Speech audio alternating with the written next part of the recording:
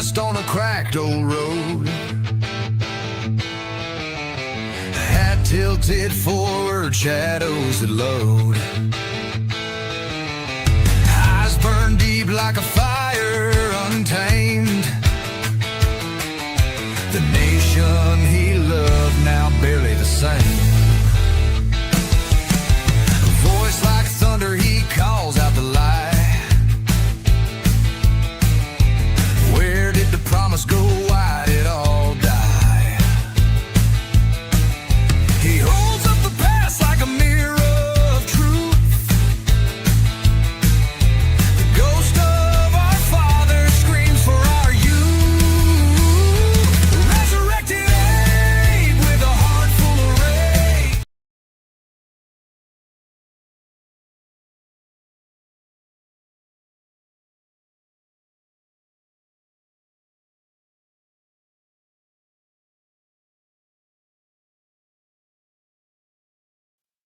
Hello. Welcome in. My mic wasn't picking me up for a minute there. It was a little bit weird. But hopefully it's good now. About to find out. Let me...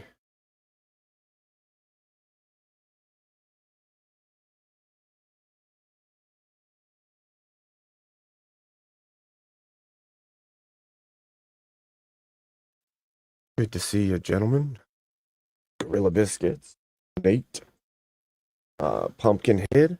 Good to see you all today. I'm just going to do a little review here of this Abe, not Abe. It's not me versus somebody. It's actually Andrew versus somebody. That's funny. I'm going to do an interview. I'm going to do a look at this video here. Jake Rattlersnake modded a debate between Andrew and this kid Bob. And I was going to do a little breakdown, at the very least do a review, because I haven't gotten to watch this one yet. I figured I'd watch it with you guys, and maybe throw in some comments here and there, what I think. So, yeah. Somebody had said that Andrew had a debate where he was pretty good faith and explained things to the person he was debating. I'm hoping this is the one that was being talked about. We're about to find out, right? It kind of reminds me of when Rob debated RC, from the look of it, honestly. But yeah, here we go. We're going to go ahead and jump right into this one. I decided to go no camp right now. Oh, thank you, Long Haul Nate. Big one membership donated, another member added to the Hats crew. Oh, here we go. We're going to go ahead and watch this. I'll be on cam later. I'm probably going to join VK. But for this one, I decided to just use, my pixelated self. Here we go. Ladies and gentlemen, welcome to another Rattlesnake TV debate night. Bit of a last minute one here for us today, but we've got Andrew Wilson versus Bob. This is going to be about a video that Bob made in regards to something that Andrew did. Bob, appreciate you having the cojones to come in and do the debate today. Andrew, appreciate you being here as well. Bob, if you want to give us a bit of an intro as to who you are and where we can find you, that'd be fantastic. Sure. So you can find me at The Deranged Philosopher on YouTube. What I do is I make like philosophically oriented content. So whether that's purely philosophical analysis or philosophy with respect to how it will apply to like some political view or a debate review. That's you got John Castle. Fantastic. And Andrew? Very good. My name is Andrew Wilson. I'm the host of The Crucible. Fantastic, fellas. Well, thank you so much. It should be a great, robust, hopefully wholesome debate tonight as well. We're going to get 5 minutes on the clock for Andrew to start with his opening statements. And starting now, let's get into it. Yeah. How long, Nate? I just want to say thank you. You are a legend. That's awesome that you got John Castle. Always fun to have him around. Thank you so much. So I don't get an opportunity to do hater debates all that often because most of my haters, big or small, know they are full of shit. And when they attack me, they know I'm going to tear their pathetic criticisms to pieces, and I'm going to do that tonight. Occasionally, though, we get one with limited self-awareness who thinks because I'm willing to engage with them, it's their shot at the big leagues, not realizing that I'm just going to annihilate their bad faith, ridiculous criticisms. This brings me to my current hater, though I'm not sure he's guilty of any of these things. This particular interlocutor made a video about me and, of course, tags me, wants my attention. Look at what I made about you, Andrew. Look.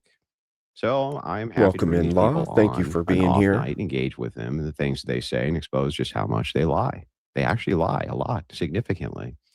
Now, my opponent here fancies himself a Phil bro. I went through some of his videos. He's going to be upset that I said he's lying. You saw his reaction. He was upset that he said he was lying in his video, but I'm about to play the proof. But first, I'm going to be charitable, and I'm going to point out that I do believe that lying requires intent. I believe misrepresenting on purpose falls into the category of lying. This is called a lie of omission. You can look up the definition for a lie of omission if you don't believe me. Now, we can define that lie of omission as much as my opponent wants to, but no matter what definition he pulls up, he's going to find out that the misrepresentations I'm about to show you have to actually fall into that. As a precursor, my opponent has to either admit he didn't watch context behind the clips I'm about to play, or he did watch the context around them and misrepresented them on purpose to call me something he knew I was not. This would be a lie of omission.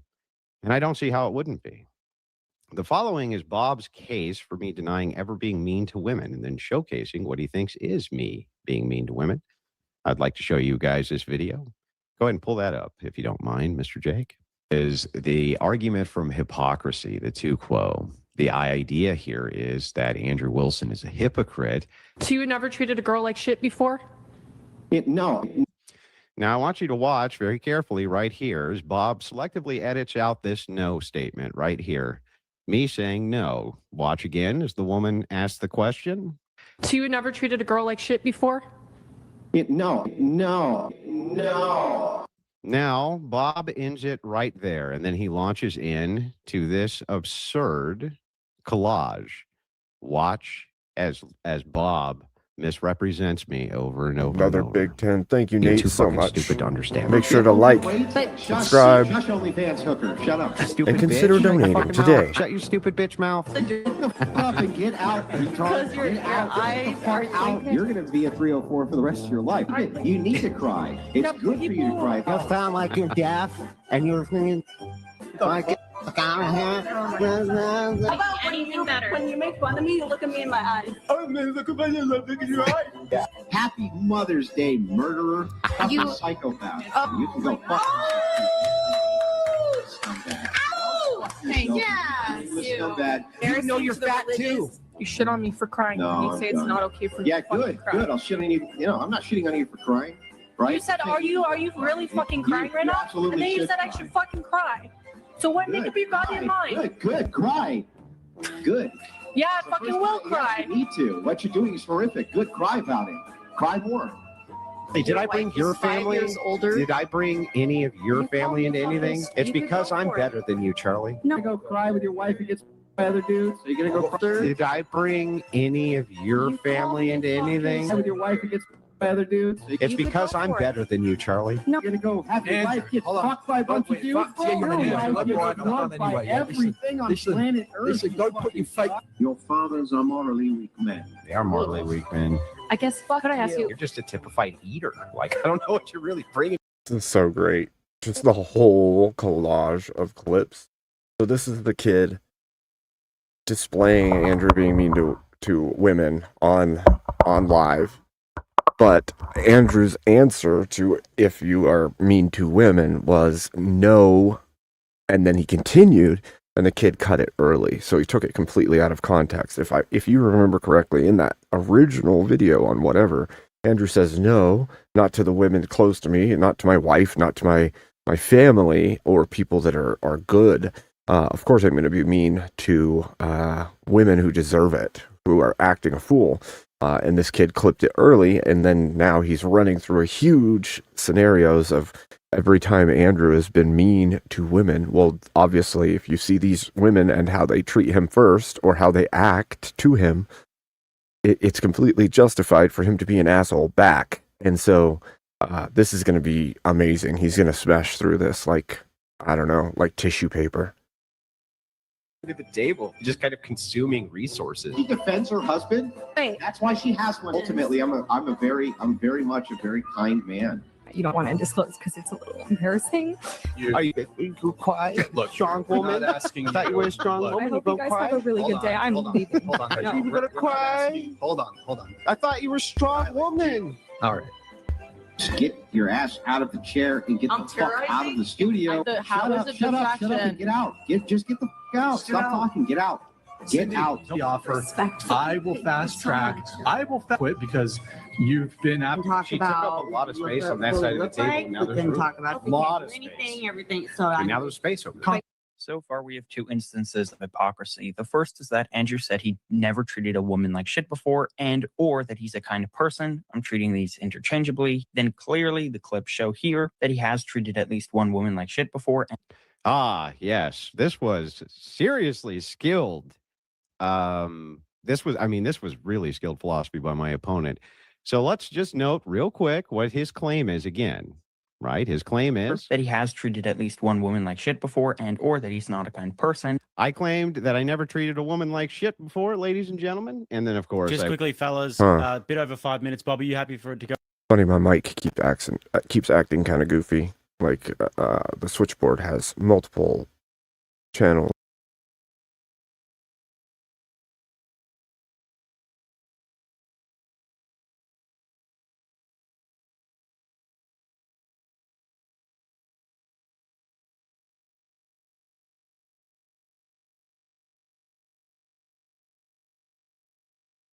Just gonna switch directly to the microphone because it's acting rather stupid right now. I don't know what it's doing. My switchboard my audio interface keeps deciding that my mic doesn't need to be connected to this tab. Anyway, yeah, kind of hilarious. Yeah, Chuck was pretty bad in that. Compared to Minar, yeah. I think that Chuck is annoying in that interview for sure. And then even when she was like against Andrew that one time about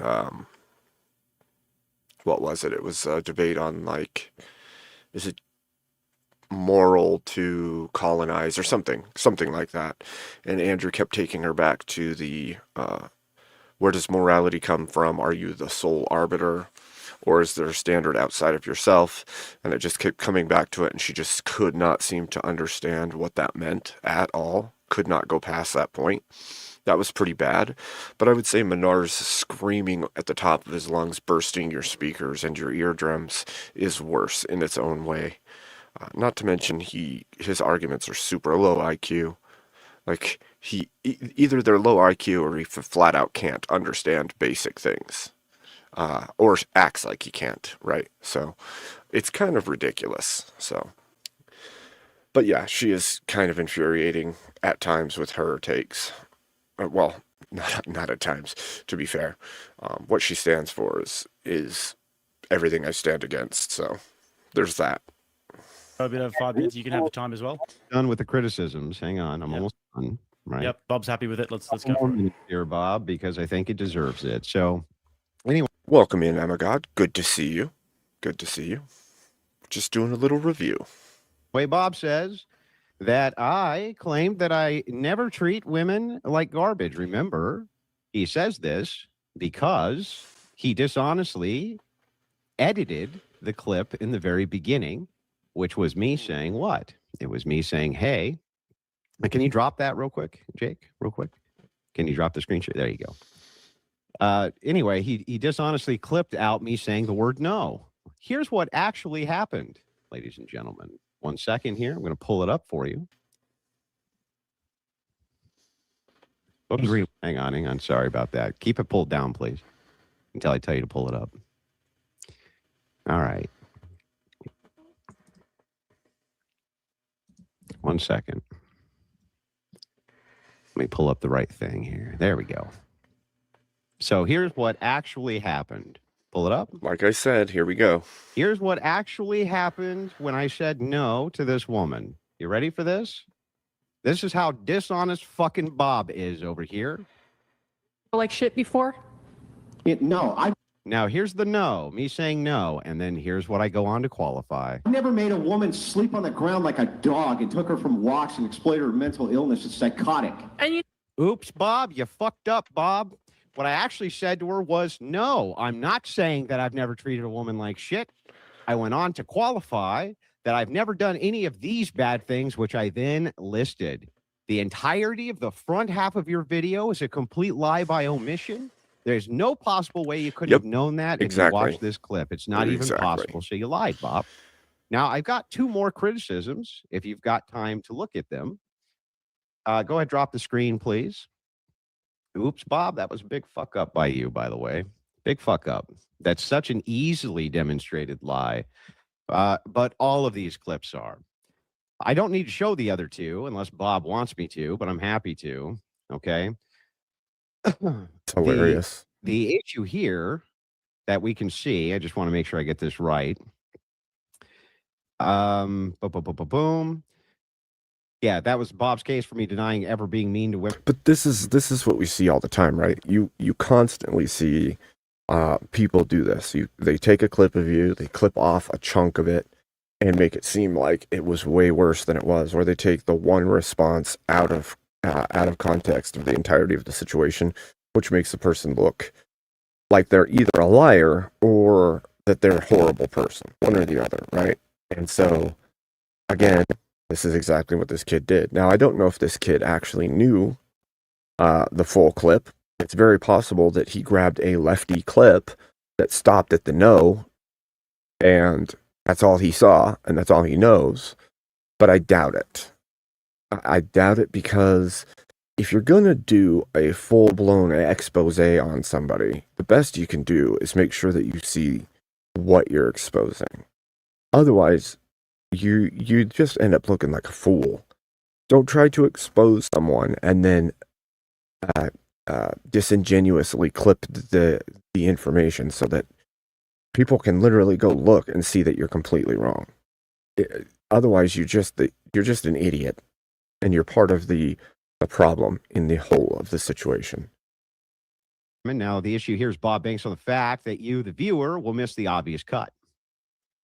And I just showed you multiple times what the actual cut is.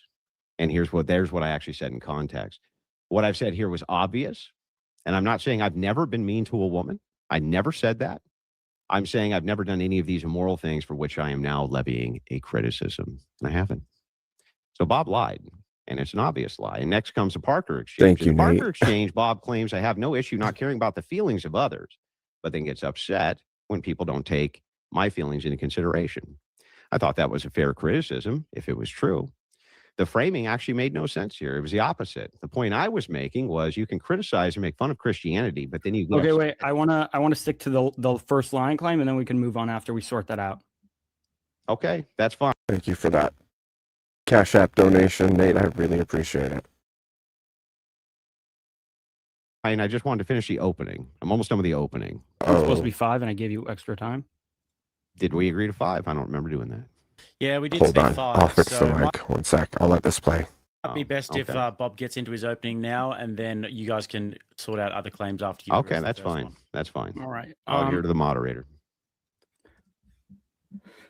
Okay, so I have 4 responses to this lying claim. One is an undercutting defeater. So I'm going to aim at taking away the motivations Andrew has for thinking I'm lying. And the other 3 responses are active reasons to think that his claim is actually false. So we'll start with the Is this any better? defeater here. I hope so. And that's going to be, so what's really going on here? There's a point of dispute between me and Andrew pertaining to me editing a clip. Now, the fact that I edited the clip is not in dispute. What's in dispute is why I did that. So Andrew's making Should be better. 3 I hope that unique fixed the claims, issue. and he's going to have to provide evidence for all 3 of them, as well as survive my objections to why I think these claims are actively false. So the first thing he's saying is that the full context actually changes his answer. I dispute that. I don't think it changes his answer. So that's the first thing he's going to have to defend. Okay, well, let's start with that. Let's start with that. I'll list the 3 things you're going to have to Well, I let's do just start. get- Let's just I do get one at a five- time. I do get 5 minutes though. I get 5 minutes. Yep, give him I his thought you opening said you statement. didn't want 5 minutes. Yeah, just let him Seems do like his it's opening off and statement, on. and then Oh, we'll okay. do If what you got It's a else. whole funny opening because statement, I've go ahead. started with No, I one don't have. thing. I'm just going to list the upgraded. 3 things you're going to have to do, and then That we was can get into a bad. discussion about it. So the 3 things you're going to have to do is you're going to have to show how, first of all, the full context actually relevantly changes your answer.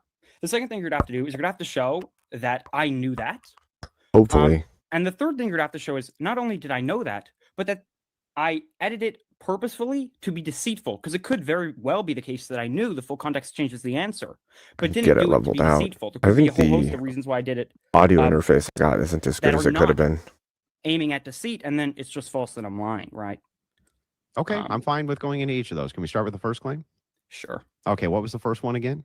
Let's The make first sure we thing get it is right. that You're in order for your claim that I'm lying to get off the ground, you're gonna have to motivate that the full context actually changes your answer. I don't think that's the case. Okay, so when I said to this woman, no, I'm saying that's not what I'm claiming, that I've never been mean to a woman. Why would I go on to qualify the specifics after the no claim? Why? Okay, give me a second. I'm gonna pull up the direct quote and the context that. Oh, here, I'll just play it for you right now so that you got it. The full, No, because the full full quote and the full context. video makes the full video, which is going to take 13 minutes. I have a 13-minute video in mind. That's not necessary. I have the actual words written here, so I'll just pull that up. Give me a second. Okay. Let's see. Okay, here we are. So Can I just say, like, you got to be a special kind of dummy to think that you're going to slander Andrew publicly. And then it takes some serious balls to come on a debate against the man after the fact.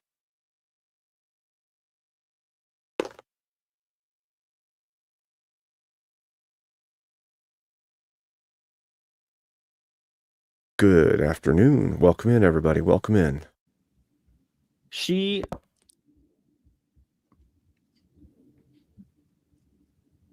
Okay. You initially asked her, more asserted, what you should be crying. What you did was horrendous. That's what you said. That's correct. It was horrendous. And in response, she goes, "Oh, well, have you never treated a woman like shit before?" Mm-hmm. And your response was, "No, I've never made a woman sleep on the floor like a dog like you have."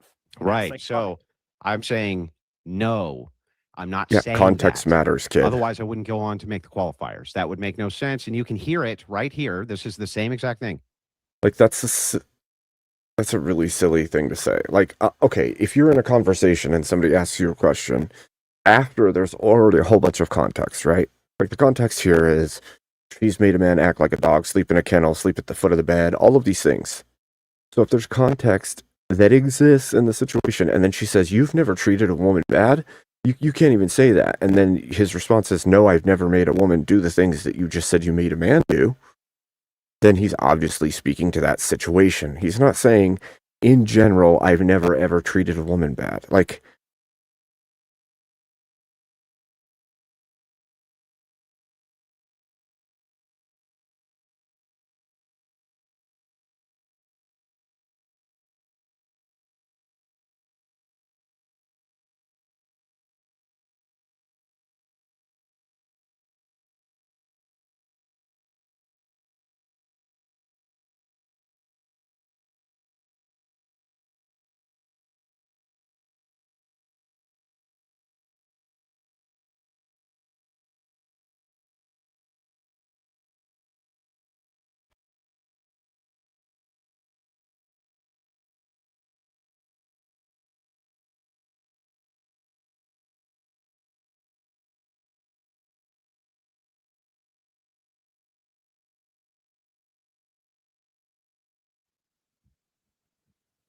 That is what I'm actually saying. I'm saying no. I'm refuting her claim. I'm saying no. I'm not saying I've never been mean to a woman. What I am saying is A, B, and C. Otherwise, why would I give the qualifiers? For emphasis. Hang on. That's why you'd give the So, qualifier, yeah, for emphasis. like I was saying. It's totally plausible. Right. I'm saying no. And I'm telling you right now, I said, no, that's not what I'm saying. And Yeah, this is exactly what I'm talking about. Like, you can't. I don't know how you could, as a philosophy guy, I don't know how he could look at the situation and think that his no, and then continuing on to explain exactly the situation, was supposed to qualify to all actions ever.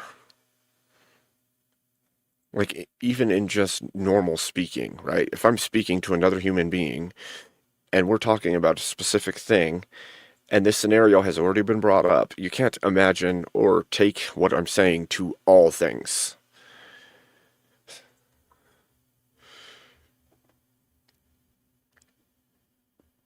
Right. So, like, if I'm talking about, like this situation right here, this is so silly to me. If we're specifically talking about your conduct in a given situation, and that conduct was poor, and then you turn right around and ask me if my conduct has been the same as the conduct you've just committed to, then how in the world would it be all of a sudden you take it to all situations where I interact? We're talking about the very specific thing we're talking about. You can't just bridge that to everything. So this kid, again, is trying to utilize things out of context. First of all, the entirety of the clip is out of context, right? He doesn't show that the woman explained she was horrific to her male counterpart, her person she was in a relationship with, before the question is even posed to Andrew. So you don't know what the context is. Then when you finally do get to the context, there's a level of, well, yeah, that is what I said, but you know what I mean? It's so weird. It's such a weird way of looking at the world. I don't know if it's because he's so adolescent or if he's being completely disingenuous on purpose, and he knew all of this in the first place. But it seems to me that he doesn't grasp basic communication or understand that context is a key to conversation. Good to see you, Blood Logos. Welcome in, welcome in. And I on gave the screen share, or- qualifiers. Now, why would I do that if it was the case that I was just saying, no, I've never been mean to women? And by the way, if that was the case, wouldn't there be, hang on. If that was the case, wouldn't there also be other instances that you can find of me claiming I've never been mean to women? Or is it just this one time you're claiming that I claimed this, even though we have the context, it clearly shows that I'm not saying that?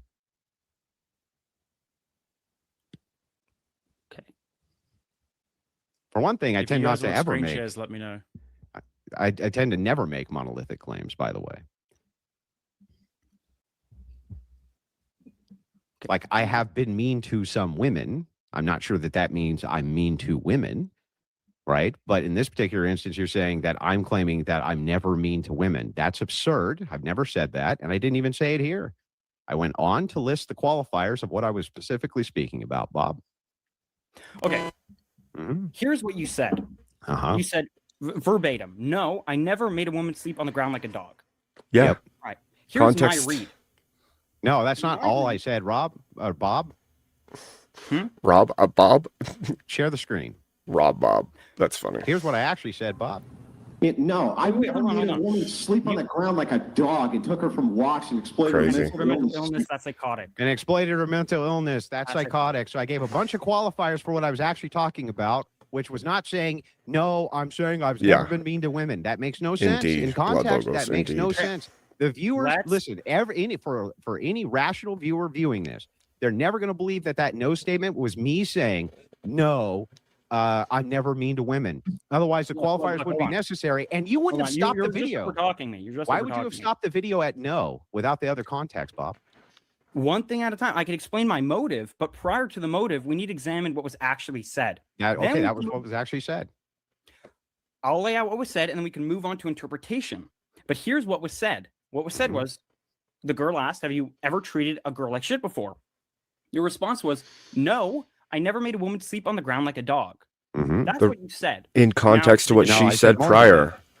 I have listed a bunch of qualifiers. So what I was that saying, is so, you so what said, I'm but you saying, said what, additional things. yeah, You said because what additional I'm things as saying well, is right? I've never done these immoral things I'm criticizing this woman for. Not saying that I've never treated a woman poorly. I'd never said that, Bob. I said no, and that's no, meaning no, I'm not saying that. No, I'm not saying that. Here's what I am saying, and I have a those are my question. qualifiers. I have a question. Did you say these words or did you not say these words? No, I never made a woman sleep on the ground like a dog and took her for walks and exploited her mental illness. That's psychotic. Did you No, say I that? didn't say those exact words. I don't think. I think you made a mistake there. But to be charitable, we'll just say yes. Okay. So And you omitted the second part of that, Bob, because change context. wait. It was a We live agree that's what you omission. said. We agree that's what you said. Okay. Yeah, we agree. Now here's how I understood what you were saying in response to her. I understood you were saying This is psychotic. To think that the way you understood what somebody said out of context, it just justifies you lying on their name. You took it out of context and interpreted it incorrectly. So because of that, you can just lie on their name. Yeah, great. That's a great standard, kid. no, I've never treated a woman like shit before, unlike you making people act like dogs. That's How what I could wait? Then why did you cut the video? Just show no, Bob. I have 4 reasons for why I cut the video. First of all, it adds extra time to the video that's unnecessary. Second, if I continue the rest of the video, it doesn't emphasize to the viewer that you would answer no, and I wanted people to bear in mind very clearly that you had said no. I didn't want to distract from that, right? Okay, so you only cut it at no, so that you could change the context of the video and to save time. Because the whole point of that is to say, claim that I'm a hypocrite, right, Bob? Repeat that. Is the point of the video, that portion of the video, to prove that I'm a hypocrite, Bob? To say that I'm a hypocrite because what I'm saying is no, I don't treat women badly, or at least I'm a liar because I don't treat women badly, and then you go on to show a bunch of instances of me treating women badly? Yes. Okay, gotcha, Bob. So then when you cut it at no to the rational viewer, wouldn't the rational viewer believe that what I'm actually saying there is no, I don't treat women poorly? And then if given the additional context, they realize that what I actually said is no, not saying I don't treat women poorly, but here's all the qualifiers I'm talking about with you, the person I'm criticizing. Wouldn't the rational viewer take it that way, Bob? And why would I assume that you wouldn't, the guy who has an agenda? The guy has an agenda to make me look bad here. Okay, so we could get into what the rational viewer might think, and we could get into... Who are you talking to? Who are you talking to in the video? Are you talking to a wall, or are you talking to human beings? Who are you talking to? Rational viewers? No, that's not the point. Who are you talking to in the video, Bob? That's irrelevant. No, it's relevant because who you're talking to in the video, that's your market audience that you're making the video for in order to do your expose on me. So it is relevant who you're talking to. My assumption is that you want these people to know something about me, right? Who I'm talking to is irrelevant to the point that I'm trying to make that you're not letting me make. Make the point. Okay. You said, I never made a woman sleep on the ground like a dog. Yeah. My read is that you were saying no, answering her question, and for emphasis, gave examples of the kinds of things she did that you didn't do. Like you have to be at a level of I literally don't understand what people are saying to me when I talk to them for him to take it this way. If he saw the entirety of the clip where she's explaining how she's abused men in the past and Andrew calls her sick and twisted for it, and then she says, oh, so you've never mistreated a woman? And he says, no, I've never made a woman do. And then he lists off the things she has done. You have to be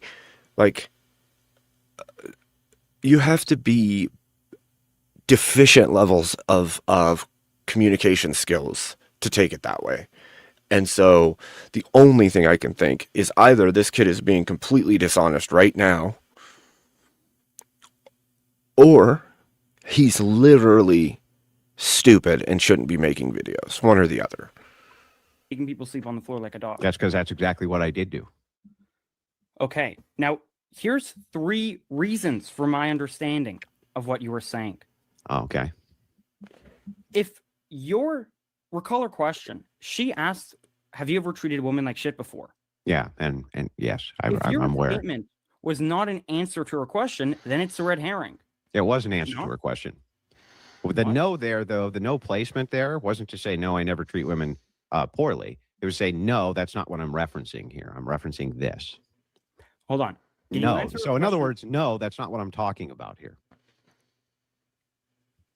Were you answering were you answering her question? Yeah. I said, no, that's not what I'm talking about here. Her question was, "Have you ever treated a woman like shit before?" Did you Yeah, answer that but you have question or to not? you have to add key and context there. She was trying to reframe the conversation into have basically, yes, I'm a bad human being for doing all these horrible things. But haven't you been a bad human being too? And I was like, no, which is basically, wait a minute. That's not what we're talking about. We're talking about the fact that I've never done any of these bad things. And by the way, anybody who's watched that episode knows that what this woman said was horrific. The thing she was doing was horrific. Nobody took away from that I was actually saying, no, I've never treated a woman poorly. That's fucking absurd. That's exactly my That is point literally right there. absurd. Exactly my point. Okay. It's an absurd so read. The question was, "Have you ever treated a woman like shit before?" And again, that makes me think that this kid did not watch the whole of that interaction. Like, you couldn't have watched that whole interaction and thought that's what he meant. So he's just clip farming, probably from a leftist channel. Like, he saw the clip from some lefty and then decided, I'm going to clip this up more. But he didn't watch the context. So it comes out looking like complete disingenuous bullshit, because it is in reality. And so, good job, kid. Or did you answer it or not? Can I get a succinct answer? Did you answer that question? Well, look, inside of the yes or context. no? Did you answer inside of her the question or context, I not? think I did. Well, Bob, Bob did, I think. I think you're right on that one, Nate, because I think that there's a predilection with that generation to do exactly that. To take a semester of psychology and say, yeah, I went to college for psychology, and then explain all this stuff completely out of context without the understanding of what they're talking about. You take one course one time, and then you say, oh, yeah, I know this thing because I went to college for it. No, you didn't go to college for it. You went to a class for it one time. One semester, one time. Like, it's not the same thing. You're not educated in the field. You're just, like, that's like saying you're a surgeon because you read one book on surgery. Like, foolishness, complete foolishness. And it goes right along with, like, the Dunning-Kruger effect. Just because you don't know, you think you know more than you know. That seems like that's exactly the issue here. I did was I said, this is irrelevant. Did you answer a question or not? I just told you I did, and the answer was basically, this is irrelevant. You answered a question, right? Yes, but not in the context of yes, no. So if you say to someone, no, that's not what I'm saying. Like, no, man, that's not what I'm saying. But you hyphen it, it shortens very quickly. Like, no. What's going on here is X, right? That's what I'm saying here. No. What's going on here is X, not yes, no, as in, are you going out the door right now? Yes, no. That's not the context of this, Bob, and it's beyond obvious. Like, this is beyond obvious. This is not a thing which you can autistically break down, unfortunately for you, because we have it. I have the video, Bob. Were you answering her question? To that, you said yes. And then I'm like, okay. Does he still not realize that the question was based in situational questioning? Like, this question was tied to a conversation. If you get rid of the conversation, the question has zero meaning to the answer that Andrew gave. The only way you can look at the answer that Andrew gave, the way that this kid has, is he obviously didn't pay attention to the conversation. Hey, what was your answer? And then it turns out you weren't answering and you were pivoting. So that's a contradiction. You know what? Let me be as charitable as I can. Let's just say I was pivoting. Okay, so what? Right. If you were pivoting, then that's a red herring. Well, wait a second. It's not a red herring if I move off of something which is irrelevant or refuse to answer a question. That's not a red herring. Well, would you agree it would appear as one? No, that's still not a red herring. It doesn't even appear as a red herring. I asked, would it appear as one? No, doesn't even appear as one. No, not to you. Do you think that if I ask you a question, Yeah. and you don't answer and you pivot? Well, do you I don't think- consider it a pivot. I just consider it moving back to the relevancy of what we're talking about. Irritability. If you're moving back to the relevancy of what's being talked about, that's the opposite of a pivot, and it's the opposite of a red herring. So, for instance, You Bob, just granted. you are and I are taking that in, back now. you and I are in the middle of a debate. Let's say you and I Wait, are, and and what do you mean? say, For one thing, in the middle of this debate, let's say we're talking about dogs, and you say, Andrew, is the sky blue? Yes or no? Yeah, you see the way that his body language is? You see how this kid is acting right now? That, to me, screams of entitlement. Big time. Like, he's getting flustered and angry that Andrew talks. When Andrew says something he disagrees with, he's unwilling to say, oh, okay, I get it.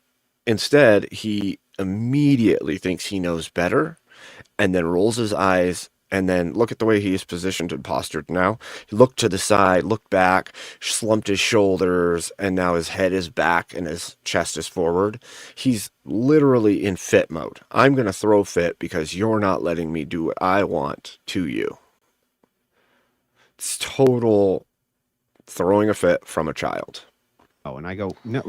Oh, We're talking about dogs here, another Bob. big 5 from Nate. Did Thank answer you, my question, Nate. Andrew, yes or no? Thank you, Was it sir. yes or- it's like, no, that you could say it's a pivot, but it sounds like it's a pivot back to what the hell we're supposed to be talking about, maybe. So it's a justified pivot. I don't even know that I would consider it necessarily a pivot, but if I'm being charitable to the language, and you just say I pivoted the conversation back to what it was supposed to be, then sure, Bob. Right. So that's not answering the question, and it will appear. But that's as not a though- red herring. Okay, but it's a pivot, right? And how does it Even come if across? even if it's a pivot, it's not a red herring. And if you pivot a conversation back to what the discussion is supposed to be, that's probably a good thing in the context of a disputing that. discussion. Then what's Well, the problem, Bob? Okay, the problem is how you appeared. You appeared as though you weren't Oh. answering her question. So a tone police. So he's going to tone police the answer now. So now, how can it be hypocrisy if it just appears as though he didn't answer her question? When in reality, if you listen to the conversation, he absolutely did. He was saying, no, I'm not as bad as you. That's all he was saying. No, I'm not mentally ill and treat humans like they're my pet animal. That's all he was saying. So now he's just saying, well, the answer you gave appeared a certain way to me. So everyone else is also going to interpret it the way that I do, even though I don't understand how natural conversation works. Now, because I wanted to assume that you were answering her question and not committing a red herring, I went, oh, okay. Well, if he was answering her question, not committing a red herring, well, then I would have to take his statement at face. Why does he keep thinking that this is a red herring? How is it a red herring? Woman explains that she treats men like dogs on purpose in relationships. Andrew says this is mentally ill behavior. Woman says you never treat women bad. He says, no, I don't treat them like dogs. Explain to me why this kid keeps thinking that this is a red herring and not just a flat out normal conversation within the context of conversation. Value. Well, and gee, assuming Bob, that- yeah. what seems more likely? The fact that when we have the context in its entirety, we can see that I'm Exactly, literally in talking entirety. about the actual subject matter at hand. Or the guy who cuts it at the no without the additional context, who's making the hit piece video on the other guy in order to make the case that other guy bad, other guy doing bad things. Doesn't it seem much more reasonable and rational to the viewer that you cut it directly at the no, specifically so that you could go on to say that I'm claiming that I'm never mean to women, but here's all the instances of me being mean to women, even though that is by far the least charitable way that you could view that and doesn't even make sense in context, Bob. I'm trying to give you the reasons for my interpretation. Your interpretation doesn't I matter think- in and I'm actuality, trying to give you dude. the reasons I think you interpreted it that way. See, because you're making a hit piece video. You And you already wanted to gave make them. me You wanted to make me sound as bad as possible, Bob. And so First you of all- cut it at the no. That's why you did that. Hold on. We have a meta problem in this debate right now. Oh, we do. Do you not realize it's been going Well, on for 27 minutes? He's debating a and little we're kid because a little constantly kid made a overtalking hit and piece on him. calling him a hypocrite and Bob, that he's a if you liar. have- I did. I and literally a bunch just of things. didn't interrupt you right now. Right And then now, the as you say, kid all I'm tagged doing him is to interrupting it. You didn't interrupt you. Let's be fair about it. The kid literally made a hit piece on him and tagged him to it, and then agreed to have a sit down with him. So, like, I don't know. Regardless of the size of the person, if somebody did the same to me, I might actually take the moment to actually have the conversation to say, look, this is disingenuous. I don't really appreciate you smearing my name around with things that are blatantly untrue. Now, if the kid had said, look how mean Andrew is to women in all of these instances, it would have been fine. Would have been completely fine. No, instead the kid disingenuously clipped a conversation from the whatever podcast where there was a whole bunch of context missing, and then says that this is complete hypocrisy, which is a lie from what happened. It's a lie, and then spreads it around online, and then acts like he's a big shot because of it. So if the kid was just flat out honest and said that Andrew's whatever he thinks Andrew is, and then showed a bunch of clips of Andrew doing the things, you know, being mean, being rude, whatever, that would have been fine. But if you clip out of context in a disingenuous manner and then use that to lie on somebody's name and then tag that person to it, I would expect that person to respond as well, to be fair. For the vast majority of this 27-minute debate, have you been interrupting and over-talking me? Bob, you've interrupted too, but sure. Let's just say that there was a bit of interruption going on. Do you want to do a timer, Bob? Would that make you feel better? Or do you want to actually discuss the content here? Because what you're doing right now is a red herring. Now we're having a meta debate. We're having a debate about the debate. Do you want to take it any particular direction, Bob? Or I don't want to have to resort to a timer. I think that's stupid. Good. Well, But let's not do that. I prepared a bunch of reasons for my interpretation. And I just can't get them out without Andrew interrupting or pivoting. all right, should we take it at one reason at a time then, and then you can state the reason in its entirety. Andrew can rebuke the reason. Sure. Yeah. All right, let's go. First one. So I want to emphasize again, without interruption, Andrew had said an interpretation is another thing. That's the Yeah, Law. It's almost like the kid didn't get educated in the fact that you're supposed to capitalize your name when you write it, and so you made it all lowercase. It's interesting for sure. two. But the actual statement to the question, have you ever treated someone like shit before, was, quote, no, I never made a woman sleep on the floor like a dog. That's the statement. Now, hold on. Okay. I'm sorry. I thought that you were giving, I thought you were done. Go ahead. Now, if you want to build into that statement that the no was objecting to like the whole premise of her question, sure, you could build that in, but you can't deny that you didn't make that explicit. And if you didn't make that explicit, then it's going to appear as though you're not answering. And if it appears as though you're not answering because you didn't make what you were doing. This is a falsehood. Again, if the kid had just watched the entirety of the interaction, it is built into this statement. Like, literally, the flow of conversation is she explains the bad thing she does. He says she's bad for it. She says, hey, you've never done anything bad. He says, no, I've never done what you've done.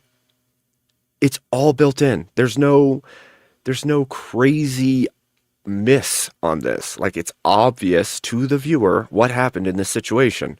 So this kid is now, I feel like this kid is trying to explain away the reason he did it in a completely disingenuous manner. I don't see how it's any other thing. Explicit. Welcome in, well, JB. Then obviously, I'm going to interpret you Jeremy in a way. Ryan. I have an option as the viewer. I was Charles analyzing what you Darwin. did. I'm like, okay, I have two options here. Option one, Andrew didn't answer the question, and he committed a red herring, and he didn't make explicit that he was citing the irrelevance of the question that this woman asked, or he answered the question. So yeah, I assume the more charitable interpretation there that you answered. Oh, I see. So, look, can I respond now, Bob? Yes, but I want you to repeat my reasoning for my interpretation back to me to make sure we're on the Because same you page. heard the word no, and when you heard the word no, you figured that I must be responding directly to this question as a no statement. And further, right, after I answer this no statement, this is actually Bob being very charitable, because otherwise it would look like I was pivoting, and Andrew wouldn't want to look like he was pivoting, right? So my motivation for my interpretation was a dichotomy, red herring or answer. I chose the interpretation you were answering. Well, it's not a What's red wrong herring, with Bob. that? Well, first of all, it's not a red herring. So why would you choose that as an option? That's in dispute. But silent. Yes, it's in dispute. Why is it that I should assume you assume this was a red herring when even if I granted this, it wouldn't have been a red herring, Bob? That makes no sense. That's the contradiction, Bob. If you say, I assume this was a red herring thing, that's not a red herring, even if I grant to you that this was your interpretation, then why would I think that you're telling the truth, Bob? Because it wouldn't have been a red herring. So are you just wrong, Bob? Are you just wrong here? Exactly my point. Whether it's a red herring or not is irrelevant because it appeared as though it was one. So even if I'm wrong that it's how red herring, how did it appear as a red herring? Because it was a pivot and it wasn't an answer. Pivot's not a red herring. It appeared as though it was one. And we're no. What makes it one? To Bob? who? Hold on, no. Just this kid? You're making the claim I lied. Yeah. In order for you to justify Yeah. that, you have to show that I had bad intentions as opposed to a misunderstanding. Now, if you want to switch your argument that I didn't lie, but I mistook you for committing a red herring when you didn't. No, Bob, you clearly lied. If you think I lied, but you're going to concede that it appeared as though you committed a red herring, those two beliefs are in tension with one another. Bob, when did I say it appeared as though I committed a red herring? You haven't demonstrated how it would be, even if I conceded to a even if I conceded to a pivot, how that would have been a red herring, Bob. How? It appeared as though it was. Can you demonstrate how it appeared to be? Do you not agree that if someone pivots, it will appear as though they're engaging in a red herring? Well, it depends on Does the he nature of not the pivot. wait? Does he not understand what a red herring is? He keeps saying it, but does he just not understand what he's saying by saying it? Because either he's being disingenuous or he literally doesn't understand the words he's using. And I still can't tell which, but he's getting really frustrated and really like tantrumy. Pivot the conversation back to itself. That doesn't seem very red herring-like to me. That seems like the opposite of a red herring. In fact, right. That would be like a green herring. We'll call that a green herring. It does. I agree. You said, I asked, will a pivot appear as a red herring? And you said it depends on the nature of the conversation. Mm-hmm. I agree. And I think the very nature of the conversation lends more support to my interpretation, for sure.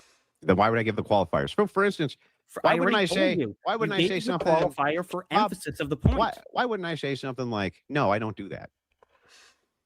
Instead of no, and no, and then the qualifiers. People tend to qualify their statements. What's the mystery? Yeah, they tend to qualify their statements so there's no misinterpretation. No, I'm not saying that I've never treated a woman poorly. I'm saying I've never done any of these horrible things. Now we have the context, right? You, Bob, I assume, right, know the distinction. Let me ask you this. Did you watch that clip in its entirety? Yes. Did you watch that episode in its entirety? Probably not, but I saw. Okay, so here we go. This is what I said at the early part of this. It seems to me as though he doesn't understand the context of her asking that question to Andrew, because it seems like he thinks that's what was asked, and then Andrew answered no.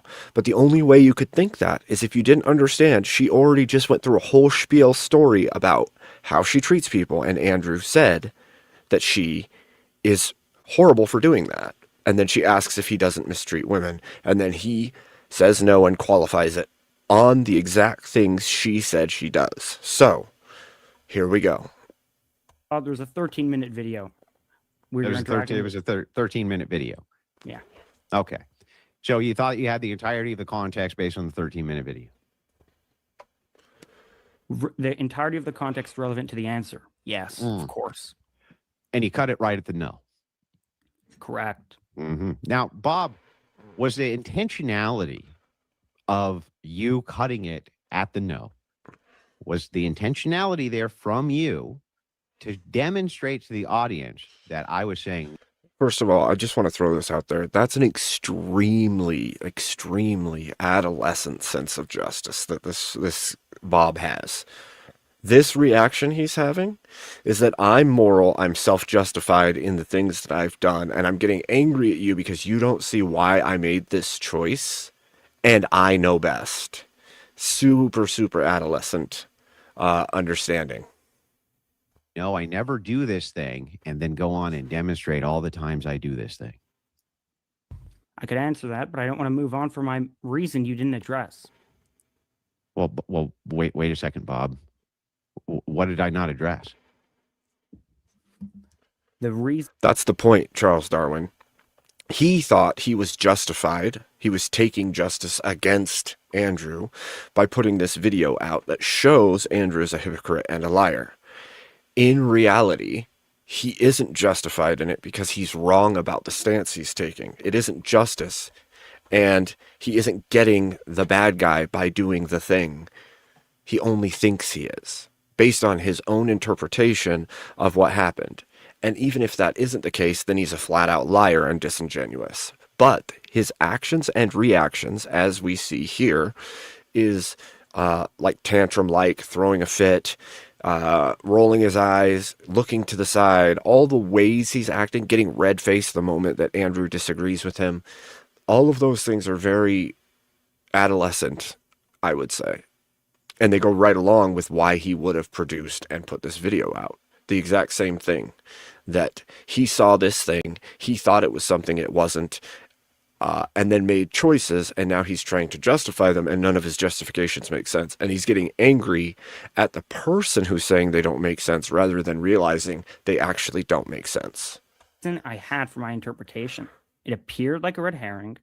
Under the assumption you weren't committing one, my interpretation was plausible. What? Okay. Plausible. Okay, Bob, I'll grant it.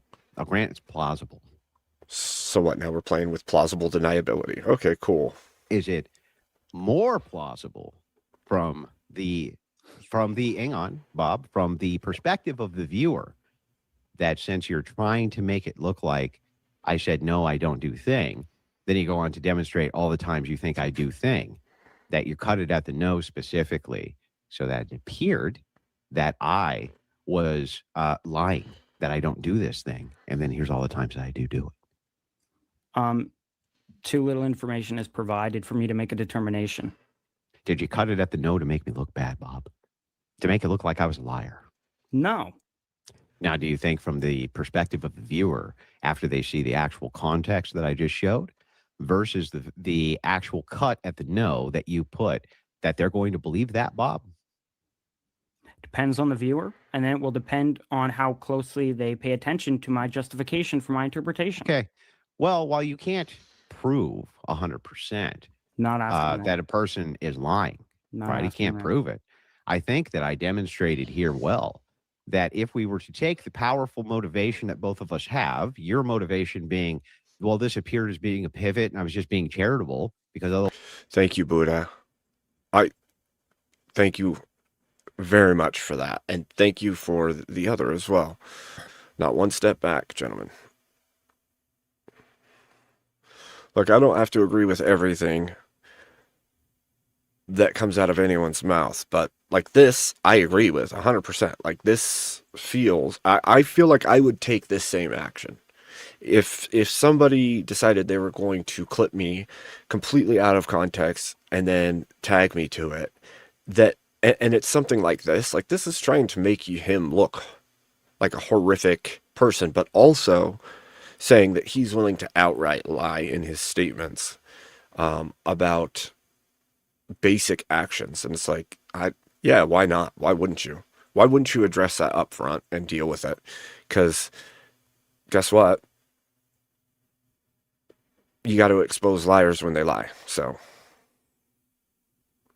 otherwise, it's kind of like a red herring that's not a red herring, or you take my interpretation, which is you cut it at the no because you want to make me look bad in a hit piece video. Which one do you think is going to sound more plausible to the viewer, Bob?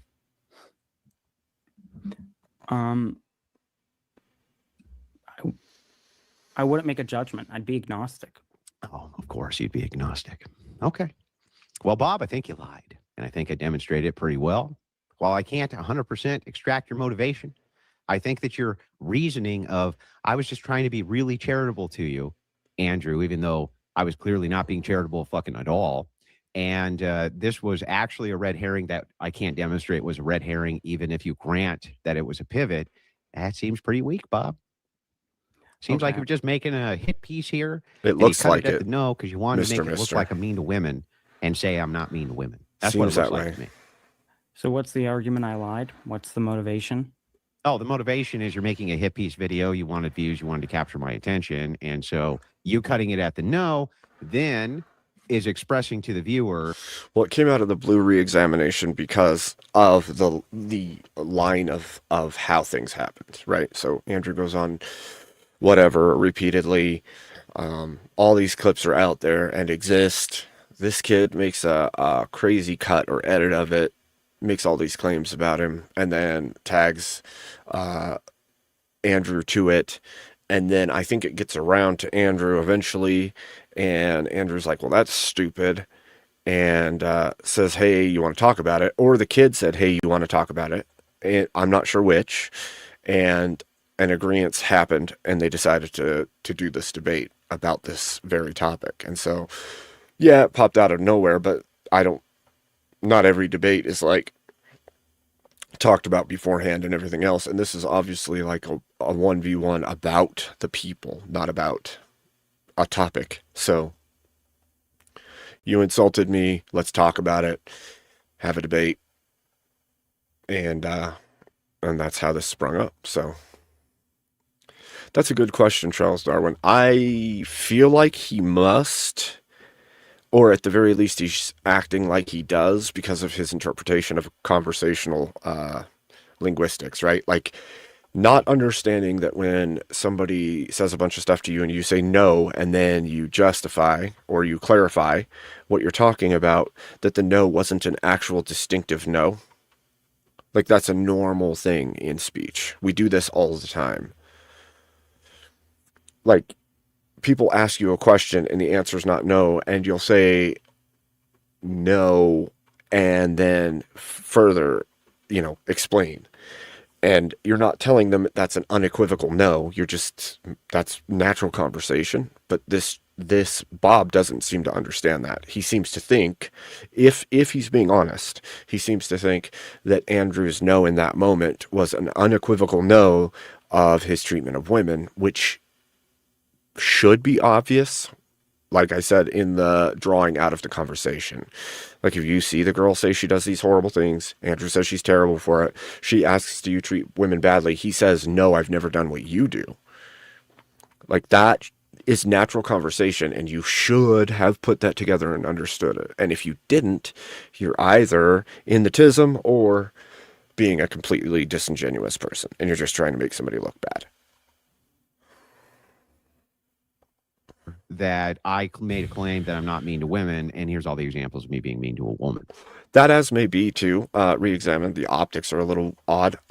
There's always the option, too, if you think about this, that Andrew either set this up or agreed to converse with this kid. I'm not sure who approached who about doing this little talk, but either way, you have to know that Bob is going to most likely gain from this, one way or another.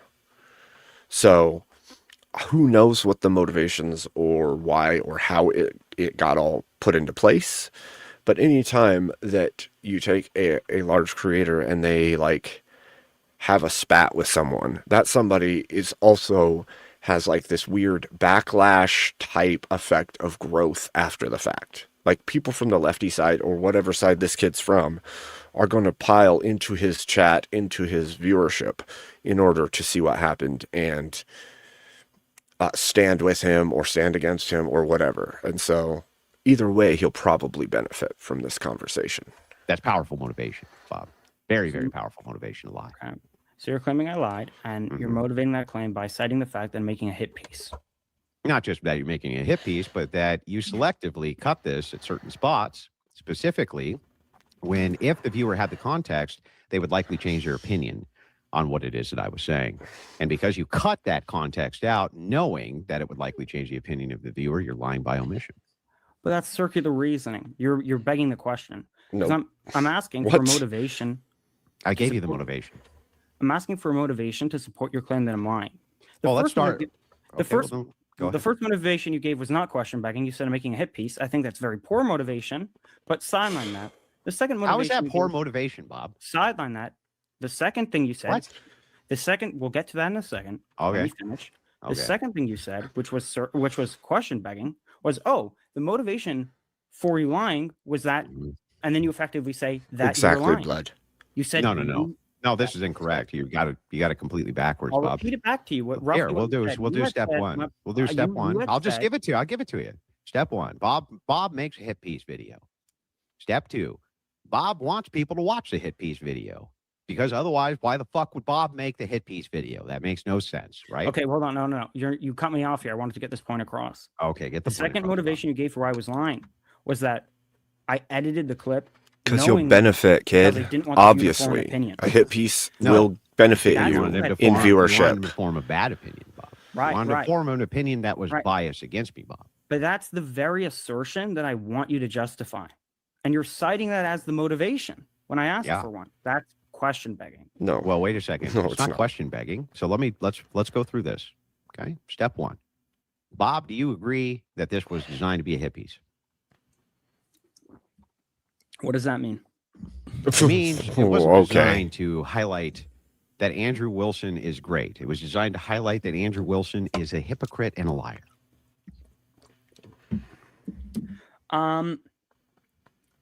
Obviously, It was yes. designed- No, it was my intention. No? So then how come your tweet, Bob, said this video is going to destroy Andrew Wilson? Now, Bob, do you usually put out tweets that you made a video that's going to destroy someone because you're talking them up? Is that how people get destroyed, by other people talking them up, Bob, or do they get destroyed by other mechanisms? Well, I want to be very clear. I'm Uh-huh. not making the claim that the video is not a hit piece. I think it is a hit piece. Well, then why didn't he say that originally? What does that mean? Was this a hit piece? What does that mean? And then we get like a whole conversation later. Yeah, I would agree that it was designed as a hit piece. Well, why didn't you just start with the yes, kid? Okay, so then claim one. Video's a hit piece. Wait, hold on. But I am making the claim that my intention was not to make a hit piece. Yes, That's it different. was. My Got it, intention. got it. Absolutely, But the video was. was a hit piece. You're right, but my Okay, intention. so You're step citing my one- intentions. Nope, You're not. I'm citing just my- saying Bob made a hit piece. That's one. No, you were no. Initially, you had cited my intentions, so I want to get that out there. I want people to know my intentions. I want people to know that my intentions. That's fair. You're assuming negative things about my intentions. It's fair that I get it out there. My intention was to vent my frustration at you for committing logical fallacies and making logical mistakes. That pissed me off. That was my Okay, motivation. I wanted sure. to get back at you for doing that. Sure. Is that clear? So your motivations were you wanted to get back at me for a thing. Yes. So revenge.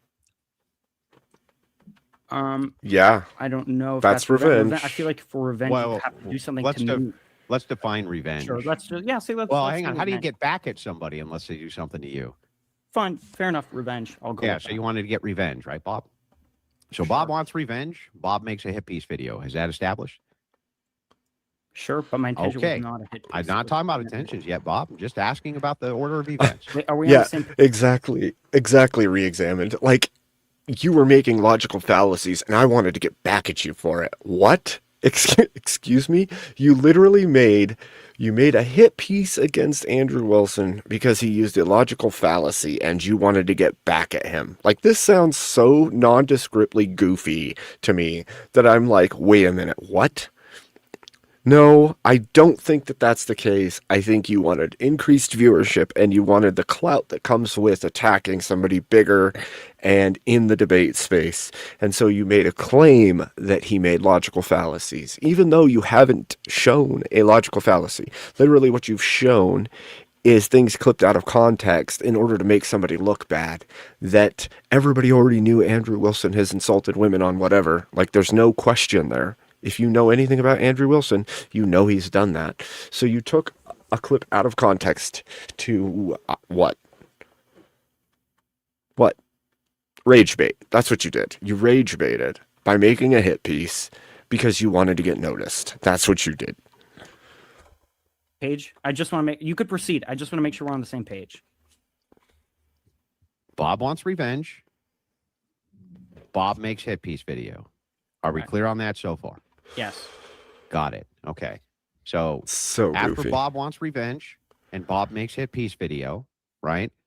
When Bob gets to put portion of hit piece video that makes person look bad because Bob wants revenge, how is it not a powerful motivator, Bob, to then go ahead and edit out critical context that may change a viewer's mind? Because motive is not Well, sufficient. revenge is powerful motive, Bob. Motive is horrible. Motive and motive alone is horrible grounds to charge someone with a crime. I'm not charging you with a crime, Bob. Everyone has motive to steal money, right? But I can't drag you into court and say, well, No, not everybody has. $1,000 No, went no, missing Bob, from Bob, my that's door, wrong. Not and everybody has Andrew motive to Wilson steal money, Bob. has motive to take my $1,000. So is Andrew Wilson. Everybody More doesn't than have just motive to steal, Bob. That's just you just made it up. You just made it up. Not everybody has motive to do that. Just made up nonsense. The vast majority. Would you agree? The vast majority of people have motive to steal. No. No. No, the vast majority of people probably have more motive not to steal. By motive, I don't mean what they want to do. By motive, I mean there's some benefit. Okay, you know what? Get rid of steal. I think we can. That's just neither here nor there. We can both agree there are many crimes that most people are going to have the motive to commit. Would you agree with that? Well, okay. So let's be hyper specific then. What do we mean by motivation? Whatever you meant when you said that I had motivation. A want to do something. Sure. Okay, then no. So you don't think there's one crime that the majority of people have motive to commit? That's absurd. I can't think of one. What would one be? I'm willing to concede maybe, but what? Vast majority of people have motive to steal. I would cite that. No. I think that's obvious. No. That's beyond. No, that's be obvious the other way. Do. Yeah, I realized I was muted. Sorry. This is hilarious, actually. Yeah, exactly. Re-examined. It's so funny. I'm watching this and doing the review of it, and my wife walks up and she's like, "That kid's a punk ass bitch." Oh, it was fantastic.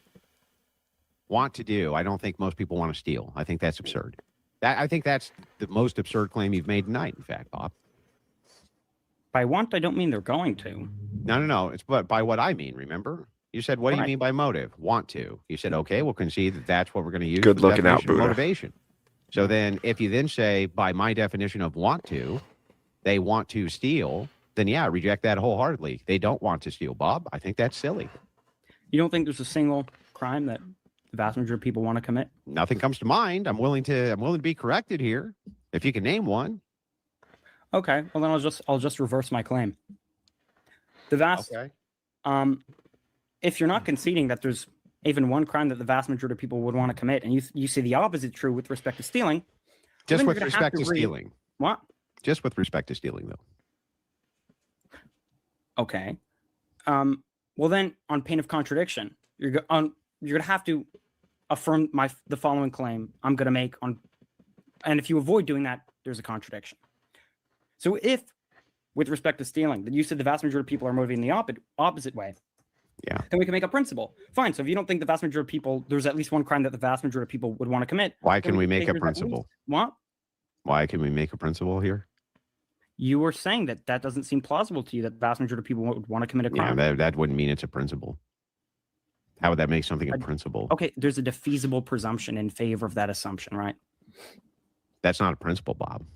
All right, it's a defeasible presumption. So not a principle?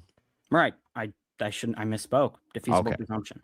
I know. You want me to be charitable, Bob, like you were to be in the video, but okay, sure. This is so funny because, like you said before, it seems like this kid took one class and now he thinks he's got philosophy on lock, and he keeps using terms incorrectly, gets caught for it, and then has to change it, and then acts like he did nothing. But remember, keep this in mind, he made this original video, according to himself, as payback against Andrew for making a logical fallacy. He's going to misuse words repeatedly that have definable meanings. And yet, he's getting back at Andrew for committing a logical fallacy. Okay, cool. Good stuff. Let's go with that. Okay. Yes, there's an assumption that I have, and it is an assumption that there's more of a motivation for people probably not to steal. It may as be typical kid type activity re-examined, but the problem is, I say kid, most likely he's a young adult. And there's a certain level of accountability with smearing people's name across the internet. So, yes, kid-like activity, adolescent activity, but if you're an adult, you're an adult. So, you don't get the kid gloves. Than to steal, probably. Would you say the majority of people have a motivation to do something that's good, like give charity? No. Could you give me, do you think there's one good thing that the vast majority have motivation to do? That they want to do? Yeah. A good thing? Yeah. Yeah, I think like love, probably. Most people want love, they want to be loved.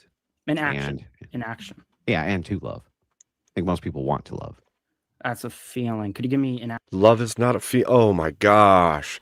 This is the leftist thing right here again. Love is a feeling. Yes, you can feel love. Yes, love is a feeling, but primarily love is action, right? You act love out. See, this we had a huge conversation about this on my channel a long time ago. I think it was like Furby and Speakeasy and a bunch of other people were on there, and we were arguing about this very thing because we said truth is objective, right? Like logic, truth is an objective thing. Love is the same way. And then we got into this whole thing of love is just a feeling and it's completely subjective. The truth of the matter is it isn't. Love is also action. And if you want to go even further, you could go biblical on it, right? But you don't act outside of the boundaries of love if love is there. So like you can't say I love you and then do a bunch of damage to them on purpose to hurt them because you love them. That doesn't make sense to love. That's not a loving action. But love is acted out in the world, and that's how you know it is there. And so like when he says that's a feeling, that is such a leftist way of seeing love. And so it bugs me when that happens because we see it more and more in the world today, even from people that aren't leftists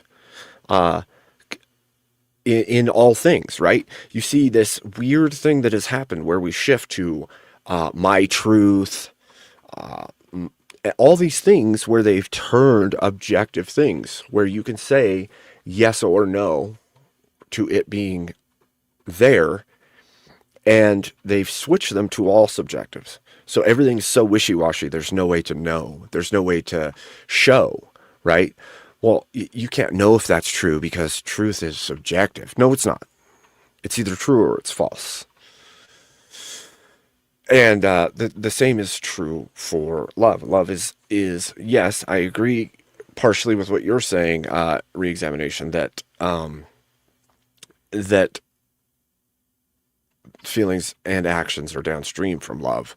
But like there's a level of silliness in the statement that love is just a feeling. Like even if you wanted to take that stance from the leftist paradigm or the atheist paradigm, you'd still have to agree that love isn't just a feeling because there's biochemistry involved with the bonds and connection of love, which is brain chemistry, which is pheromones, which is all kinds of other stuff. So even if you wanted to make the claim that it's just a feeling, you're still wrong by your own paradigm. So sorry, that I heard that and it freaking hit me in that's bullshit zone of my mind, so I had to speak up.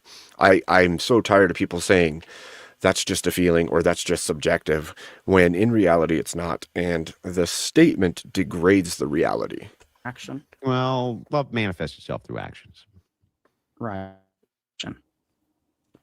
What's that? I want an action, not something that could manifest in an action. No. Okay. Oh so, my gosh. So, okay, hugs. I think most people want a hug, and most people like to give people that they love hugs. So do you think it's a good argument to say that Andrew Wilson gave me a hug because the majority of people have a desire to want a hug? Is that a good argument? No.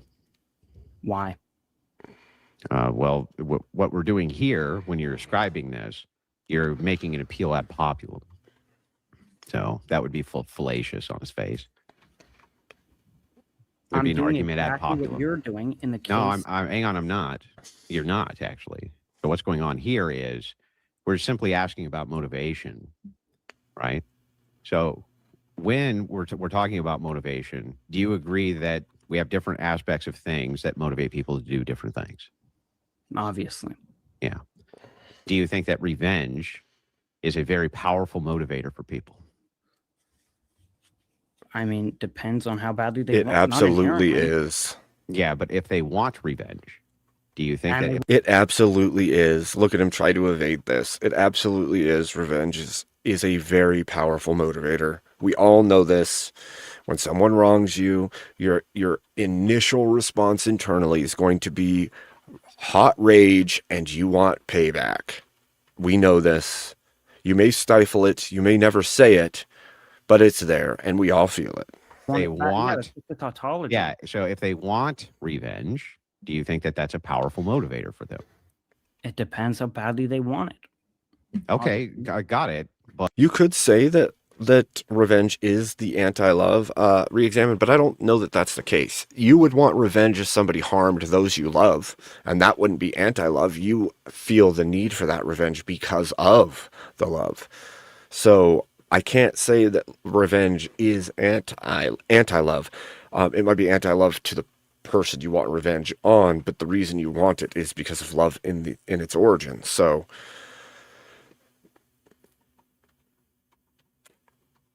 that's debatable.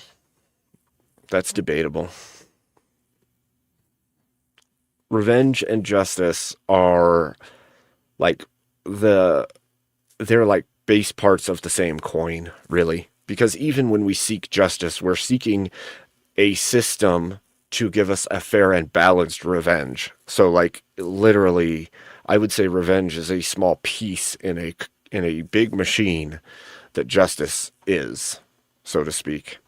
But if they never wanted it, it's obviously going to be a more powerful motivator if they do want it to some degree than if they don't, right? I think it's both, Corey. I think revenge can be an emotion and an action. Yeah. Okay. Then what we have established here is that if you want revenge, you have motive. And you have described that you want revenge. True, re-examined, but in the physical world we live in today, justice can also be given in an unjust manner. Justice can be unjust in the physical world of man. True justice, or the objective metric of justice through God, can't be, but through man, it definitely can be. Justice can be unjust. Otherwise, we wouldn't see communist and socialist dictatorships carrying out justice through a court system that has laws that harm people for no good reason and actually aren't just on the face, but they've claimed them to be just and act as though they are. And since you want revenge, there's no reason for me to believe. In fact, I should not believe that you did that and cut that in the most uncharitable way possible, especially when you said, because otherwise it'd be a red herring when it wouldn't. For you to actually do this in a good light, if you want revenge, seems unreasonable to me. That seems unreasonable to me. All your argument is doing is saying that you think I've done something because I have motive to do it. And I'm pointing out that's not good reason. No, he's saying he thinks you've done something because you've claimed to have done it. You even messaged that it was going to destroy him in a tweet. And then you went on to release a video that did the very thing you're claiming that you didn't do.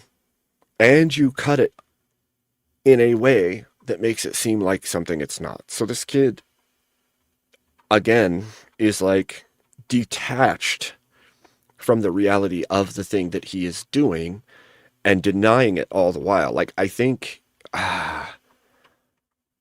the way that he's acting, though, makes me feel like he doesn't actually get the things that are being said. Like it makes me feel like there's some level of he actually doesn't understand. But at the same time, the way that this was carried out makes it seem like it was super intentional. So this is hard. Not just that. It's You not mean- just the motive, but the clip itself. So I have evidence to back. What I'm showing is that you have motivation to do a bad thing, and then showing the evidence of you doing the bad thing. So it's like, no, I'm not just being like, oh, hey, he had a motive, but I have no evidence. Like, no, I got pretty good evidence here, Bob. The evidence is in dispute. You were claiming that the full context changes your answer. It does. I don't think that's the case. It absolutely That's does. nice, Bob. But the thing is that when we're talking about this, it's not just about what Bob, the guy who wants revenge, thinks, because he has a motivation. Let me ask you, chat. Do you think how an individual person, not even the mass of the populace, but does it matter how one individual person interprets your words if it's completely disconnected from the intention of the original statement, and most of the populace sides with you and understood what you meant? Does that person's interpretation of what you said in that whole scenario matter enough that you should try to smear somebody over it? He has Bob, the revenge guy, has some motivation to maybe not be so honest with So do why you. he did a thing. Honest or So charitable. what we would have to do, I think, here, a fair thing to do, would be for me to ask you this one question, right? And I just want to see if you're going to... Also, there's something that's been missed in this whole scenario. One of the things that we know Andrew does is he debates on the level of philosophy. And so if that is the case, this kid, as a philosophy bro, who has a channel that's based completely around philosophy, and then he makes a pop shot or a snipe at Andrew, it's because Andrew already debates philosophy, right? So there's motivation even in that, with absent the revenge, absent everything else. There's motivation for him to have taken this action because he runs a philosophy channel and he knows that Andrew debates philosophy, possibly on the side he doesn't agree with. And so by doing this, he gains viewership. Either way, he has motivation. What I was saying earlier, Buddha, was that I don't think that one person's interpretation of something matters as much if it is disconnected from the intention of the original statement, and the rest of the populace also saw the intent in the original statement as what the speaker meant. So this person over here off to the side, just because one person interpreted it incorrectly, but most people know what that person meant, then that person's doesn't matter.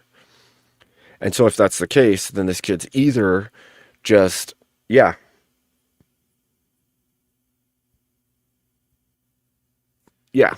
it's a bad marketing. It's definitely, because here's the thing.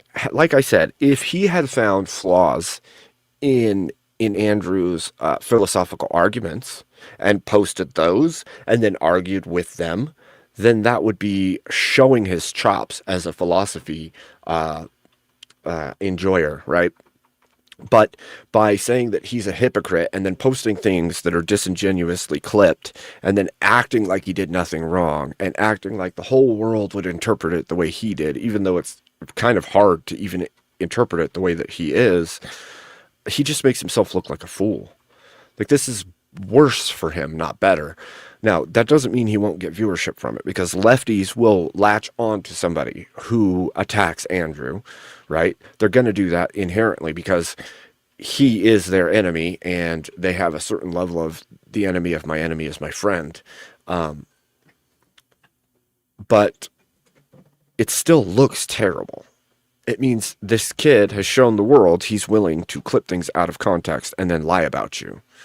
That kind of makes him untrustworthy from that moment on. And so that's, in my opinion, that's a bad way to go. It's a bad road to go down. to be honest with me or not. Okay. Okay. Do you believe, now that people have seen the context of what was said, heard my explanation versus your cut, and now have heard that you wanted revenge, that was your motivation to make the video, that they're going to think perhaps you were being dishonest here, Bob? Some people are, yeah. The most people. I don't know. I don't know. That's funny because then it goes to my point exactly. Andrew's making exactly the point I just did. This is going to make you look dishonest to everyone. This clip, out of context, the way you've done it, and then splayed out all these scenarios where he's been mean to women, just makes it look like you're disingenuous leftist who's trying to take down somebody by making it seem like they said something they didn't. And that's exactly what it looks like. And I agree with Andrew in this scenario. Majority of people are going to see it that way. It's hard to watch the whole of the clip on whatever and think that he meant what this kid is saying. If you had to guess. Just asking for your guess. No. Yeah, that's what a guess is. You're not supposed to know. You're supposed to guess. Thanks, Corey. I will. How many stars are the number of stars in the universe odd or even? Make a guess. Even. Right. The guess you just made has absolutely no bearing on the actual reality of the situation. So you want me to do that? You just want me to throw out something? No, I'm asking you to guess based on the reality of the situation.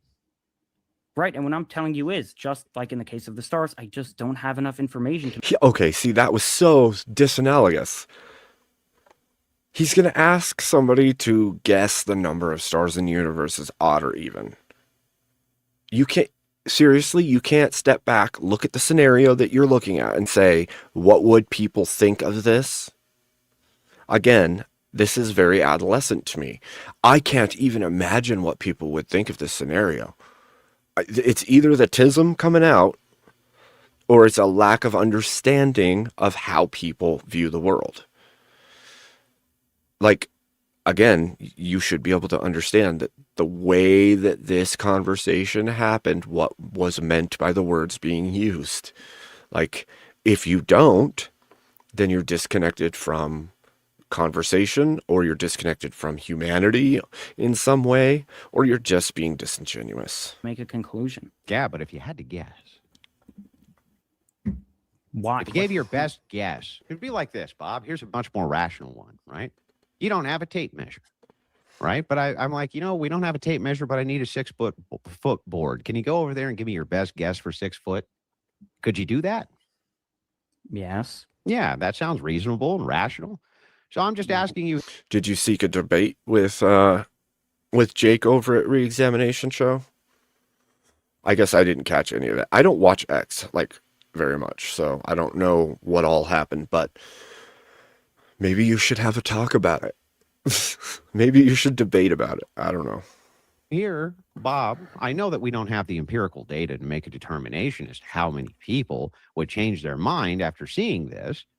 But if you had to guess, do you think that in context, a whole lot of people, perhaps the majority of them, 51% or higher, are going to change their mind on the context here based on your revenge motivation? Now that we have context. Just guess. That's why I'm asking you to guess. You have no idea what 6 foot is either, but you could guess. Right. Those aren't analogous. Obviously. You can guess about anything, can't you?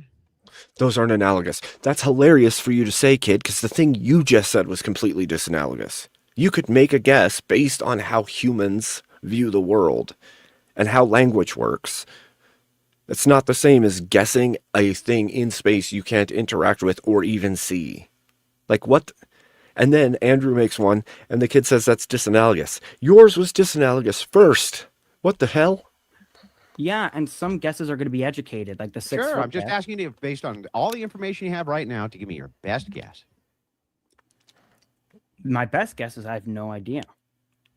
Your best guess as to whether or not this would change a person's mind, and now seeing it in context. All right, I have no idea. Yeah, you want to answer. Okay. I mean, you wanted an answer to a question that I told you I don't Look, have. Bob, I'm fine with leaving this portion of the debate here. We can move on to the next one. We can move on to Good the next idea. criticism. I reckon we move on to the next criticism. Guys, we are going to be reading some questions at the end. I've also noticed that there's a lot of haters in the chat, a lot for Andrew as well, saying, you know, he doesn't take big time debates and all of that. Maybe we might have time Against at the end who? if we wanted to Against get who? some. Who the fuck have I not debated? Who? So this is what the haters are saying. So if maybe at the end we could get some in, if you guys wanted to jump in at the end, we could do like a run the crucible type thing if we've got time. So message me on X if you guys maybe want to do that. No, But at I'm the end, we're having gonna a have some I'm questions. having a 1v1 debate. Those fuckers can apply for All a right, 1v1 chat. debate. I just like threw a this guy poll did. in the chat. And you know what? Let me know Bob's what you defense, think. Okay, I'm gonna make a defense of Bob in a charitable Mm-hmm. way. Okay, when I told Bob, look, I'm really busy, I will squeeze this in. Okay, but you know it's a low priority, but I will get it in. Bob was like, okay, man. He wasn't even a dick about it. He wasn't like, oh, you're a chicken shit, blah blah blah. He was just like, okay. So he was actually pretty understanding about that. In Bob's Now, defense. We Now gotta on give the- Bob Now credit on, where the, credit's now due. on the flip side, Bob Yeah. told me that he was sick, and I for another portion of this where we had it scheduled, and I didn't give him any shit either. Did I, Bob? No, you didn't. No, I didn't. So the thing is like I'm always pretty charitable to my haters, even though they're not very charitable to me. But I'd like to move on to the Dean and Parker aspect here. Ooh, Parker. No, I really don't want to do that. I prepared. So you didn't, no, okay. So just on this. Okay, well, Bob, I'll just concede here. I think I demonstrated much better than you did that you're a liar and that you were basing this on revenge. And I think that I gave a better demonstration of that. Maybe you think you did, but I'm happy to move on to the next portion of the video that I want to criticize. Okay, so I'm happy to move on if you could just let me rush through the thing I prepared. It Go will ahead. probably take 3 to 5 minutes if I'm uninterrupted. Go ahead. Okay. You're not going to interrupt? No. Okay. So the undercutting defeater I was trying to make earlier was that we have a piece of data, namely that I edited the clip here. Now, what's in dispute is the interpretation for the data, the explanation for the data that I edited the clip. Now, there are 3 categories of explanations here for why I edited the clip. But Andrew is selecting of these 3 categories and all these explanations, one specific explanation. So the 3 categories of explanation here are explanations that are uncharitable toward me, make a negative assumption about me. Second category of explanation is one that makes a negative assumption about Andrew. And third is the neutral kinds of explanations. So I'll just quickly list the kinds of explanations here for why I edited the clip. The first, Andrew's explanation, is because 1, context changes the answer. 2, I knew this. 3, not only did I know this, but I deliberately misrepresented him because these are different things, right? It could very well be that I knew the full context changes the answer, but I didn't think it was deceitful to edit the context. Second explanation for why I edited the clip. Well, I was extremely biased against Andrew, so I interpreted him to fit my narrative. Now, being extremely biased and interpreting someone to fit your narrative is not the same as and doesn't entail lying. So, right, that would be another explanation for why I did what I did. Another explanation for why I edited the clip is that I'm not biased against Andrew in particular, but I'm generally speaking uncharitable. So I interpreted him uncharitably, which is, again, uncharitable interpretation is not the same as lying, which is his claim. By uncharitable, I just mean like amongst the interpretations Look at the that I could have faces. chosen, Oh, amongst the Andrew's face there was so good. He's like, oh, really? interpretations that are plausible, I didn't assume the best one. But not assuming something kind of somebody, and even assuming something negative of somebody, is not the same as lying, and doesn't make me a liar. It doesn't make me dishonest, which is Andrew's claim. Fourth explanation, that again assumes something negative about me. I'm dumb, lazy, emotional, bad at arguing, or bad at tracking, and because of that, I wasn't able to track the correct interpretation of what Andrew was saying. Now, bear in mind that Andrew, this is an internal critique of Andrew's view. He wants to claim I'm lying. But if he has really good reason, and I think he does, to think that this explanation here is the case, that I'm simply too dumb, lazy, emotional, bad at arguing and or tracking, if he has good reason to think that, then this is going to be in tension with his claim that I was deliberately doing something bad here, right? If you have good reason to think that someone messed up because they're stupid, why are you also going to add to that explanation for their mistake that they were being deceitful or had like some bad intention? Well, doesn't that like play into Occam's razor? Like the most likely thing is probably the thing.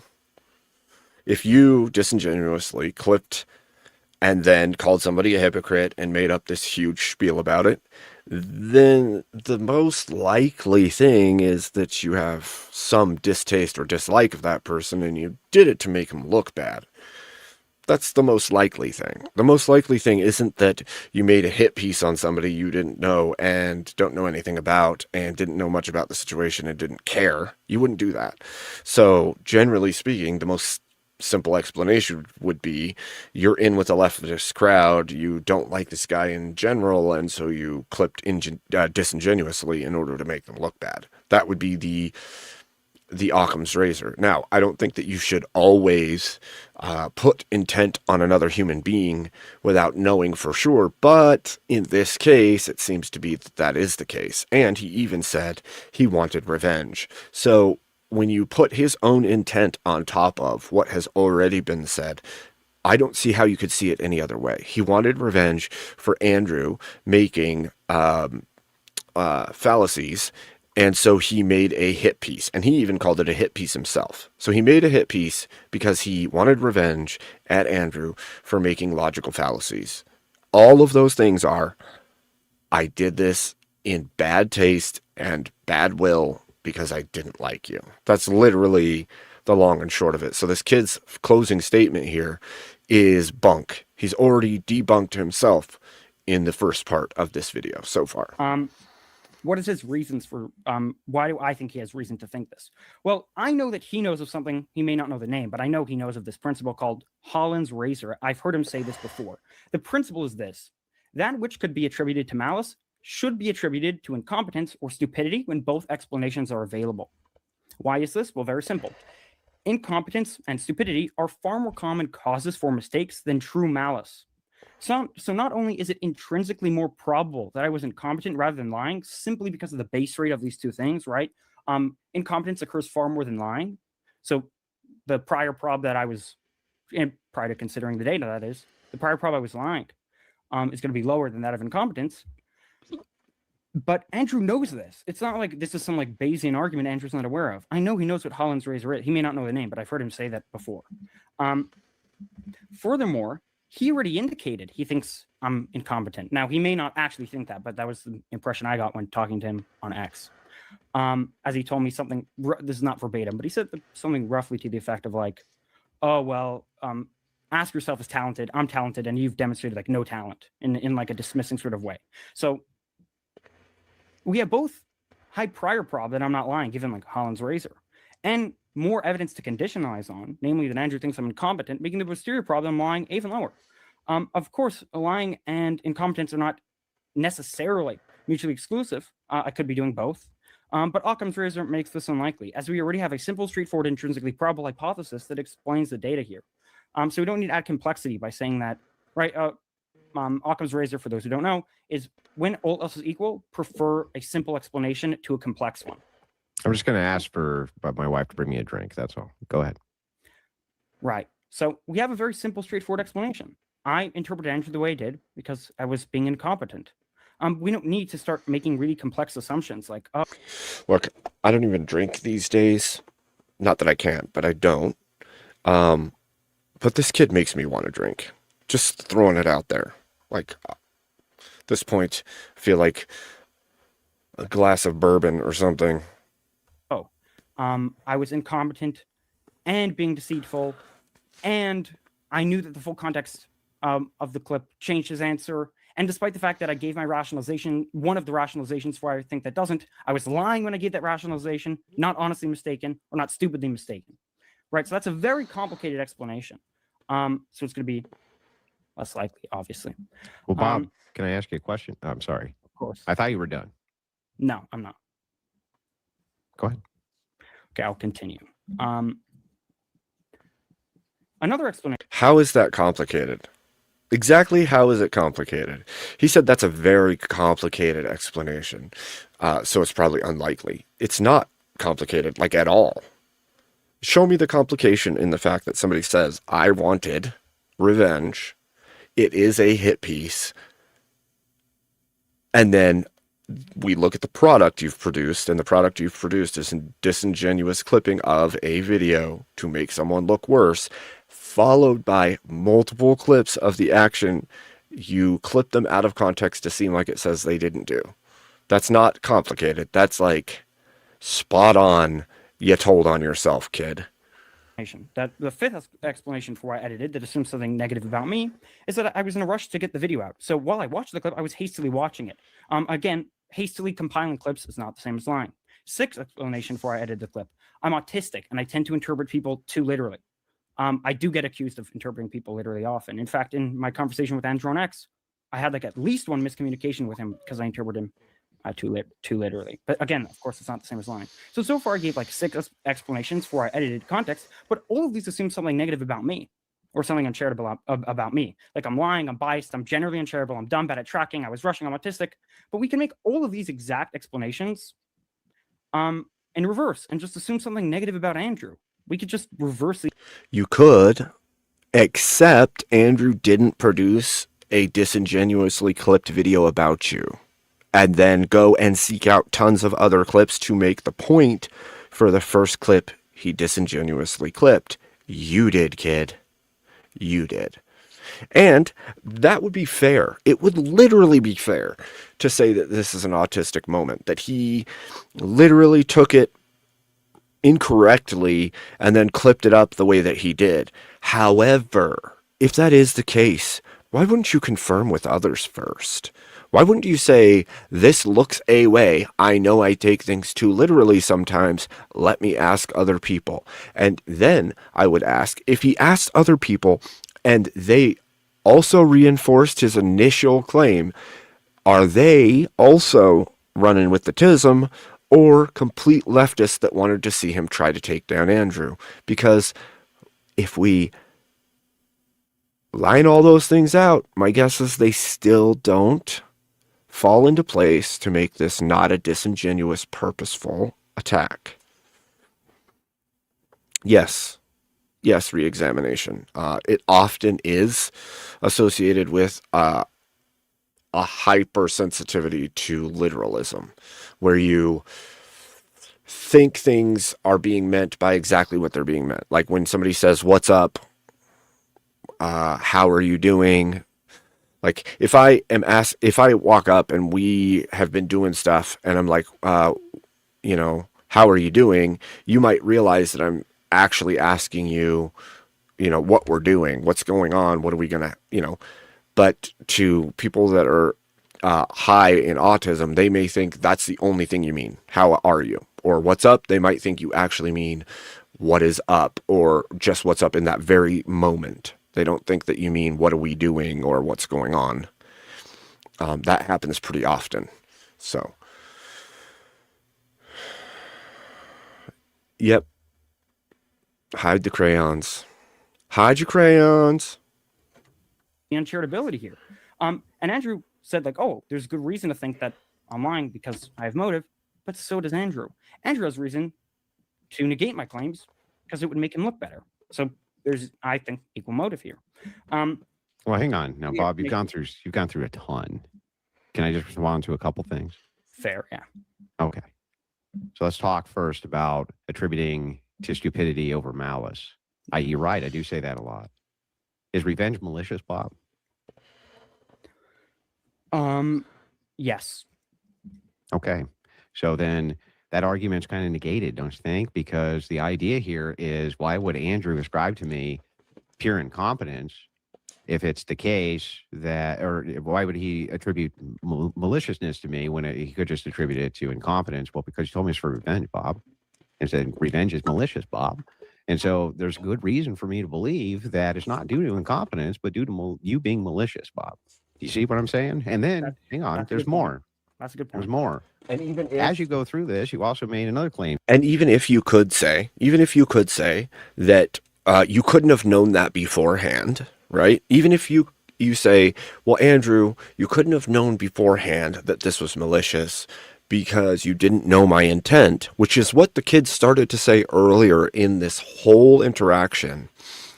If it is the case that Andrew is correct that it was malicious and that the intent was bad intent, whether it was revenge or just because he doesn't like Andrew, it doesn't matter. because Andrew was correct in his initial assessment. So yeah, you could say, why would you attribute maliciousness to this when you didn't know? Well, the fact that it's clipped the way it's clipped and everything was done the way it was malicious in its origin. And so the guess you would make is, because this clip is malicious in the way that it's created, there's malicious intent behind it.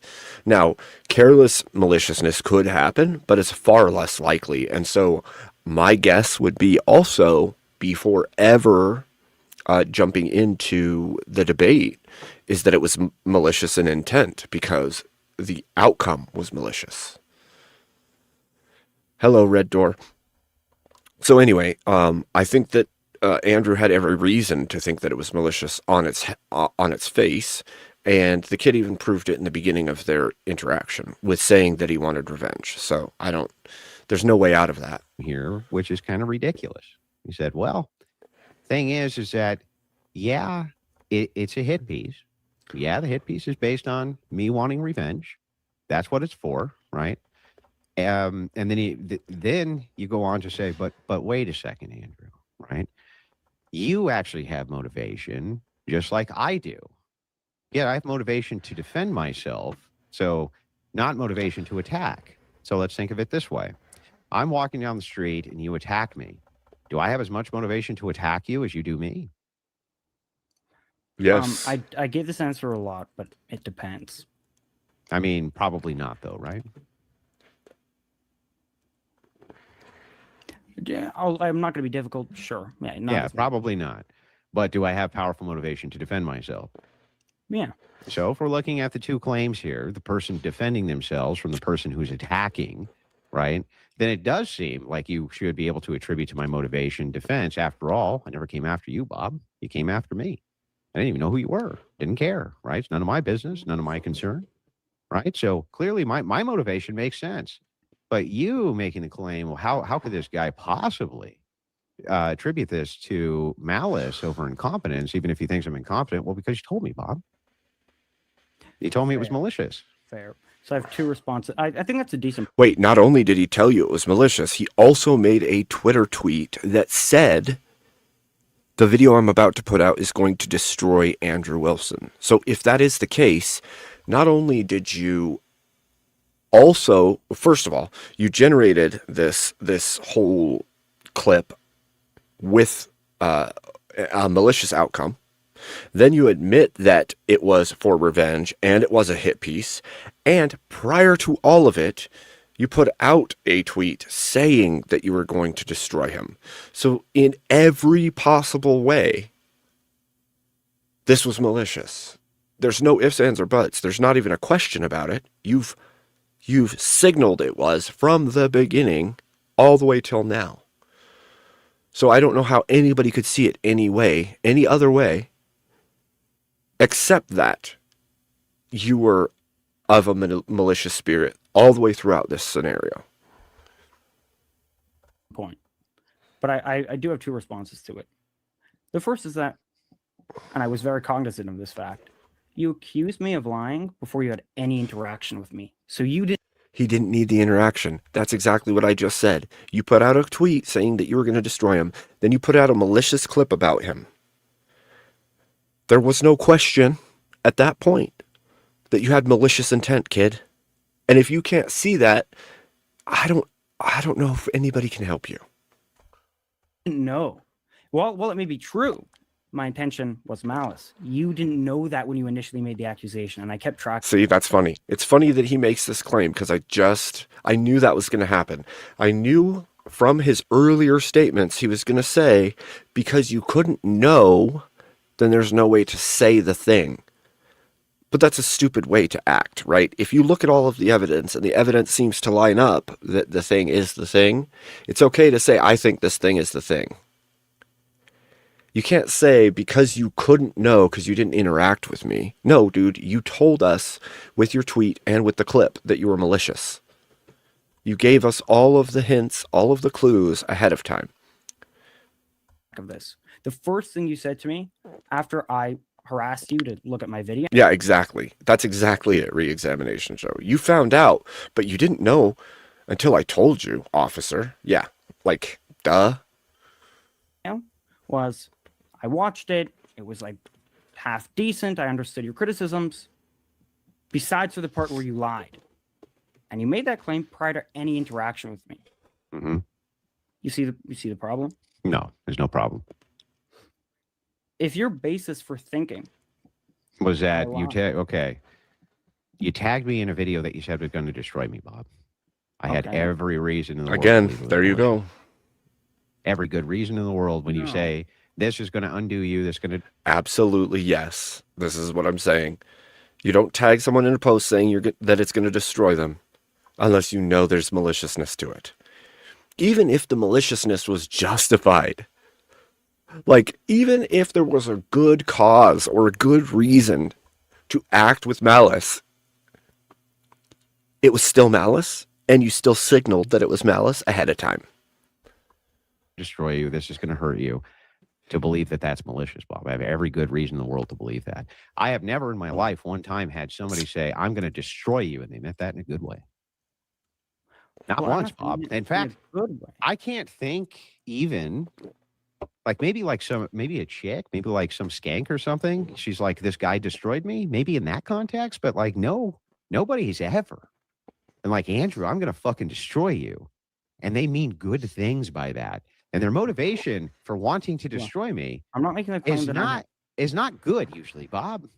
It's usually real bad. And then when I see that you selectively cut out critical context, which would change these claims around, it's very clear to me that it's done in a malicious sense. And then I just get it affirmed tonight when you say, well, I want revenge. Yeah, exactly. I want revenge. Bingo. Right, but vengeance is mine, so saith the Bob. Right, but prior to me, before you ever heard me say that, you made an assumption that I was... Yeah, it's an assumption. It's a reasonable assumption. Why? See, this is so weird to me that this kid's like, before I told you, you didn't know. Before I told you, you didn't know for sure. It doesn't matter if he knew for sure, Bob. You clarified that you wanted to do damage. Then you produced a clip. It doesn't matter if he talked to you about it or not. It was disingenuous from the start. It was a malicious action from the start. The next easy jump is you're a liar and you're a bad character. Like, sorry, but that's the truth. But it's not based on reason. It's not that it's an assumption that isn't based on reason. I had reasonable, or I had good reasons to have that assumption. Chief of which is Andrew. This is going to destroy Andrew Wilson. It's a pretty good assumption that you don't mean good things for me, Bob. That your motivations, right, are probably not the best. They're probably pretty malicious. And that's the other thing. Like Bob's biggest contention here is that Andrew Wilson called him a liar because of the clip he made. But if obviously he's going to assume that because you created a clip that cuts out context, you told him you're going to destroy him, all those things. Yeah, the next step is this kid's a liar and he's okay with lying to take me down. He doesn't need any other context, dude. You gave him all of it ahead of time. And I don't know why the kid doesn't get it. Look at his face. Like, either he's trying to worm out of it, or he legitimately doesn't get that all of the prior actions aligned to show that he's disingenuous, meaning liar, right? And I don't know how you don't get that. They're probably not based on good things for me, right, Bob? You think if and if he wants bad things for him, then he's willing to lie. That they're so malicious as to make them suspect of lying? You think just saying... Yes, Bob, I do. Oh, interesting. Andrew, you said in our chat on X, you're going to destroy me in this debate. You said that. Yeah, Bob, I'm not here to be nice. My motivation now is towards you malicious.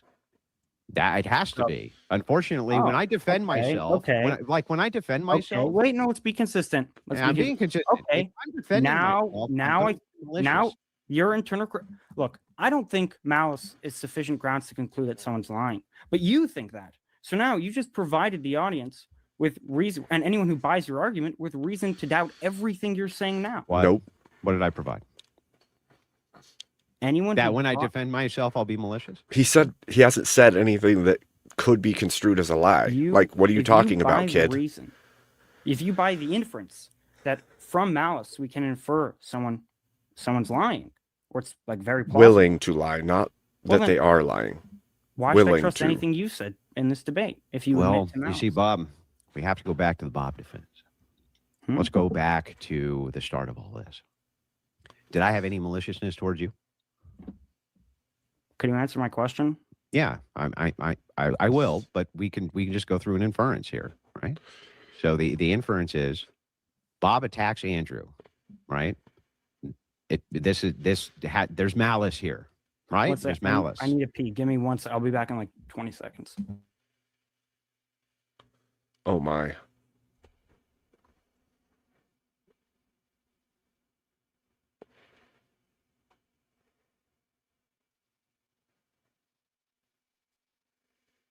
Why do my fucking haters all like this, bro? Why are they all fucking internet autist fucking lunatics? Why? Because if you're raised to think that Why? everybody needs to be nice to everybody all the time. What do you mean he's a little kid? He's 22 fucking years old. See, I told you, How not a is he child. little kid? He's 22. Not a child. Do they fucking infantilize these adults? Yes. Fucking adults? He's Yes. 22 fucking years old. This is something I've criticized, actually. I've criticized this heavily. We have changed things to the point where you're an adolescent well into your 20s, possibly into your 30s, and this is so ridiculous to me. If you look back a very short period of time ago, you were considered functioning as an adult in your teens. Like, if you were a 13-year-old boy, you're out hunting and trapping. You're doing things to better the family. You're taking care of business and learning to be a man. If you're 22 now, you're called a kid. And I've done it myself, calling him a kid. I'm calling him a kid not because he's a kid, but because he's young and dumb. Not because he's actually a kid. He's acting like a child. And so there's a level of, we have, like he said, infantilized. Everybody's an adolescent well into their 20s. And it's like, this is so stupid. We need people to be learning to be adults earlier. We need them to function as adults when they actually are adults. And I know that's not always easy, especially when there is things like autism or other issues. That does change the scenario for those very specific few. Sometimes. But in the majority of cases, you should not still be considered adolescent into your 20s. If you're a normal functioning individual, you should be learning those lessons of responsibility and adulthood earlier. And the reason we're in the boat we're in is we have a whole bunch of 30-year-olds act like they're 12 all over the damn place, and it's screwing up the entirety of the system. It's also why you have so many leftists in the millennial generation, is because they were all raised to be adolescents until the day that they die.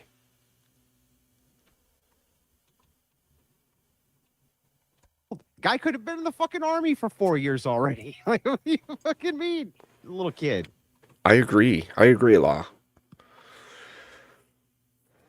How's he a child? He's 20 fucking 2. 22. He's 22. That's the other thing. He's 22 and he Bob's looks big like enough he's and ugly enough to 14. handle his business, for sure. 22's old enough. Anyway, Bob. Yeah, I think it demonstrated that you attacked me with maliciousness and that your motivation was revenge. So, yeah. Okay. Consistency check. Should the audience now think that every claim you made tonight there's a plausible presumption in favor of your claims being dishonest? Should the audience think that? No. Why? Not for me. Why would they think but that? I'm the person defending, not the person attacking. My motivation only here is to defend myself from your ridiculous claims. Your motivation was actually to destroy me. by your own admission. And your admission. To destroy you in a debate, not destroy you, Bob. I'm not here to destroy you. I'm here to defend myself from your claims.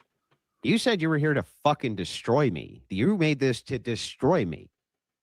This video will destroy Andrew Wilson. Mm-hmm. Big difference there, Bob. And you said you'd destroy me in this debate, did you not? Yeah. In this debate. The best way to destroy you in this debate by being completely honest. That's the best way to do it. But you said you're going to destroy me, and you said that saying you're going to destroy someone is reason to think they're lying. No. To destroy somebody, right? Not to destroy somebody in a debate. That doesn't sound like a relevant distinction at all. How is it not a relevant Oh my distinction? gosh. I'm going to destroy again you with in this game of disingenuous. chess. I'm going to destroy you. I'm going to destroy your life. You don't see a degree of maliciousness difference there, Bob? Yeah, no kidding. You don't see one? You don't see it as being relevant? And the worst I'm thing destroy is, you in this game of checkers. That's not his first either. He was drinking a Celsius before that, I think, like a tall can Celsius, and now he's drinking a tall can Red Bull, and he's 22. Like, what? You don't. Why are you drinking a whole bunch of tall can energy drinks in less than an hour? That's crazy. I'm going to destroy you at this video game. I'm going to destroy your fucking life. You don't see a degree Well, of I never difference said I was going there. to destroy your life. I didn't say that. I'm going to destroy you. Intellectually. No, that's not what you said, Bob. Well, what did you think I meant? Ah, I see. I should be charitable to what it is that you meant. I'll do that, Bob. Can you agree to be charitable to what I meant? Oh, shit. When? Damn. Okay, there it is. There it is. There it is.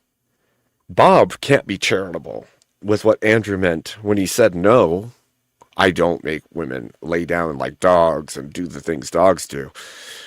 But Bob wants Andrew to be charitable when Bob says, I will destroy you. Okay. Fun. In that clip I played, when I gave you the context for it and told you exactly what I meant, and then demonstrated it for everybody.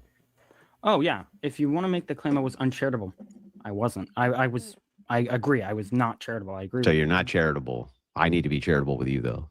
I'm not saying that. But I should be. I don't think I said that. I don't think I committed myself to that position. Oh, okay. But do you want me to be? Sure. Okay. I'd like that too, Bob. Just in the future, maybe you could be charitable towards me. Okay. And by the way, can I ask you, since we've beaten this dead horse, right, over and over and over again, can we move on to the hypocrisy counter 2 with Dean and Parker? Can we do that now? After we clarify why it is that when I say I'm going to destroy you, you think that that's grounds for thinking I'm a liar.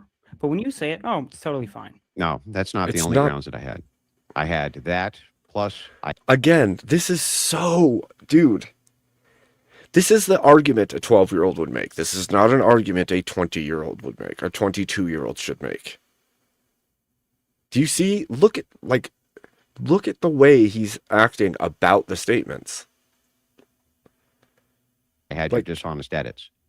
That changed the context completely. So I had evidence, right, that you were doing something that I had every reason to believe you knew was incorrect, and then combined that with your motivation, which you've now admitted was revenge. But the audience could see this, and it's going to be on YouTube, I assume. I'm going to say like 5 minutes ago. I don't remember exactly when, but skip back. You'll see that you said, and I made sure you confirm this so I could get you in this trap. I asked. There's no trap, Bob. He thinks Maybe it's you're a not aware trap. of it. And the No, audience. Bob. Maybe you're not aware of it. You're... Oh my God. He got him to clarify that the maliciousness of his initial actions were grounds to believe he may be lying. And then he asks Andrew if Andrew feels malicious or is being malicious right now. And Andrew said, well, yeah, after I'm attacked, I can be malicious back. And then he says, well, then how do we know everything you're saying isn't a lie now? Well, because his isn't an unjustified defense or strike back against somebody who's already struck him. Duh. There just isn't any trap. Okay, well, the trap I think you're in is I asked you, Yeah. hey, Andrew, if someone says they're going to destroy someone, is that like good grounds for thinking that they're malicious and you can't trust them? And you're like, yeah, that's great grounds. Again, so he didn't act that way or say it that way. So I now have some thoughts on how this guy sees things. You're like, never in my life has someone who said, I'm going to destroy you had good intentions. Usually it's malicious. Bob, Mm-hmm. if somebody says they're going to destroy you at Mario Kart, is that different than somebody saying they're going to destroy you? Yeah, of course. Okay. So Then where's the trap, kid? if I'm going to destroy you in a debate, is that different than saying I'm going to destroy you? It depends what the person meant by I'm going to destroy you. How would you know what they meant? Again, this is him being charitable to himself and uncharitable to everyone else, and then expecting everybody to take him with charity, but not giving them any. This is so ridiculous. Right. And I meant intellectually. That was quite obvious. So I should be, again, charitable to your view. It's not about charitable. It's about what I plausibly meant. What you plausibly meant. Right. So in that clip, could I have Again, how would you plausibly know what he meant if you don't know who he is, kid? You don't know Andrew. You've never had a conversation with him. You make a statement that you're going to destroy him and then put out a disingenuous video that looks like he's a horrible human being. Yeah, it would be plausible to assume that you're a liar and that you meant to destroy him. And in which case, Andrew's statement of, I will destroy you in this debate, meaning I'm going to tear down the thing that you've put forth, is a completely different thing. And again, either he's completely disingenuous or he is too dumb to get what he's saying. Plausibly meant what I said. What do you mean meant what you said? When I told you that I was telling this chick, hey, drink number 3 within the hour. No. And then went off on the actual criticisms that I was talking about. Not that I've never been mean to women. Isn't that right plausible? Now that's not relevant, though. It is. Is it plausible? That's a red herring. I'm interrogating you. How? What do you mean? It's not like anybody's turn for interrogation. We're having a debate, right? So the thing is like, I'm asking you. He still doesn't get it. Plausible? When you look at the whole of the situation, he's in the wrong. This seems like a distraction. And he's attributing. How is it a distraction? It's completely relevant. It's a distraction because I stated that before we move on, what I want to nail down is why it is that when I say I'm going to destroy you, that's grounds for thinking. Because absent context, when I have a hit piece video and see you take things out of context, it looks like you want really bad things for me. For me. I want bad things for you in this debate. Not bad things for you, Bob. I want you to go off and have a merry life. I want you to go off and marry and have tons of kids and make $1 billion fucking dollars, Bob. That's a big difference between I want bad things for you and I don't want you to win this debate. The big fucking difference. Bad things for you. Never said. No. But if he's saying destroy bad things, that means bad things for you. And you put out a hit piece. Yes, it does, Bob. That was the context I gave you. I've never heard anybody say I'm going to fucking destroy you, and they meant good things are coming your way. Oh, I definitely didn't mean good things are coming your way. But I didn't neither did I mean I want bad things to come. Well, I don't know, Bob. How the fuck should I know what you mean? All I know is you said I'm going to destroy you. This video is going to destroy you. This video is going to take you down. This video is going to do this. It's going to do that. It's going to do all sorts of bad things to you. Right. That's what you said, Bob. And then I had the video itself, and then I got your motivation of revenge, right? It looks like I got pretty clear motive. Your internal critique of me is me saying, yeah, I'm going to destroy you in a debate. That's a huge difference, Bob. Huge. All right, fellas, I think that it's probably about time to move this debate on. We have really taken this one to its fullest extent, I'd say. So what is the next topic that we wanted to go to? Yeah, I wanted to bring up this hypocrisy here. Give me a second before you share screen, please. I'll tell you when. Go ahead. Share screen. What do we got? Okay, so this is Bob's second critique. This one. Right? from So Andrew's stupid. supposed hypocrisy counter. I have two gay theists on the panel that have said that I bullied See, like this them. kind of behavior. Look at this behavior. Yeah, that's called a joke. That's called a joke, Yeah, sensitive so man. funny, Jay Dyer. Oh my God. That was funny, by the way. Look at this behavior. Okay, does not care about offending others. You see this? This behavior is This out guy- of You are control. two gay theists. It's too much bad behavior. Wait, I'm sorry. Sure. You think white people? Okay, there we go. So he's saying Andrew doesn't care about offending others. Stop share, please. I can't debate with him if he's not in the chair. You want to stop sharing the screen real quick? Okay. So then he goes on to put this up. He goes on to put up this exchange. Go ahead and pull it up.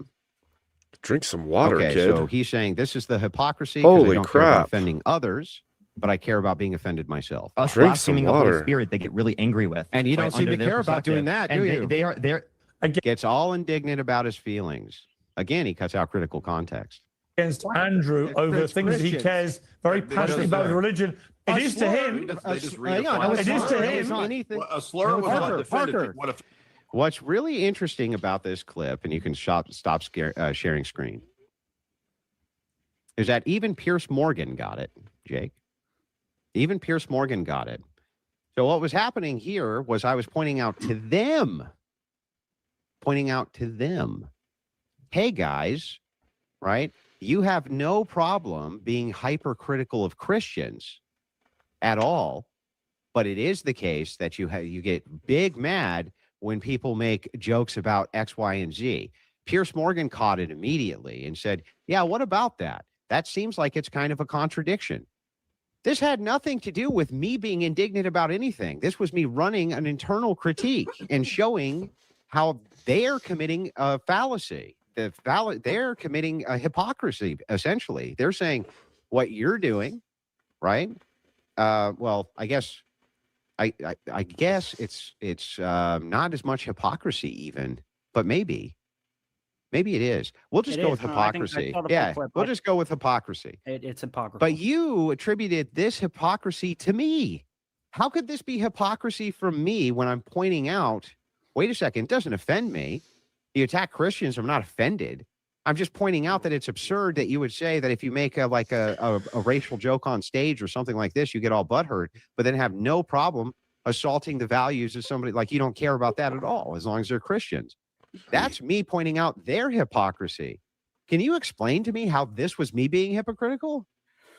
Right. So them being hypocritical and you pointing out that they're being hypocritical, which I agree with. I saw the full clip. I thought they were being hypocritical for sure. And actually, not that this is relevant, I just feel like saying it. When you pointed out that they were being hypocritical, I recall from the clip they actually like committed a shift in goalposts. You're like, you're being hypocritical, and they were like, well, it's not a slur to make fun of Christians. And you rightfully pointed out, you're like, doesn't matter if it's not a slur. So how's that attributed as a hypocrisy count for me? I'll explain. You calling them hypocritical and them being hypocritical is perfectly compatible. It's not mutually exclusive with you also being a hypocrite. So I think both of you guys are being but how was I being hypocritical in this clip? Here's how. Okay. You were clearly, I think to that most people, it would be clear that you didn't care to offend them. Would you agree to that? What? I'm starting off with this first premise. When they were offended, you didn't give a shit. You thought it was amusing. Would you agree? Sure. I don't know if I thought it was necessarily amusing. I thought that mocking the faux moral outrage, meaning I don't think they were offended, one, and two, I think it was faux outrage, meaning they weren't even really outraged. They're just pretending to be outraged. Would you agree you didn't care that they were offended though? Not really. Yeah, I'm not sure that was the context there. The context there is I didn't believe they were offended. If they were, would you have cared? Perhaps not. I don't, but it would depend on the context then and whatever that situation was. Perhaps, depending on what it was. Like, it's not my mission in life to offend people for the sake of offending them because I find it amusing. There could be times when I offend people and it is amusing, but my purpose in life is not to offend for the purpose of amusement. So I'm not making the claim that it's your purpose in life, but in that context, Mm-hmm. the thing I have in mind where you were clearly insensitive, is Jay Dyer made this lame joke about gay theists. Yeah, I And hope Danny this kid's said, heart Look doesn't at this pop. behavior. This is Kid. ridiculous. And you mockingly repeated back to Danny in like this weird voice. Oh, look at this behavior. Look at this behavior. Yeah, that's faux outrage because I believe it was faux outrage from Danny. Like, I don't think Danny cares that much, honestly, Why on earth would you think that? because I've talked with Danny and he's got way thicker skin than he lets on. And I've talked with Danny multiple times before this. Well, yeah, I mean, Parker told me that he'd never even called a friend of his, shut up, gay, or whatever. Even in privacy, he's never used that language. And yeah, of course, I don't believe that. Like, and the reason I don't believe that is because, like, guys like Dean and other guys, they've had DMs come out where they clearly use that language within these groups. Like, I have every reason to believe that they do. I think we could both agree Parker's a wimp. Parker does not have thick skin. You think he has thick skin? I didn't say Parker has thick skin. You I think said he's a Danny has thick skin. But the Okay. point is like, let's just, for the sake of the critique, grant it. Sure, I don't care. So my point is, it seems like when they were offended. Now you want to say you don't believe they were offended, but I'm not sure about that, to be honest. But let's grant it. They were 'cause offended. you're blind. You didn't care. We're granting. You think that, like, Parker, when he's like, that's him actually being offended, really? I think Parker's offended by slurs. I think he is. Okay, whatever. So anyway, Maybe okay, he's so exaggerating. so the thing is like, what's the hypocrisy though? Let's get to that. Let's just get to it. So in order to establish hypocrisy, we have Holy to first crap. get you disregarding a certain president. That's how I was honing in on this. So you disregarded, and you granted this at least now, that you disregarded their. I mean, I feel like, I don't know. What do you guys think? I think that it was obvious that was faux outrage, like over the top, wide-eyed, covering his mouth, leaning all the way forward. He's playing it up for the camera. He's playing the ham. And I think that that's what we see, specifically those, but all of the leftists that do have a following, especially in the Un-F America tour group. They're all like that, playing up everything. They play up the race offense. They play up the gay offense. They play, like, everything is so over the top. They're playing it up for the camera because it makes them look good. They're like somehow moral while being completely immoral. Like, it's their thing. It's totally their thing. So I agree with Andrew on this point. Like, there's no way they were legitimately offended. They are playing it up to make themselves look a way for a group of people. Because if you look at their numbers, people like Parker and Danny and all these guys have a young population watching them. They look younger than they actually are. And they're trying to sculpt the next generation to be thin-skinned, pansy leftists who want to change the world into that same thing. So I'm completely with Andrew on that point. Them being offended, right? So if you don't have a regard for them being offended, but then when someone blasphemes the Holy Spirit or makes fun of Christianity or whatever, and you say, hey, you can't do that, that's like violating my boundaries. Well, that's hypocritical because you're telling people not to violate your boundaries, but then you go ahead and violate theirs. Wait a second. Hang on, let's back up. So let me make sure I got this right. Pointing out to them that they have no problem whatsoever attacking Christians, and then me utilizing that as a point, right? Me saying, hey, look, you have no problem attacking Christians at all. And then over here, you'll get all sorts of upset when there's a slur going on here. You agree that that's hypocrisy, right? No. You don't agree that that's them being hypocritical? Oh, that's they're being hypocritical, yeah. Yeah, that's them being hypocritical, right? Yeah. What point there did I look even the slightest bit offended? I'm going to let this play for a attacking second. The Holy Spirit. I'm going to let this play for 1 second. I've got to grab something. I will be right back. I can hear it or any of that. At that point, I didn't make the claim at that point we're offended. When was I offended anywhere in this video? Right. You said, and this is almost verbatim, you had said, whatever offends is the slur. Then Parker went on to say, well, you have to be offended to a certain threshold for me to care. And he responded, well, it meets my threshold. Yeah, that's an internal critique, though. And in order to launch that critique, you had to get off the ground that you were, like, in order for the internal critique to get off the ground, you had to grant that you were offended to a sufficient degree. In order to do an internal critique, I don't have to assume the position is true. Just assume the position for the purpose of the critique. Well, if you didn't.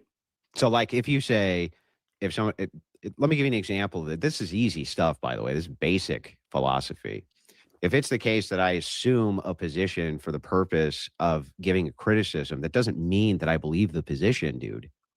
That's ridiculous. That's ridiculous. I know that. Yeah. So what are you talking about? At what point here, when I'm launching the internal critique, did I say anything about being offended by anything they say? Because some internal critiques are only going to work if you stipulate certain premises. Yeah, So, I stipulated the premise that you have no problem attacking Christians, right? So if I'm offended right now, you don't care, but I'm supposed to care that you're offended. That's the whole criticism. Right. So it wouldn't be a criticism unless you really were offended. No, that's not true. You don't really have That's to be offended absolutely not true. in order to assume the position. If I was That's offended, you wouldn't so care. stupid. How? Oh, I see. Okay, so it was a conditional if I was.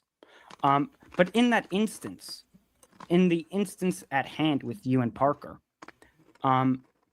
if the claim was that you were not offended in that context, It doesn't then matter, your kid. critique is not going to get off the ground. Yes, it's Yes, still it off is. the ground because the conditional is present. Because it's true. You have no problem if you find this thing offensive. If I say I'm offended by this, you don't care. This is But this is such a stupid point. This is just like what he did earlier. He's disconnected.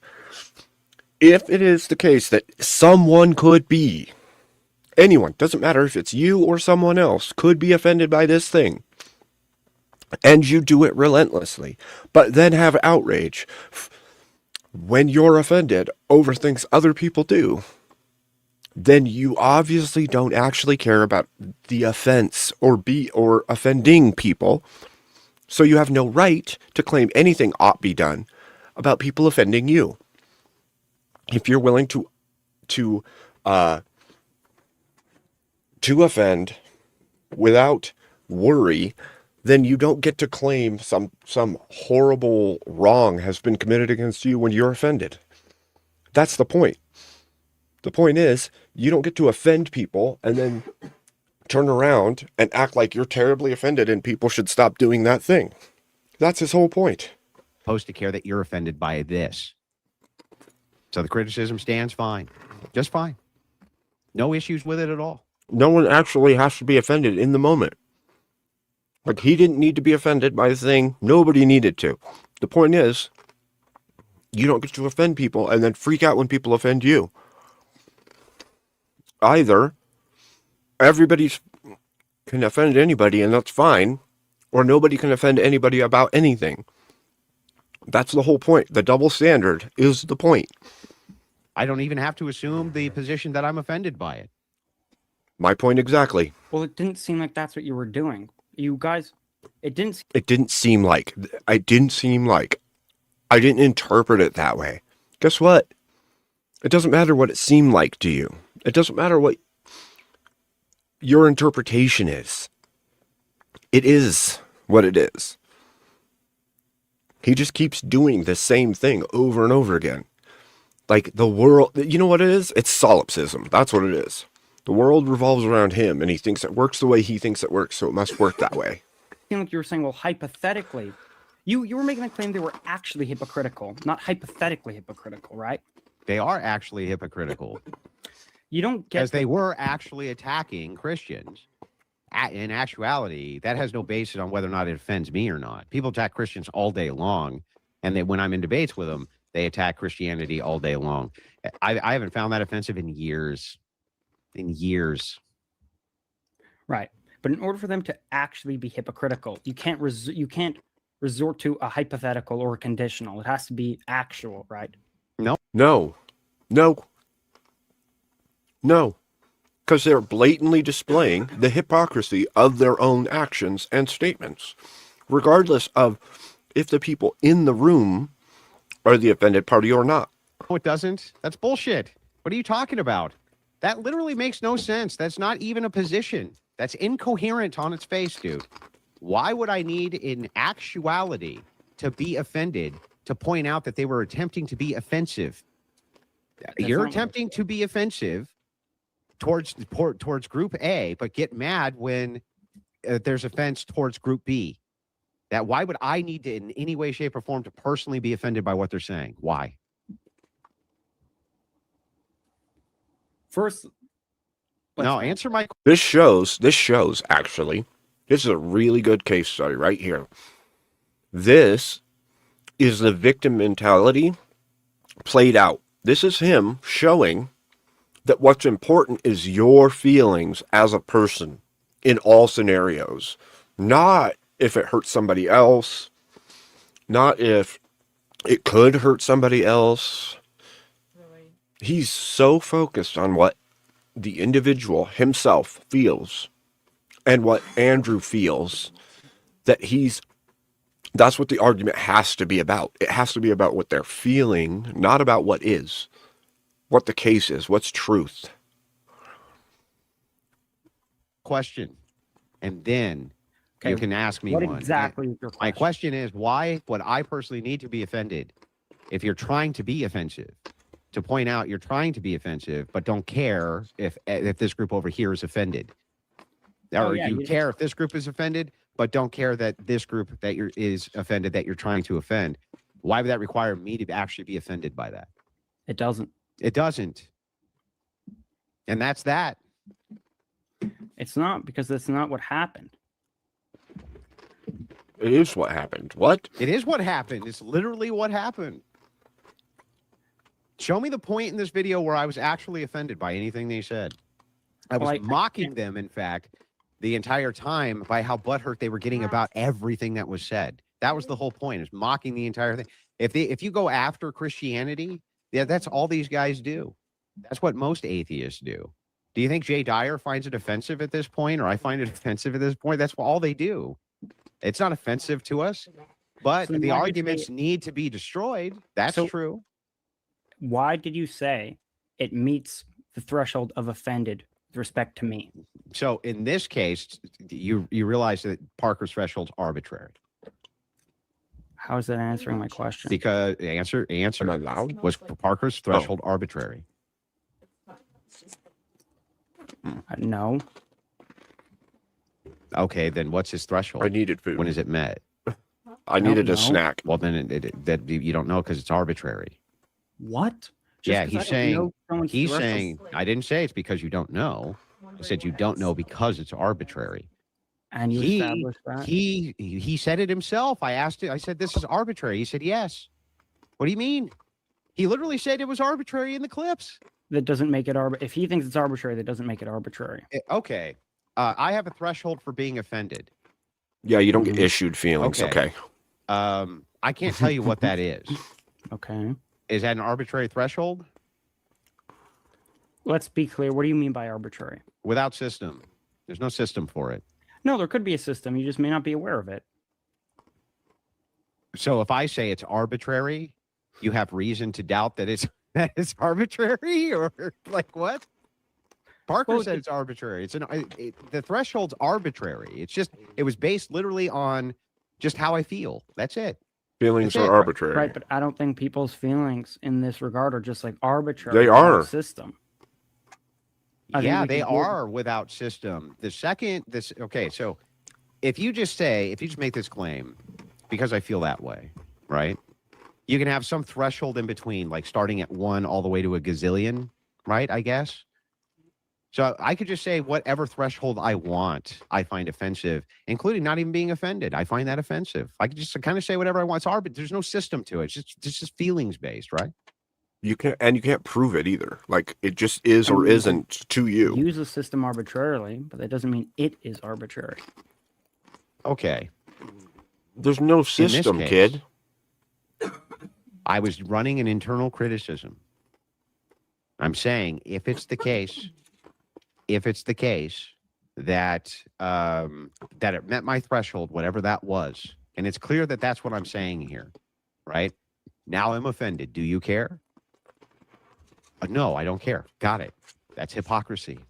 That's them being hypocrite, not me. It has nothing to do with me. That's an internal critique. And I often do that. I often assume the position to show the hypocrisy. That doesn't mean I believe it.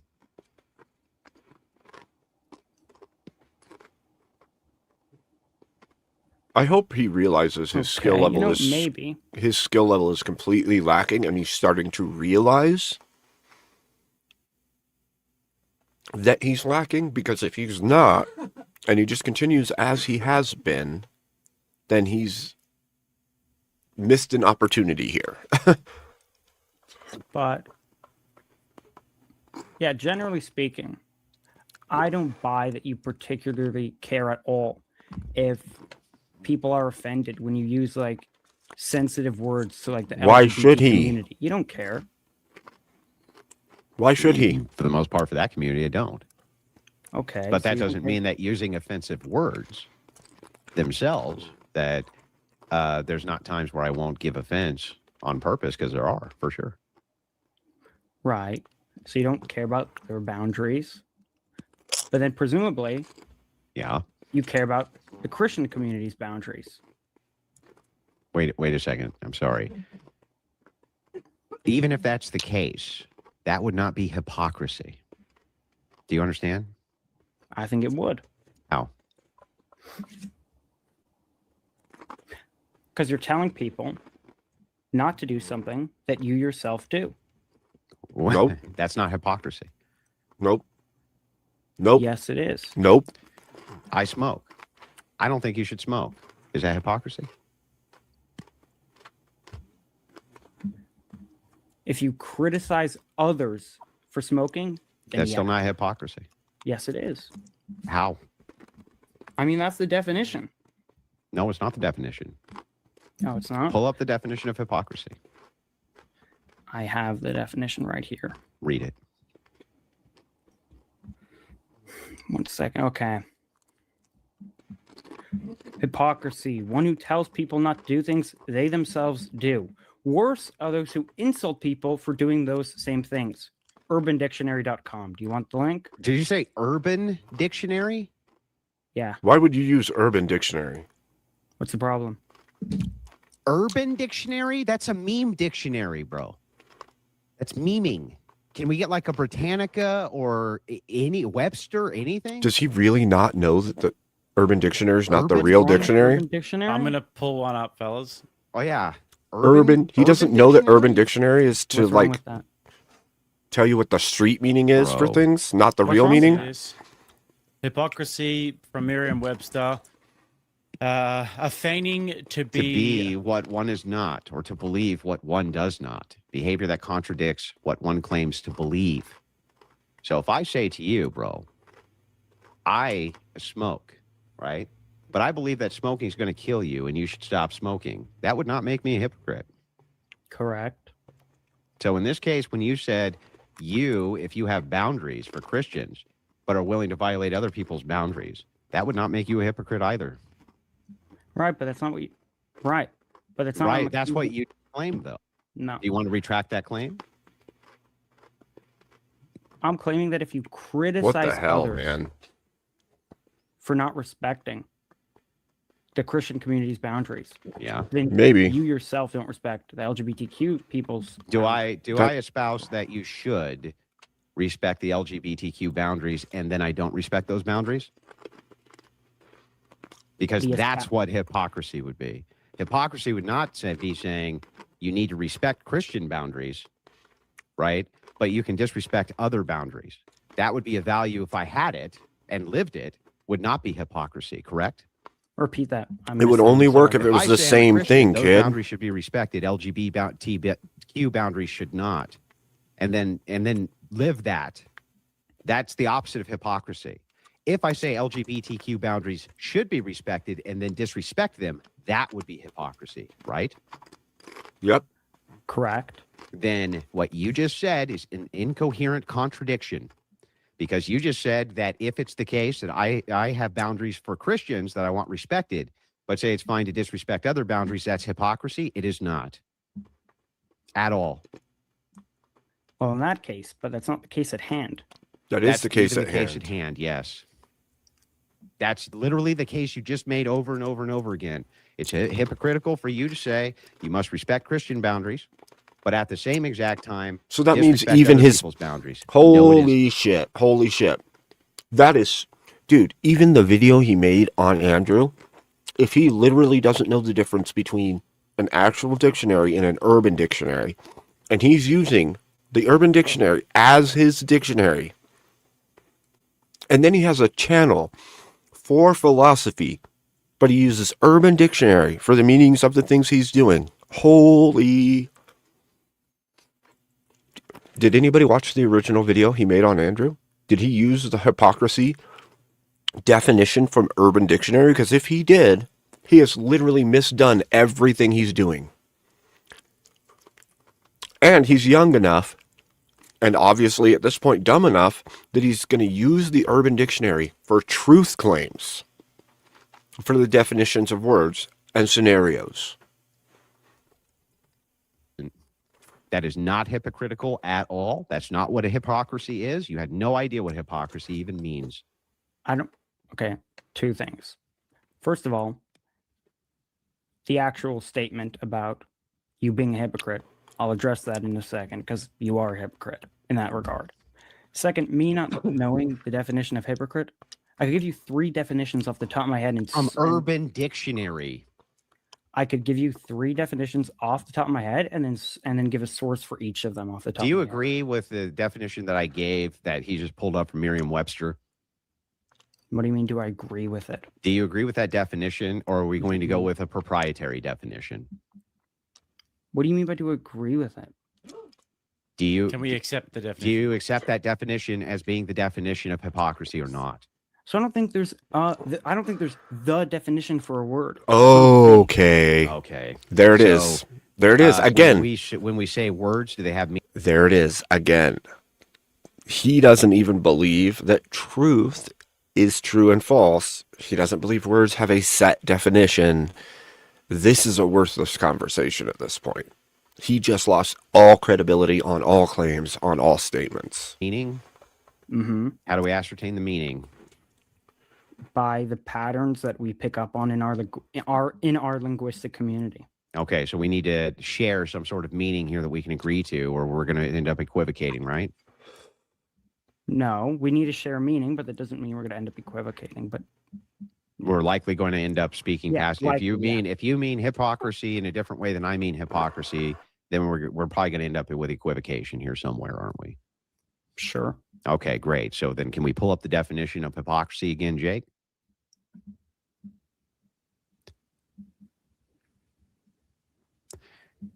I just want to make sure that we can get an agreement with this, Bob. A feigning to be what one is not, or to believe what one does not. Behavior that contradicts what one claims to believe.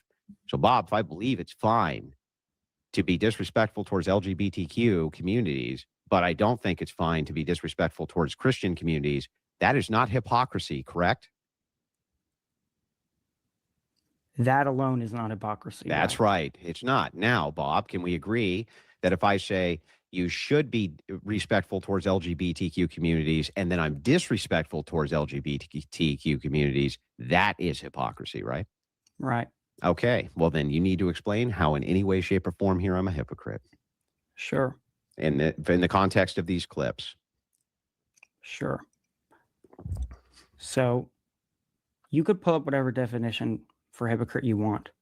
I'm claiming that according to the definition I pulled up, you're a hypocrite. Just quickly, with the Urban Dictionary, Urban Dictionary is more where we go to sort of see the definition of like reverse cowgirl or something like that, Bob, as opposed to. Okay, then, do you accept any definition which is given for hypocrite, including a proprietary one? Why is that relevant? It's relevant because in this case, you're saying that according to the Urban Dictionary definition, I'm a hypocrite, right? Mm-hmm. So you accept that definition as This being is true? wild. This is wild. No. You don't? You don't accept the definition of the word you just accused me of using as being the true definition of the word. Should I sort that out? Yeah, what you mean by that word this? Look, You mean by that word this? You asked me if I accept that definition. Yeah. I don't know what on earth that means. How do you not know what that accepting the means? Definition. I'm saying that according to that definition, whether I accept it or not, you meet the criteria. Do you That's usually wait? I'm curious here. Do you usually accuse people of things using words where you don't agree with the meaning of the very words you're using to make the accusation to them? Like if I say you're a murderer, Bob, and what I mean is you're a thief, that makes no sense, right? If I actually mean, hey, that guy stole a Snickers bar, he's a murderer. Does that sound incoherent to you? Not that murderer stole that guy stole a Snickers bar. He's a murderer. That would be a persuasive definition fallacy. Yes. So the thing is like this definition you're giving from Urban Dictionary is false. You're giving a different definition than I am, which means you're giving a different meaning to the word than I am. Correct, Bob? Sure. Okay. Why is it then that you're saying you accept that meaning? No. I was very clear. I don't know what it means to So what the accept. fuck does hypocrisy mean then, Bob? It's going to depend on what definition we're citing. What do you mean by it, Bob? What the Urban Dictionary states as what hypocrisy is. Which is false. That's what I mean. And That's according not to what it that means. Understanding, you're a hypocrite.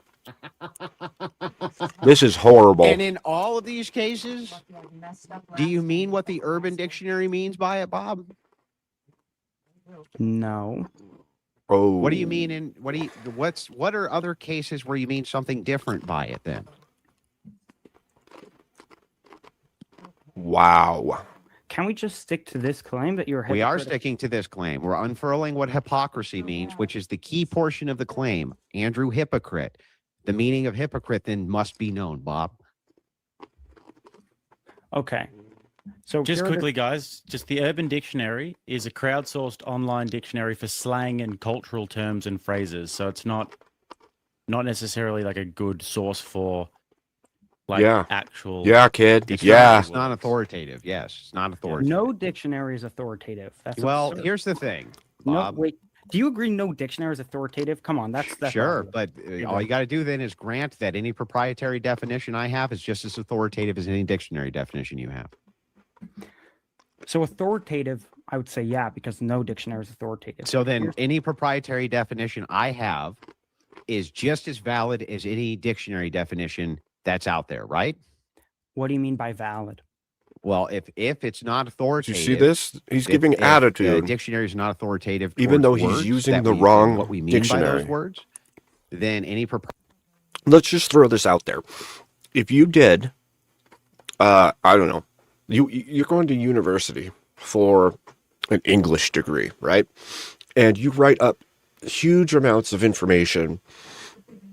You're going to get dinged on every time you misused concepts and words. If you're trying to communicate in, say, a news piece or any form of communication that's using words, and you decide that you're going to use a word incorrectly repeatedly, or you just don't know the meaning of the word, you're going to get those things wrong. They're going to be incorrect. And if you put information into the world in written communication and you use the wrong word, everyone who knows the right meaning of that word is going to not understand what you're writing. So him using Urban Dictionary and then thinking there's nothing different about it or wrong with it, or that it's not, the fact that he thinks it's just as valid as an actual dictionary is a huge, huge problem. Because what we should do is somebody should present to him a word that obviously means something, and then in the Urban Dictionary is so different, like so blatantly different that it's undeniable, like meaning the opposite of, so that he can see the Urban Dictionary is effed. that it shouldn't be used in a general sense. That it can be used to understand when people are using slang and not when they're actually communicating normally. Because at this point, he has screwed himself in like so many ways. Like from here on out, you might as well not listen to a damn word he has to say. That admission that it was from the Urban Dictionary in this debate has made everything he's ever said worthless to me. Proprietary definition that I have, why wouldn't that be equally as authoritative? Meaning it's not authoritative. Nothing's authoritative. No, there's no, okay, got it. Then what I mean by hypocrisy is everybody who has the online handle Bob. They're all hypocrites. You're a hypocrite, Bob, definitionally. Okay. That's what I mean by it, Bob. So is the objection you're making, what's the objection you're making? That what you're using as hypocrisy is not actually what hypocrisy means. That's not what the word means. You use And never Urban has. Dictionary, which, by the way, is literally used for slang. Things like this is not a thing which is referenced for general definitions of words ever. It's for like the word sweet. You don't actually mean sugar, right? You mean like sweet, man. This is awesome and rad. Wait, I want to get something clear here. When you say that the Urban Dictionary is not actually what hypocrisy means, what do you The definition you're using is not what that's not the definition I use for hypocrisy. That's not Or what it anyone means. does. It's not- Okay, yeah, what do you mean when you say it's not what it means? It sounds as though implicit in that statement is that there's some sort of objective standard of meaning. There isn't. Unless There you is. say there is, and I think that's obviously absurd. Do you think How it's do an we find object how do we find meaning for words? This kid. based off our linguistic community and the Yeah. And patterns so we- the more people who use a word in a certain context, we assign that word the meaning of the word. the more people that use the word in the context, That's the meaning of the word. Because it's community based, right? I wouldn't. Like, how are we fucking speaking right now, Bob, and you understand the words coming out of my mouth? How? Because I learned, that's a very simple question to answer. Because I learned the words you're Learnt? using via Learnt? association, Not learned. with other people Learnt. using those words in similar contexts. And now I try when Nobody I speak, learnt. to imitate You learned. the usage that other people in my Holy community crap. employed. Yep. So the Yep. community, This is in worthless. this case, is authoritative on what those words mean. He's What do you mean by he's a authoritative? tard. Well, for instance, if you just started walking around and going, nobody would understand a fucking word you said, right? Mm-hmm. So if they said, that doesn't mean anything, are they lying to you, Bob? Welcome to membership. No. Red Door Woman. Okay. Thank you no. for joining. No, they're not lying to you, right? It doesn't mean anything. It's just gibberish. It's just fucking garbage is coming out of your mouth. So the community here, in this case, would have to have some agreement on what words mean, or they couldn't even communicate with each other, right? They'd have to have a common understanding, yeah. Yeah, they'd have to community-wide disputing that, understanding. though. What do you So if think that's the he's case, saying? what's the community-wide understanding of the word fucking hypocrite? Is it the Urban Dictionary or the Webster Dictionary? That's my question, Bob. So the Urban Dictionary, that's a false dichotomy. No, it's not. Between the two, these are your two choices. Which one would the community, right, give the most Can I take meaning I need to? I need a 30-second break. Give me 30 seconds. Sorry. Uh-oh. Uh-oh. 50 hypocrisy claims, or 30 or 20 or some shit of Andrew is a hypocrite, doesn't fucking know what hypocrite means. He's using the Urban Dictionary as his dictionary. Like, Doesn't know real. what the fucking word means. Hey, Himbo's there. Urban Dictionary, a dumb or naive man who, despite looking like an asshole Chad, is actually sweet, respectful, and kind.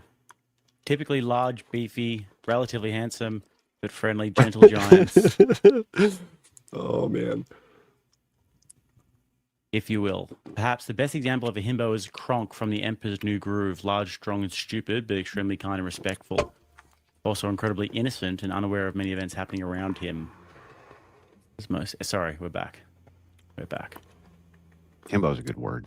But anyway. Yeah. That's what I get called around here, Bob. I get called the bloody himbo. But anyways, carry on. Anyway. So you asked me if I had a choice between like Urban Dictionary or Merriam-Webster. No. I'm asking, based on your community-wide understanding of this word and how it's used, was the definition in the Merriam-Webster that I pulled up more in line with that, or the definition that you pulled up from urbandictionary.com? That's my question. I think they're both in line. No, they're not. Both in line. Yeah. Okay. That's my honest answer.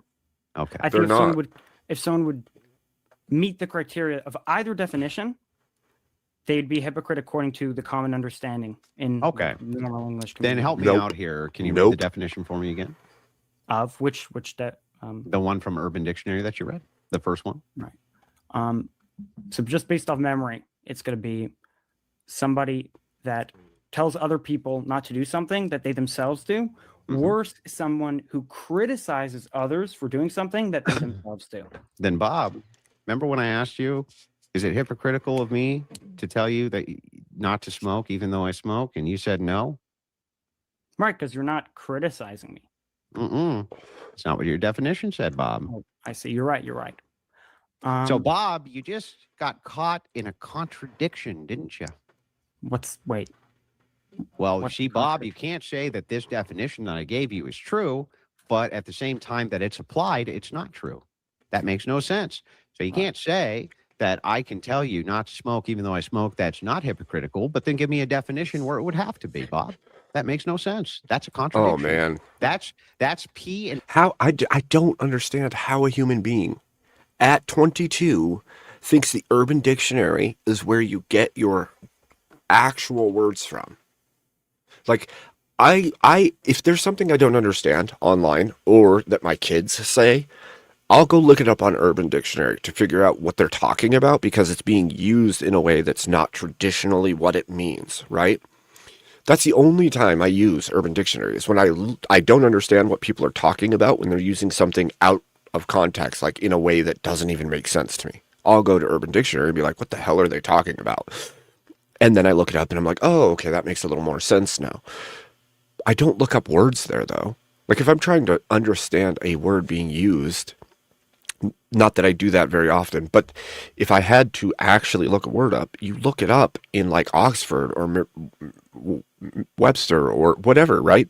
You don't look it up in the Urban Dictionary. So either he literally thinks that the Urban Dictionary is just another type of dictionary, but they're all basically the same.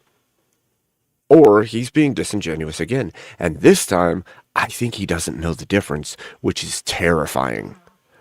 Like, if there is a lot of 22-year-olds out there that think that Urban Dictionary is the same difference as the normal dictionary, we're kind of effed, to be fair. Yeah. Like, yeah, what does it actually mean? And then him asking to clarify, does he agree with that definition? Like, I don't know what that means. Well, because you could define words different ways. Duh. Do you agree with this definition of the word? How does that not make sense to you? Do you agree with this definition of the word? Does he think that all the definitions are the same in all the dictionaries? Or all possible uses of the word are the same? Like, because people could use a word different ways, obviously. Not P at the same time, Bob. It's a proposition and it's fucking negation, Bob. So I don't think that's what I'm doing. It is. I think I would... What you're doing. Repeat what you said. I'm going to try to hone in very carefully on this.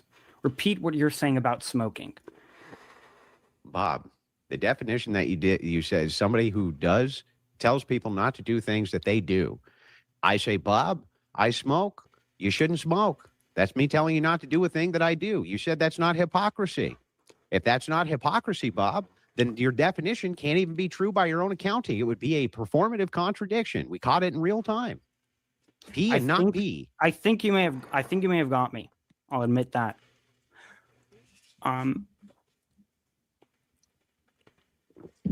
I'm not completely sure. Oh. So when you tell me Mhm. not to smoke, Yeah. let me pull up the definition. Well, here's what I'm thinking right now. First of all, Oh, now you want to look at your own definition? Thought you yeah, had to be memorized. sure. I want to be Gotta have it. Gotta be sure, Bob. Let's make sure. before I respond. I want to say that this is a good criticism. Like I want to get that clear.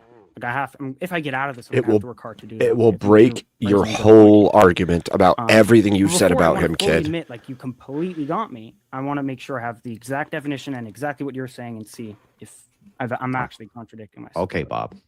Is that not fair? Of course. Go ahead. Is that not fair? You got the floor, bro. Totally fair. He doesn't like the tone. Look at him. He's freaking out over the tone. Is that what? Is that? One who tells people not to do things they themselves do. Yep. Right, and you're to say don't smoke, and then you yourself smoke. So yeah, according to the Urban Dictionary, that'd be a contradiction. Yeah, you're fucked, Bob. That's the end of that, Bob. That's not So, hypocrisy. You didn't actually mean that I'm a hypocrite by the Urban Dictionary definition at all, Bob. What you actually meant was I was a hypocrite by the definition that I gave. And so what's really funny here is that we just Both demonstrated times that I he's can't wrong. be a hypocrite by the definition I gave, also by your own admission, Bob. You're fucked. You're fucked, bro. You're fucking done. That's it. Game, set, and match. It's motherfucking checkmate, Bob. Sorry, bro. When you have moves on the logical chessboard, next time make sure that you play your hard cards better, Bob. And with that, I'm done. Debate's over. What else is there to debate? You didn't even know what fucking hypocrisy meant. And you meant by hypocrisy a thing that can't be true. It would be contradictory. Therefore, every time you reference me as being a hypocrite, You were it wrong. can't be true. So everything in Because his by your video own is false. definition, it would be Everything. contradictory, Bob. Every single time he's used the That's word, it. it's been a falsehood. Game, You set, don't want to hear my match. response? You don't want to hear my I response? Why can't would he? fucking wait, Bob. I can't wait. Okay, here's my response. Oh, it's great. And then we'll go into some super chats after this. First of all, again, I want to emphasize you raised a fair point. But there's a dichotomy here, which is that either I'm going to have to go with the dictionary definition, in which case you do meet the criteria. And I'll just retract what I said earlier, that when you say don't smoke and then you yourself smoke, when I said that you weren't a hypocrite, I was just wrong. So I could retract that. If we're going with the, Are you going to retract it, though, Bob? I'll present the dichotomy, and then depending on which horn we go down, I'll then make my adjustment. Okay. So if we go down dictionary usage, that's what I'll do. And then it just falls out of the dictionary usage. You're a hypocrite. Now, what I prefer to do, and but I he's just wanna make using it very Urban clear that what I'm Dictionary presenting here is not some like ad definition. hoc So it usage still of the doesn't term hypocrite work. To, organize to make it such that you're a hypocrite. I'm using Michael Humer's understanding of how language operates that you could find in the first chapter of this book, Understanding Knowledge. This is the basis for my clarification. If we go with like communal usage of the word, which I think is also fair, I'm going to say you're a hypocrite on that account as well. Wrong. So I'll say you Both pick one. are Are we going to wrong. go with dictionary usage, in which case you're a hypocrite, and all I need to do is take back my prior statement? Or are we going to go with colloquial usage, in which case you're a hypocrite? Which is it? Well, Okay, so Bob, the communist let's do both, stance? 'cause this is fun. Let's start with the colloquial usage. What's that? So, colloquial usage. To best communicate that, I think we give examples, not like necessary and sufficient conditions, as stated by like Humor in this book. Okay. Do you think that's fair? Sure. Okay. Oh my So according to gosh. colloquial usage, I'm going to give like 5 examples Just of give a me hypocrite, one. and then Just say give me that- one or two. Okay. They're very fast, so I could just rattle them off. But yeah, I'm going to say that the pattern of the usage of the word applies to you equally, and it's just going to fall out of that you're a hypocrite according to colloquial usage. So you could go on the, I've done this. You could go on the internet and you could search up like hypocrite example. And here's what you'll find. You'll find someone who tells others not to wear fur, animal fur, but then when it gets cold, they pull out some animal fur jacket. Got it. A boss that tells his employees not to come late, but himself comes late. Makes sense. A father that tells his sons not to lie, but he himself lies. Makes sense too. Somebody that tells others not to cut people in the supermarket, but cuts people in the supermarket. He cuts in front of them. Right. Yeah. Andrew Wilson. So that who tells definition others would not to smoke, but then smokes. that fits would the be a pattern. hypocrite, right? Right. A person who tells their 3-year-old not to drive and then drives.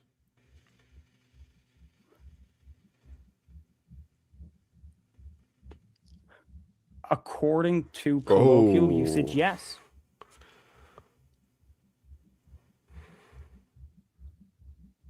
So you think, according to colloquial usage, that people are going to, when I say, hey, man, Fred, you can't let that 3-year-old drive. He's like, well, why not? You drive, you fucking hypocrite. Can you can you help me out in how, in any way, shape, or form, that makes any kind of sense, Bob? Damn. Fractured Okay. mind here. Yeah. I retract that it's hypocritical in that Well, you would case. have to, wouldn't you? Well, then your colloquial usage doesn't make no more sense, does it, Bob? Why? Well, because Because Bob, it's conditional. You just gave a bunch of completely examples, conditional. which is all the examples are you're doing a thing and then tell another person not to do the thing. That's every colloquial example you gave. It also fits the Urban Dictionary definition you gave. And Which yet is not here the we're real telling the person definition. not to do a thing that we ourselves do, and that's not hypocritical. That's another contradiction, Bob. It's So in not the colloquial meaning sense, no, of. it's not a contradiction. It's not? No, not in the colloquial sense, of course not. So in the colloquial How? sense, what makes it not a contradiction? What makes it not a contradiction is that in the colloquial sense, nowhere in the colloquial sense by giving examples do I commit myself to necessary or sufficient conditions. Oh, so while you're it just may- not going to tell me what the fucking word means then, Bob? You're just going to give me a colloquial example and then say, but if you give me the same exact example, that somehow isn't. But when I give you all these other examples, it somehow is. No, it's not arbitrary. It sure sounds fucking arbitrary. Why am I not a hypocrite? Okay, well, here, Bob, let me help you out. If you told a person, right, hey, man, I shouldn't drink and then drive, and you have before drunk and drive, are you a hypocrite? Yeah, that sounds hypocritical. It sounds It's hypocritical. not. What the So hell, then, dude? Bob, why the fuck do schools bring in former drug addicts to tell kids not to be drug addicts? Are they being hypocrites? Why are they bringing in hypocrites to do that, Bob? These people are hypocrites. They did a bunch of drugs, and then they're telling people not to do drugs, and they don't just bring them in for kids. They bring them in for adults and tell them not to do drugs. Those fucking hypocrites. Hypocrite doesn't disqualify you from being able to give good advice. Yes, it You're just a does. hypocrite. Yeah. Oh, Yes. Oh my you're a gosh. hypocrite giving good advice. Sure. So you can be a Oh my hypocrite. That's gosh. We're screwed. You Welcome to could the be a next generation. hypocrite and be a good person. Yeah. good. No, not a good person. In this case, wouldn't you being a hypocrite be good? After all, you yourself, the former drug addict, are now telling people not to do drugs. How could that be anything but a good thing? Your hypocrisy, Bob, in this case, is good. Isn't it? So someone who does drugs tells others not to do drugs, they're a hypocrite, and the hypocrisy is good. Well, I mean, it has to be. If they're giving the advice, they're being hypocrites. But the advice is good. It's the very hypocrisy that makes the advice good, isn't it? What's the objection? The Oh my objection is gosh. that makes no sense as far as what hypocrisy would actually mean, because hypocrisy has a negative connotation attached to it. So if now hypocrisy is positive, that makes no sense. So how could it be that somebody who's addicted to, let's just say this, you have HIV. You tell people don't get HIV. That would be bad. It's real bad to have HIV. How about cancer, Bob? I got cancer. Don't get cancer. That sucks. They're fucking hypocrites, right, Bob? No, because getting cancer is not an action. That's something that AIDS. happens. AIDS to you. is. AIDS. What? You got AIDS from anal sex with a homosexual, Bob. And you tell people, don't have anal sex with homosexuals and get AIDS. You're a fucking hypocrite, aren't you, Bob? Correct. Yeah, fucking hypocrite. So those guys, when they go in and tell their story and it helps other people, right? When they say, don't do this thing that I did, their Holy hypocrisy is crap. now a good This thing, is crazy. isn't it, Bob? This is so Nowhere in wild the to me. definition of hypocrisy does it say that it has to be negative. You're just stipulating that, Only and then because saying you're that using because the of your freaking Urban stipulation, Dictionary, now kid. you're like avoiding the charge of hypocrisy. Well, how do I know when Not a my good argument. hypocrisy is good, Bob? Well, you're calling me a hypocrite. How do I discern whether or not my hypocrisy is good? I mean, that's shifting the goalposts. No, it's not. You're calling me a hypocrite. I just want to know if it's good or bad. Is it good or bad that I'm a hypocrite, Bob? Is it good? That's shifting the goalposts. How? The question is whether or not you're a hypocrite. Yeah, but if I am a hypocrite, if I just granted that, we've now discerned that there's good hypocrisy and there's bad hypocrisy. Bob, which kind of hypocrite would you say I am? The bad kind or the good kind? And then can you tell me which kind is which? Which is the good kind? Which is the bad kind? That's just uninteresting. If you grant that you're a hypocrite, you concede that portion of the debate. What more is there to say? Well, I'm There just diving a isn't. little deeper, one step. I'm just granting it for the sake of argument. This not is granting it crazy. and saying it's This true. is Just so granting it for crazy. the sake of argument. For the sake of argument, If, you if would I do were that, to then the say, argument's okay, I'm a over. hypocrite, you would have to grant that could be a good thing. This is so freaking wild to me. So not only did he take the definition from the Urban Dictionary, and it leaves it open to interpretation so much that a hypocrite could be a uniquely good thing. But not only that, he's unwilling and unable to see that he was wrong in the definition and revise his argument so that he can actually have a good faith discussion about it. And now he's just floundering to the point where there's no meaning behind the word, and it could be good or bad, and even his own video means nothing. Like, this is, first of all, his video did mean nothing because he used Urban Dictionary for the definition of hypocrisy, but now he's unwilling to relinquish it after finding out that it could be good or bad based on the Urban Dictionary's definition. So, good job, kid. You wrecked yourself repeatedly. It's not within the scope of the debate. That's irrelevant. Can you just answer my question, Bob? It is in the scope of the debate. I'm giving criticisms of your video, and right now we're talking about hypocrisy, and I want to know the depths of the word hypocrisy so that we know what the meaning is when you call me this thing. Me asking and ascertaining if it can be good or bad is Yeah, I'm completely learning irrelevant. that. Me asking which I category mean, I of already kind of hypocrisy knew. I fall under seems completely relevant to this debate, Bob. Really doesn't. The point of my video was to show that you're a hypocrite, not whether or not being a hypocrite is necessarily good or Well, bad. you said that it was a hit piece done for revenge, Bob, which means you must be saying it's bad. So if that's the case, how do I fit into the bad kind of hypocrite?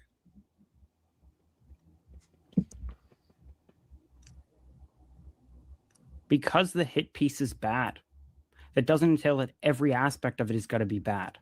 Okay. Can you tell me which parts of the hypocrisy are good? I didn't say it was good. I'm just not making a statement that's uninteresting. It's totally Now he's- relevant. Andrew Wilson, hypocrite. Here's all the hypocrisy. Isn't that a Parker argument? It's just uninteresting. It's just uninteresting. That's not interesting. It's uninteresting. No.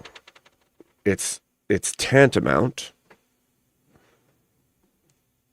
to your argumentation. You've called him a hypocrite. What does that mean? And if you're using the definition you're using, your adversary has just proved that it could mean good or bad. It could mean really good or really bad. And there's no differentiation in the definition that you use. So now you need to actually explain whether or not your video was trying to say he's a good guy or a bad guy. Because, you don't care what words actually mean. You just care what Compton thinks words mean. Say does, but sometimes hypocrisy is good. Sure, sometimes lying is good. Sometimes lying lying is good. Is there any context here in which the type of hypocrite I am is good? Or is it just, I'm I just can always make the same weird shifting goalposts back to you. It's just so irrelevant. Is it? Oh, Andrew, you accuse me of lying. Lying to save Jews in your attic from Nazis is good. So when you accuse me of lying, what's am funny I doing about the this? good lying or the bad lying? Bob, I can even grant that too. I can even grant that argument too and say there's certain aspects of lying which I would consider good. I can even grant it. And then I give you examples of those, right? Like, you lied and didn't tell the serial killer where your wife was hiding, right? I can say, okay, that's good. I could just grant it, right? Now we have a delineation. I give you the examples of the delineations of where it's good. And then I could point to a video I made about you. And I could be like, these lies that you told, those were good lies. And these lies you told, those were bad lies. And I think that would be fair inside of a criticism. So which hypocrisies did I do here, which were good hypocrisies versus bad ones, Bob? Shifting goalposts. How's that a shifting goalpost? It's totally relevant to the video. I'm now completely confused as to what hypocrisy even means, because you claim that a guy who has HIV, who goes in and tells people having HIV is bad, is hypocritical. Nope. Yeah, you did, Bob. You did. Bob, you're lying through your teeth. You literally bit all of those bullets, Bob. Here's what I said. It was slightly different. Oh. You said cancer and HIVs. I said, no, those aren't actions. Those are things that happen to you. But then you specified, you said, a homosexual. Okay, yeah, I'm sorry. You're right. He got HIV from anal sex, and he tells right, people and that's what I said. Don't have anal sex. No, and have, I don't have like HIV. being misrepresented. I don't like that. Then we just clarified it, Bob. You're right. But you admit I'm not lying through my teeth. You admit No, that. you are still lying through your teeth. Bob, fair enough. I'll just say, okay. You are still lying through your teeth. Just for the sake of not omitting that you just said a guy who got HIV from anal sex who tells other gay men not to get HIV from anal sex is a hypocrite. Therefore, his hypocrisy in this case is good. It seems rational and reasonable to me that when you call me a hypocrite, and you've made many, many, many instances of where you call me a hypocrite, for me to ask you for the determination whether or not that's a good thing or a bad thing. And I assume it must be a bad thing, because you said you wanted revenge, and it was a hit piece. So if that's the case, I want to know which of these hypocrisies are bad, or are all of them bad? Yep, exactly. I get that you want to know that, but it's not a claim. But you're not going to tell me. Defend. Okay, that's fine. You don't have to defend it, Bob. Exactly, I don't. No, you don't. I mean, if you don't want to tell me, if you're like withholding the information about whether or not I'm a good or bad hypocrite, I guess that's up to you. You can do that. Holy crap. It's not that I'm withholding anything. It's totally irrelevant. How is it irrelevant? What is this debate about? It's about the video that you made about me, right? Mm-hmm. What questions about that video should be off limits? I don't have a general principle. I still can't get over the fact that he used the Urban Dictionary and is unwilling still to this moment to relinquish that definition. To the point of everything is in such flux that his own argument has now collapsed in on itself, and he looks like an idiot, and he's still unable to relinquish it. Your general principle was you wanted revenge. No, I don't have a general principle about what questions are off limits. What? Then how would this be shifting goalposts? Was my question pertinent to the content of the video? Yes. No. Yes, it is. Hypocrisy is you called him a hypocrite. What is a hypocrite? My question is about the nature of hypocrisy and what type of hypocrite I am. That seems completely relevant to the video. It is absolutely relevant. No, in the video, I made it clear what my goal was, or what the video was trying to do. No, you didn't. To prove he's a hypocrite. Bad guy, right? The motive was no. Yes. The motive was revenge. Uh-huh. Claim that the video was trying to defend was that one, you're a hypocrite, and that two, you're not a good debater.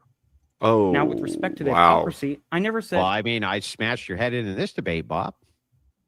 Do you think that's what happened? Yes, Bob. I've caught you in like 4 contradictions that you've admitted are contradictions. Yeah. How does he not see this? Caught me like once. Oh my gosh. at least 2 times, but I think I caught you in more than that. I think I caught you 4 times by my count. Now, I could be wrong. I'm not perfect, Bob, but this was real bad for you. Now, I'm happy. I don't think so. I'm happy with that. I'm sure. Very look, happy Bob, with Bob, I'm sure you do. The Urban Dictionary has another word you should look up. It's called cope. But the thing is like what I wouldn't mind doing is moving from the colloquial sense to the dictionary sense. Can you tell me how I fall under the dictionary definition from Webster as a hypocrite? Sure. But right before that, I want to finish the thing I was saying before I was interrupted. So I was saying, you asked me, how do I determine what questions are on or off limits? And I said, well, I don't have a general principle. I have a case-by-case analysis. And if you were to sit here and ask me, at what time of the day did you find this clip on the internet? Well, that does have to do with my video, technically. It's obviously irrelevant. And if you were to start insisting that I answer that question and then I'm dodging if I didn't, I would just say it's a ship and He's a goalpost. coke It's clear machine. that I need to defend the main thesis of my video. Now, if you want to change my goal or make some very odd specification with respect to one of the things I claimed, I don't need to defend that. And it's not within like the scope of what I need to do. Okay, that's fair. Bob, can I just ask you this? Would it be fair to say that what you mean when you say Andrew Wilson's a hypocrite is that I'm the same type of hypocrite as the man who tells the 3-year-old not to drive the car because they drive cars? No, I think I said that that was not hypocritical. Okay, then You I'm the same colloquially type of did. hypocrite as the drug addict, former drug addict, who goes into a school and tells people not to do drugs. I'm the same type of hypocrite as the homosexual who has HIV and goes in and tells people not to have gay anal sex and get HIV. Is that the kind of hypocrite I am? No. Okay, then what kind of hypocrite am I? I'm not making an active claim about it. I'm just saying you're not those kinds. You're Yeah, not the but what useful kind? Well, what kind am I then? You're not the useful kind? Is that what he just I know said? I'm not, but now I want to know what I Wow. am. So what kind am I, Bob? Haven't given it thought. I don't really care. Yes, you do. So you wait. Yes, you So do. Andrew's a hypocrite. You gave a counter for how many times I'm engaging in hypocrisy, But you you've don't never care given what it kind? a thought as to what kind of hypocrite I am. Yeah. I don't really care. That's ridiculous. This is so Why is that ridiculous. Bob, He's a cope here's why it's machine. crazy. Coping hardcore. Because the definition that you give for hypocrisy is incoherent. On its face, is contradictory, which is what makes it incoherent. And I prove that because with the smoking, now you retracted this. You say, I'm retracting that. I'm just going to change it. That's not actually what hypocrisy is. And then you give colloquial examples, which give the same exact definition, by the way. It's you do thing, and then tell other people not to do the thing or criticize them for doing the thing. That's the same. It's the same shit, right? No. That's not what. Okay, then what does hypocrisy mean again? Colloquially? Sure. Yeah. Again, as I've said about the Michael Humer case and how he explains the implicit rules that govern how we communicate. We can't, when defining words and using necessary and sufficient conditions, we end up obfuscating more than we clarify. So when we speak colloquially, it's not helpful to specify necessary and sufficient conditions. The best way to colloquially communicate what we mean is via examples. So what This is kind of clear. colloquial am I colloquially a hypocrite? Yes. Okay. How? The 5 examples I gave in the video. We could go through them. We just did. So then why you asking me? We just went through a bunch. He still doesn't get that why he's you ask me wrong. how? Like he doesn't So- get that he's flat out I just wanna wrong. Make sure I got this right. From the colloquial perspective, I'm a hypocrite. Certainly. From the colloquial perspective, are you a liar? Have I ever lied, or with respect to the editing of your video? With the respect to the editing of my video. Certainly not. No, not at all. Would it be fair, like, if I said to a person, man, this changes the entire context of what I said, right? This person's lying. Do you think that colloquially people would be like, yeah, that's true? Repeat. If I was like, oh, man, this guy edited out critical context of this video, which would change how people perceive me. He's a fucking liar. Do you think people around me would be like, yeah, that's pretty dishonest? Yes. Then colloquially, you're a liar, right? No. Okay, well, Yes. colloquially, you're dishonest? No. Yes. Then how? Why would? Oh people, my Why would gosh. people agree with me if I What a wasn't dummy. colloquially using it the proper way? What a dumbass.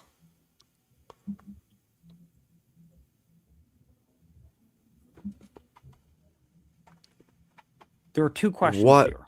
What There's a one question. dummy. Like, this One is dumbassery what at I its am, finest. and the other is, given what you've said about me, what that would seem to make me colloquially. Like, how? With respect to the former, no, I'm not allowed. How? People have the full context and heard my rationalizations for my. This is wild to me. Like, this is freaking wild to me. Like, this is cognitive dissonance at its finest, gentlemen. Ladies and gentlemen, welcome to cognitive dissonance, where something can be thing and not thing at the same time. Congratulations. Interpretation. And then what about the latter? And in the latter case, if you strip my rationalizations out of, you just leave them out. Then you're dishonest. What? Then you are dishonest. Oh, then someone will, given the colloquial understanding of how the word is used, they'd think so, but it doesn't make me something. Gotcha. Yes, it does. That's right. Just like colloquially, you may say I'm a hypocrite, but that doesn't make me one. Right? It would depend on my basis. Well, what's for your the claim. basis? What is it? I told you. No, you What? didn't. Tell me Here's again. a great example. I think this is probably the most clear-cut example I don't think you could escape. Okay. Oh my You were debating with gosh. some weirdo when you told the guy, I don't want this debate to be megally mouth. Answer my fucking questions, and I'll answer yours. Okay. That's how a debate should work. That's what you said. Then very, very clearly, not only in the Danny Parker debate did you not answer questions, but in this debate as well. So you're a hypocrite. What debate? What questions am I not answering? In this debate? Yeah. To give me a question, I'll answer it right now. Whatever it is that you think I haven't answered. What does that matter? Well, if you think I'm not answering questions, I'm willing to answer whatever questions that you have for me. What do you mean? That's just got nothing to do. Yes, it does. Are you not following? No. Okay, so I'll clarify. You're a hypocrite if you set a precedent for a standard, which you did. The standard is answer questions in a debate. So if in this debate or in the Danny Parker debate you didn't answer a question, that would make you a hypocrite. So we're to respond by saying, ask me a question now, that wouldn't determine whether you're a hypocrite in the past, which was my claim. That's very odd. That's a very odd response. He is so lost. This Oh, kid wait a is second. lost. Do you Look, think and that then I'm he makes a intentionally avoiding face. answering your questions? I don't know. I have no idea. I mean, He how hasn't could I be even a asked hypocrite if I'm not questions. intentionally breaking whatever this arbitrary standard is you think I set. Well, in the definition and colloquial usage of hypocrite, it doesn't include you're being cognizant of your own hypocrisy. That's just not part of what it means to be. You would have to be cognizant Well, then to how could I be a espousing hypocrite. a belief and then violate it? If it's the case that I don't even know I'm violating the belief, how could I be? How This could I is be a so hypocrite? so you can't even be blamed for being a hypocrite now. Okay, Very so odd. got it. That makes sense to me. So let's back up then. Let's back up then. Now that I understand this. So if I say you answer my questions and I'll answer yours, right? And then I answer a bunch of your questions, and you answer more of my questions and I answer yours. Does that make you a hypocrite? What is it? Like, well, how many questions need to get answered back and forth for it to not be hypocrisy? How many? All of them? Like, I don't know. I don't know what the threshold here is. Or 50%? You or what? answering my questions. Oh my gosh. This is so confused. Yeah, I'm confused too. I see that. If Do if you? If I lie He thinks he's so intellectual, dude. one time, Look and at then I say 15, 20. Look at the way he acts. He thinks he's super intellectual and that Andrew is not understanding him at all. And in reality, Andrew is understanding him, and the kid is incoherent and keeps getting caught in his own incoherency, but thinks he's so intellectual that Andrew doesn't understand because it's too far beyond him, when in reality, it doesn't make any sense. It makes zero sense. He just keeps making no sense, and then thinking that Andrew isn't sharp enough to follow. And he also thinks Andrew's a terrible debater and that he's not good at what he does. So, like, holy smokes. Makes me, oh man, yeah. Somebody should get this kid more debates. 100 truths. That doesn't undo my lie. Yeah, that's fair, but I'm not disputing that. What I'm asking So, specifically, analogically, yeah, if you're a hypocrite once by dodging questions, and then you, after that,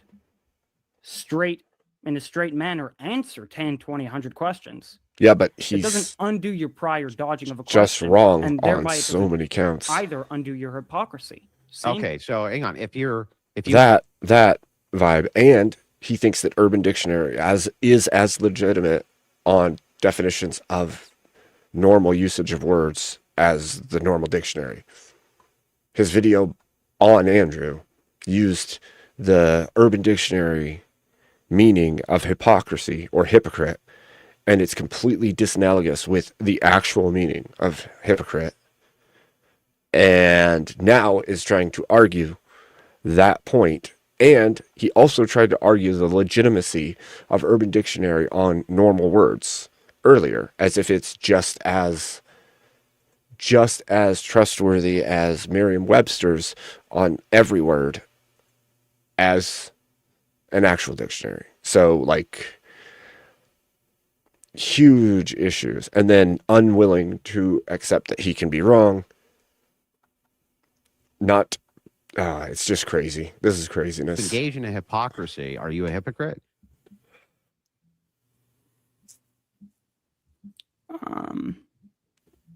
Yeah. Yes. Are you a hypocrite? With respect to?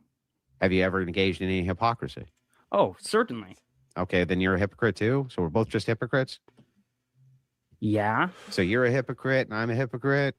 We're Hey, all Jake, are you a hypocrites. hypocrite? Chat, are you guys hypocrites? So we're all just fucking hypocrites. We're all just hypocrites. So then All right, I'm why good. did you go out of your way to say that you're not a hypocrite? That's your problem. That was Well, fucking And here we go. Bingo. He can't separate this boy or this man, this young man, Bob, can't separate an argument from a person.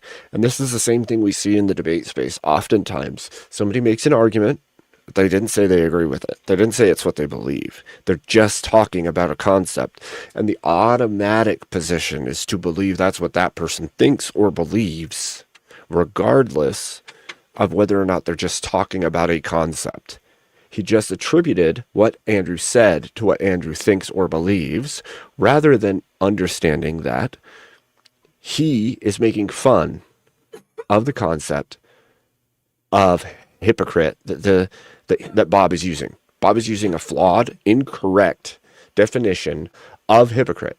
Andrew just proved it and showed how useless that meaning of hypocrite is, and that it's not the right one. And he thinks that Andrew both agrees with him on that meaning and that it's what Andrew believes without ever confirming it. He's tried to do internal critiques, Bob has, but he hasn't done any internal critique because he can't seem to understand there's a disconnect between trying to figure out what something means and what you believe. So I don't have the same definitions here that you do of any of this shit. That's one. Not even in the colloquial sense. That's two. And then three, I don't think if you're a person who's ever engaged in hypocrisy, that makes you a hypocrite. I think that's generally active status, meaning like you're a person like Rob Reiner and you're out there and you're like, smoking is fucking terrible. And then you go behind the fucking, the banister and you start smoking, right? You're contradicting the espousal of the very belief structure in which you're after. So if that's the case, I think you that hypocrisy has some activity to it. Otherwise, it's like you're just saying that you're a liar and you're a hypocrite and you're all of these same things that you're saying that I am. If Andrew's ever engaged in hypocrisy, he's a hypocrite. If Bob's ever engaged in hypocrisy, he's a hypocrite. So we're both just hypocrites. If Andrew's ever lied, he's a liar. Bob said he's lied. Therefore, Bob's also a liar. So we're all just fucking liars and hypocrites then, Bob. So what is the meaningful impact of a video that you make about me being a hypocrite when you're a fucking hypocrite too? What? How is that even meaningful? Here's how it's meaningful. I can't wait to hear it. Because while we're all imperfect and while we're all hypocritical and while we're all liars, yeah, I wasn't foolish enough to go out of my way and make a video as you did, where I specifically stated, I'm not a hypocrite. You did that. You made a response. And what did I say I think a hypocrite is? I think that you have to have an active status in order to be a hypocrite, right? Not having engaged, just like even colloquially, I would say that this is true. If I call someone a liar, that means they're currently engaging in lies, right? Or have recently engaged in lies, or have a very, very staunch pattern of engaging in lying. That's what that would mean if you said that guy's a liar. Okay. Not that guy has told lies in the past, because if that was the case, it would be fucking meaningless to call people liars. It would be meaningless, Bob. You're shifting goalposts, though. No, I'm not. I'm actually engaging directly with what right. you're saying about language here. So I have here's a how- completely different rationale in how I look at these things. I do not believe for a second that your idea of hypocrisy is what hypocrisy is. I don't use the same definition for it. I reject your definition, even colloquially. I don't even think it makes sense. I think it's contradictory. Also, on top of that, Bob, if we use this metric, then all of us are liars and all of us are hypocrites. There's no more bearing anymore. You're just saying you engage in more hypocrisy than I do at that point, or you engage in more lying than I do at that. It's fucking meaningless. That's not what people mean when they say liar. It's not what people mean when they say these types of things, not even colloquially. What do you think a person means when he says that guy's a liar? What do you think they mean? So I want to take the bait here and answer, but I'm not going to. It's not bait. It's not bait. I made the claim that you were shifting goalposts. We're having a discussion around language right now in order to get clarification. That's not shifting goalposts. You're talking about how colloquially you mean a thing. I'm engaging directly with that by asking you if we can apply this standard to other things that people colloquially mean, like liar. When you say that guy's a liar, what do you mean by that? What does that mean? The viewer could skip back and see how you're shifting goalposts. Here's how you're shifting goal. You may not realize it, and that's why you keep not letting me finish. But here's how you're shifting. Because you asked me, and the viewer could go back and see this. If everyone is a hypocrite, then how is it meaningful or significant to make a hit piece against someone where you allege that they're a hypocrite? If everyone's a hypocrite, that's trivial. And I answered that by saying, oh, it's not trivial in the case where someone would go out of their way to say they're not a hypocrite, as you did. Now, you respond to that. That still doesn't give you a meaningful distinction, Oh, Bob. Okay, hang on. I got it. Actually, I got it. That's still not a meaningful distinction, Bob. Make the concession. If the concession is that Andrew's ever engaged in hypocrisy, therefore he's a hypocrite, case closed. I concede that that's true. Oh my God, I agree with that. It is because of cultural relativism, and it's because of all the subjectivity and modernism, postmodernism. It's like no word has any definable meaning. Everything's in shifting state of goo. Anything can be anything. Anyone can be anything. It definitely has to do with that. But the problem is he used the Urban Dictionary, and then he's staying steadfast on this meaning, even though it's shown that it's a performative contradiction. It doesn't give you any meaningful distinction of any kind. So the words are just going to lose their meaning completely. And so you can be a good liar, a bad liar. You can be a good everything. Everything could be good and bad at the same time. And so it's like at some point it almost seems like Bob is incapable of seeing through it, which is terrifying, because if that's true, if it's true that people can be educated to this level at 22 years old and be completely incapable of seeing that they are like so wrong that it will affect their entire worldview, then you've in effect generated extremely defective minds, and that's terrifying to me. And I have a great hope that it's correctable, that you can work through that and fix it. Yeah, and I did mean to say educated, because it's pumped into the mind in ways that stick. They're educated, so to speak, which I would say is like a negative indoctrination to believe these cultural relativistic things, to where things don't make sense at all, but they think it makes sense. Like, he thinks he's making sense right now. He thinks his arguments are smart. He thinks that everything he's saying is coherent. and it's obviously not coherent. All it takes is a cursory glance at what he's saying to realize it's completely incoherent. But he does not see any incoherency in his argument, which is crazy to me, like wildly crazy to me.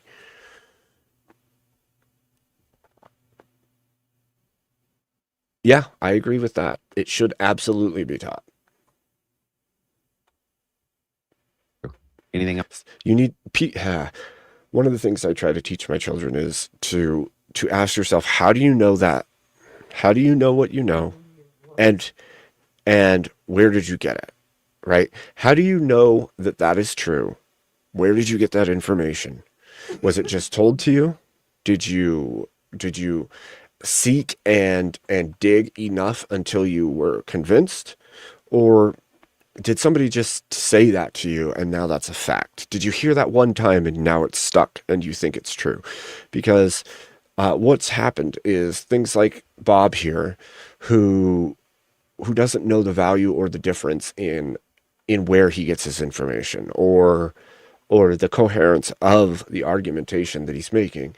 And that to me screams of, I'm not critical of the information that's coming in. Just like the video he made, he's showing all these examples, and the examples don't actually make any sense to the argument. Even if you went by his initial argument, they don't necessarily make sense to his claim of hypocrisy. So it's a great danger to just completely accept and continually accept whatever a group that you trust tells you without ever looking deeper for yourself.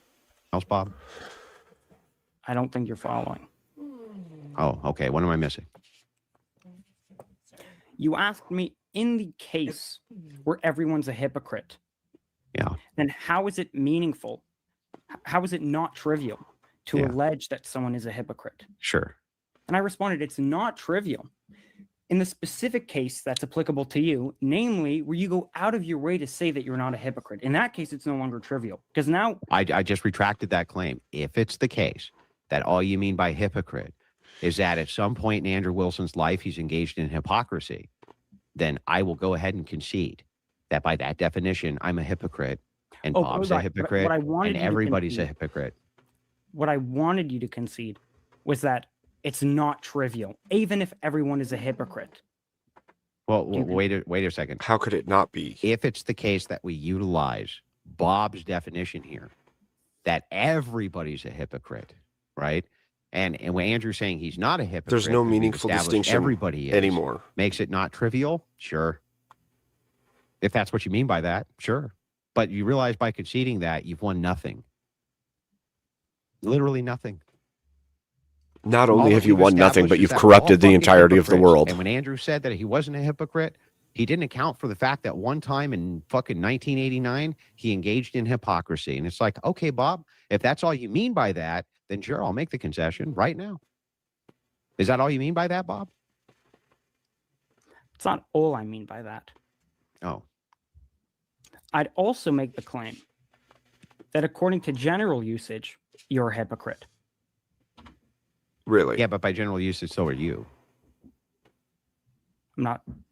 Okay. Two Coke Way, who cares? I mean, if that's the case, Bob, if you just agree with me that we're all we're just back to we're all hypocrites. Like, oh, okay. No.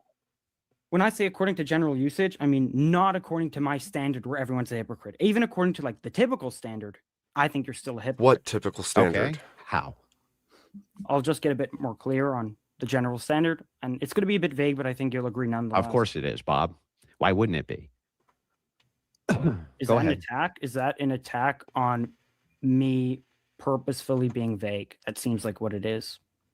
Well, you know, Bob, when you're not very clear with what it is that you mean, and you're being purposely vague because you're afraid that if you gave the actual what you actually mean by these words, at that. You're Child. actually terrified to do that, and I don't know exactly why. 22-year-old Or at least I Do I think. look who like the kind acts of person 13, that's scared to give a 12. clear definition? Yes, you do. Do I look like the kind of person who's scared to give a Yes. clear definition? Yes. I'm sitting here debating you in front of who knows how many people. You've had hundreds of debates. This is like my first ever public debate.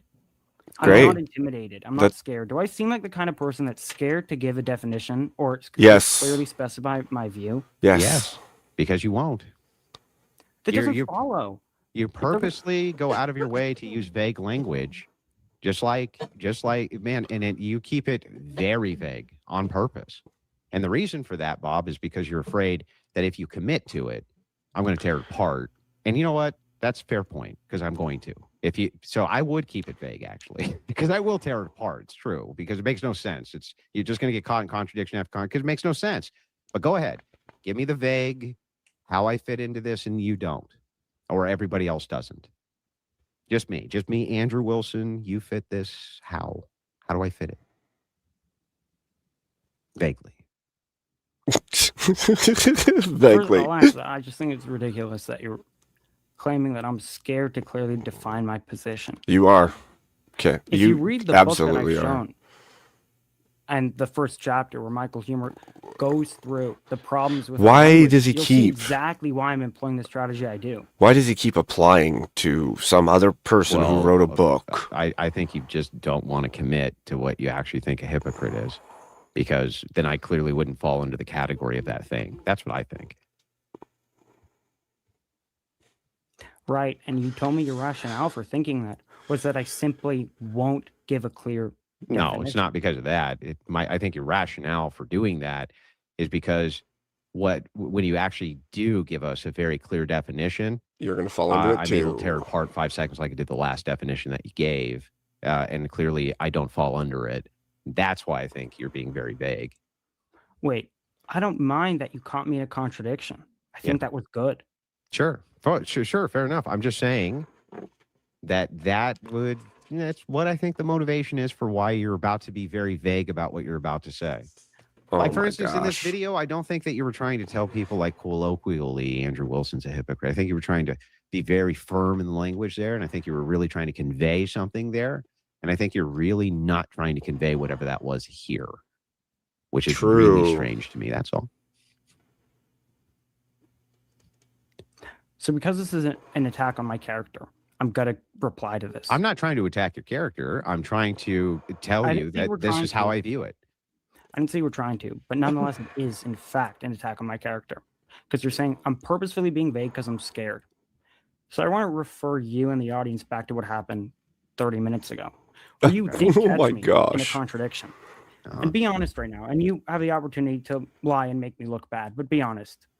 Have most of the people that you debate, will the vast majority of them, when you catch them at a contradiction, just like openly and willingly concede to that? Or do they try to like weasel out and obfuscate? You still have done that too, Bob. I think you need to give me credit. If it's the calmly admitting case, I didn't get hang angry. on. They don't. That's fair. They don't. Unless they're Phil Bros, then they do. Because there's no avoiding it. Like, Phil Bros are, I don't know which Phil Bro group you're a part of, like which online one. I'm sure you're a part of one of them somewhere, some Discord of Phil Bros that you talk to all the time. I don't know that for sure. I'm just guessing, right? But those guys will tear you to pieces. Like, they're gonna be like, bro, what the fuck are you doing? Like, and so there's motivation there to just cop to it, right? Because Phil Bros just tear each other to pieces. That's what they do. I know, I'm one. I am a Phil Bro. I get it. You know, like, I go into the Discords and get torn apart on all sorts of shit all the time. It's good for us, right? It's how we grow in philosophy. I'm just pointing out, like, hey, man, yeah, you kind of have to cop to it as Phil, because that's what they do. They just tear each other to pieces, right? Am I wrong about that? No. You're definitely wrong that because someone's a Phil Bro, that therefore they're going to be more likely to be intellectually honest or concede to a mistake. That's completely not true. Well, we're just talking about experience here. You can't even say that that's completely not true. How many online debates have you had? You just said none. I don't need to have debates to make that qualification. I've watched hundreds of debates, maybe thousands. I'll tell you what. If that's the case, right? You say you watched hundreds and hundreds of Phil Bro debates, and you don't think that Phil Bros are more likely to concede to contradiction than other people? Really? No, I don't. Okay, well, my experience is the opposite. That Phil Bros, generally speaking, actually will concede to contradictions because their community tends to tear them apart if they don't. That's just my experience. Okay. Now I can't, of course, we're just talking about experiences here, but that's been my experience. Right. Should we read some super chats soon, boys? Sure. Yeah. But from the fact that Phil bros are more quick to concede a contradiction, which I don't grant, but if we grant that, that's not mutually exclusive with the reason for them doing that being to some, not entirely, but Well, sure. Logically, no, but experientially, yes. I'm not telling you that, like, logically, this follows from some syllogism. I'm just telling you based on my experience. This is anecdotal, of course, but you asked me something anecdotal. Do you think X? Do I think X based on what experience, right? So I'm just telling you from my experience. Concession, no, but also clarification for one particular group, yes. Right. I'm not disputing that at this point. I'm saying even if I grant that, that's perfectly consistent. That's compatible with the explanation for why Philbro's doing that, being that they're not cowardly people and they tend to be more intellectually honest. No, actually, it would be that they were cowardly people because they're terrified of getting torn apart by their community, right? That's why they're doing it. They're afraid they're going that thing going to happen they don't like. So that would be in line with, like, maybe not cowardice necessarily, but consequences. There'd be powerful motivation there, kind of in line with that. So yeah, I'm not really sure there. But what I will say is this: is like you made a whole hit piece video about me being a total fucking hypocrite, and then when we actually get to the debate portion here, the entirety of it was just you being very, very vague about what you even meant by that on purpose, which is strange because, and here's why I know it's on purpose, is because when you actually did commit to something, it was contradictory. That's why I think it's on purpose. That's what I'm saying. I'll just add that as my closing statement. You can make your whole close, bro. And then he can get super chats. We can end the debate. Go for it, Bob. I mean, it's not. You just said that you think the reason I'm being vague is because when I wasn't vague, you caught me in a contradiction. But like 2 minutes ago, you said I'm being vague because I'm scared. Yeah. Yeah. You're scared of making another contradiction, so he'll shred it. That's yeah. Correct.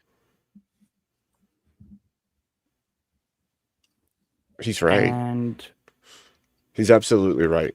Because it's a moment after he caught the contradictions, he started saying things like, I don't want to bite.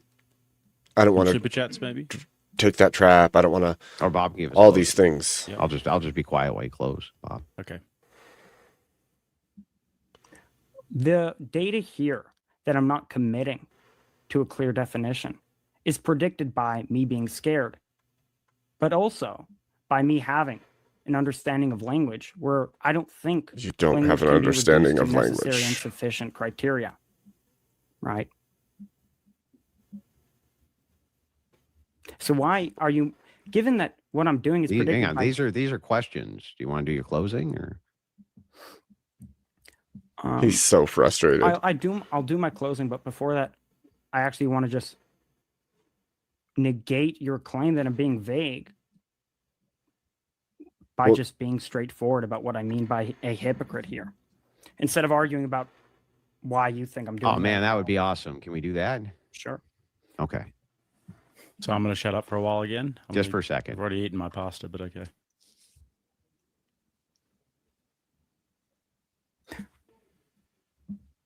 So earlier I said we have two horns here. Either we go with the colloquial sense of hypocrite. Under that definition, you're a hypocrite. Or we go with the definition. But he doesn't say how or why. Just pick saying. The one you want to go with, and I'll specify what we mean, and then I'll show you're being a hypocrite according to that account. Okay, the Merriam-Webster dictionary, the first definition that Jake pulled up. Can you do that real quick, Jake? We're almost done. That definition is like feigning. I recall that it's feigning to be something you're not, or stating to have some certain beliefs. Not quite. And I want to be really clear here to make sure that you actually commit to it. This is good because this is teaching right here. The linguistics of the thing and the semantics is very important. They're very important to me too. Because if he actually that we're very clear here, gets a hold of this, we're not going to do this off of memory. He may actually learn something. something. Off memory. You're not going to commit to it off memory. A feigning to be what one is not, or to believe what one does not. Behavior that contradicts what one claims to believe or feel. That's my definition of hypocrisy. Can you demonstrate how I'm that? Sure. Okay.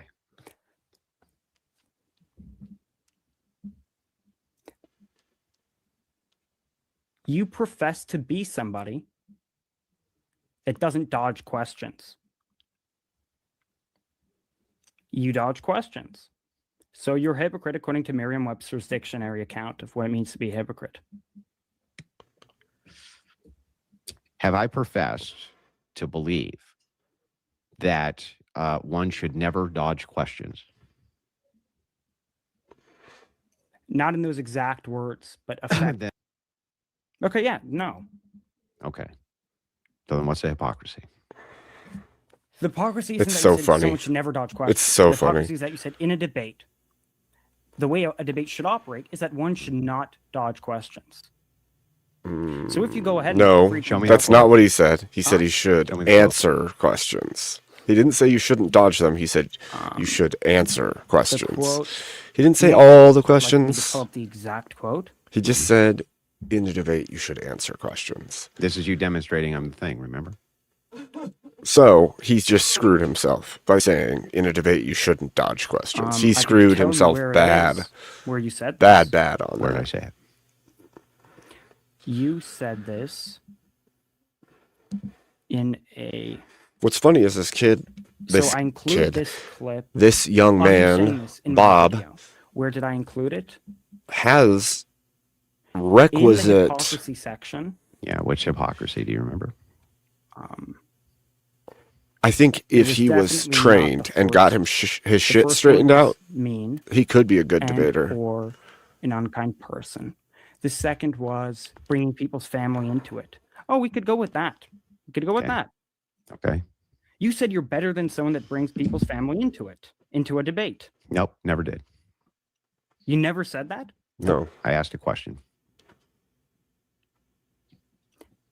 You told whoever that person was, Chuck. Great Chuck. You told Chuck, did I bring your family into this conversation? And then I asked, is that because I'm better than you? No, you didn't ask. You then asserted, Nope. I'll bet it's you because I'm better than you. Bet you $100 I asked it. Is that because I'm better than you? You want to make that bet? Well, we can't bet. It's YouTube. I'm sorry. I'll send a super chat of $100 to your channel. He can't get super chats, can he?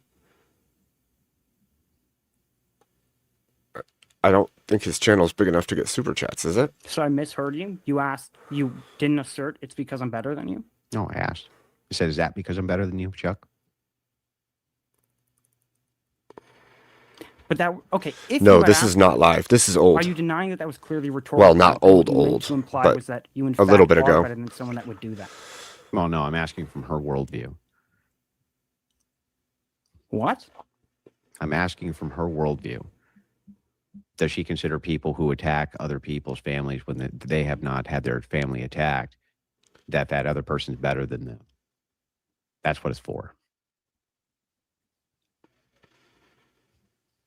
Okay. Yeah. So let's go to the answer questions and debate. I'll concede. But hang on. Let us assume for a moment, I'm just going to be real charitable here, that I'm misremembering this. It's possible, right? That was a long 6-hour debate. I may not remember every aspect of it, or maybe both happened. Maybe I asked, is that the case? And then maybe I affirmed that it is. I think that's right? actually what happened from memory. But even if that's the case, let's just assume it for a second. How would that make me a hypocrite? Right, because you said I'm better than somebody that So? brings other people family into a debate, and then you go ahead and do that. No. In this debate, That's not the claim. well, wait a second. That was the claim. In order for the claim that you're better than somebody because you don't do an action, Mhm. it can't be the case that it's only with respect to that debate, because then it just wouldn't follow. But no, actually, it would follow the best, and here's why.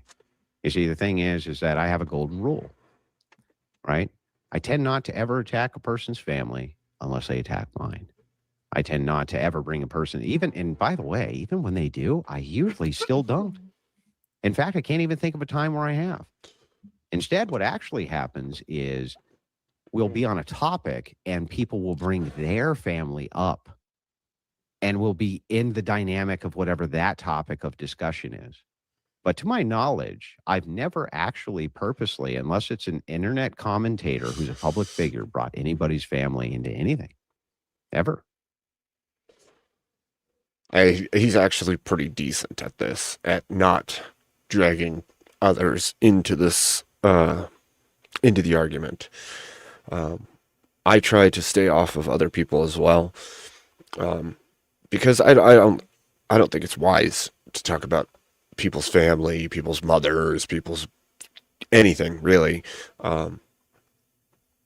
Now, when they bring up somebody in their family, even then, I'm usually just going to leave that alone.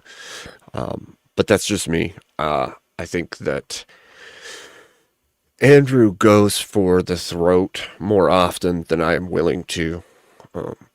Now, that doesn't mean that I won't tear apart a person's ideas or intellect, which he does plenty of as well. I'm just less aggressive about it than Andrew is. I would rather make that person show that they are flawed. And I don't mean like they as a person. I just mean that their ideas, their mentality, whatever it is broken. And I like to stay away from personal shit. I don't even like to insult. Now, sometimes people will insult me, and even then, generally, I won't insult them either. Bloodsport might be a little different, but even then I would rather just stay away from it because I don't know. I think it's something for me that's like, if I don't ever do it, then people know I don't. And I don't know, being above it kind of, I know that sounds weird probably, but it makes sure that I'm not like the mud thrower. I'm not the dirty party. I'm not the one who's doing the insulting and the quibbly type stuff. To be fair, I don't think Andrew generally does any of that either, but I just try to stay away from all of it. And that's not to say that I get it, because I haven't debated for years and years on end. If I did, and I dealt with the leftists as much as Andrew did, there's plenty of cause to think that I would, because I would probably be so sick of them at some point that I would start insulting back. But at this point, generally, I don't even insult back. I just leave it. But, you know, like I said, I haven't had to deal with them quite as much. I don't think it's ever happened. In fact, like even when that stuff was going on with and I would agree with some of the stuff that I got told about, like this specifically, this debate. Like, yeah, he called him a liar. Yes, he tore apart his ideas, but he was very charitable in this discussion. Way more charitable than he is when it's somebody who's like a vehement leftist who's pushing bullshit. He gave a lot of charity, and he was very graceful about it in this one. I mean, he did some poking, but this is like so gentle for Andrew that it's actually impressive. Like, there's a lot of patience in this interaction. I think my guess would be that Andrew wants him to learn to do better, to think clearer, and he was hoping, I can't tell you exactly what he was hoping, but I would have been hoping that he's going to learn from this interaction and do better at his interpretation of the message, his interpretation of the words, all of it. So, yeah, that's true, Smoking Spaceman. I don't think that Bob would have fared very well if Andrew had gone full tilt at all. I think he would have rage quit probably. Oh, Emmett Raid. Thank you, Emmett. I appreciate it. I'm just doing a little interview. No, I'm doing a little review of Andrew and Bob here. And boy, was this a little nutty. Like Oh my God said, a lot of cultural relativism. Oh my gosh, cultural relativism going around. So crazy. All right.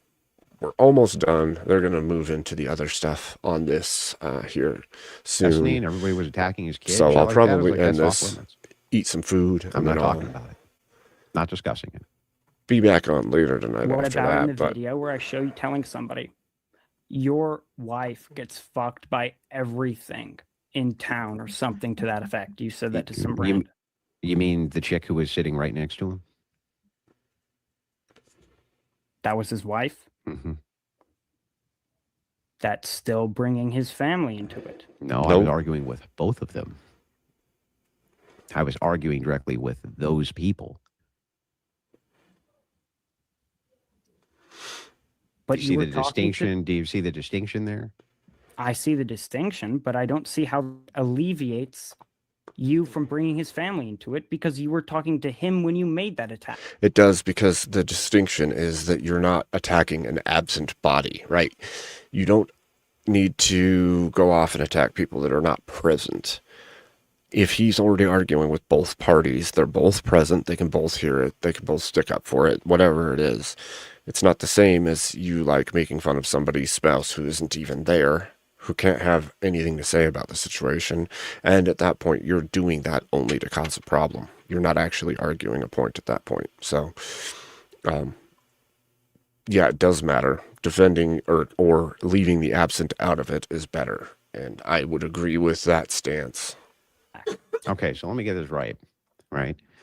When I say I don't go after people's families. Okay.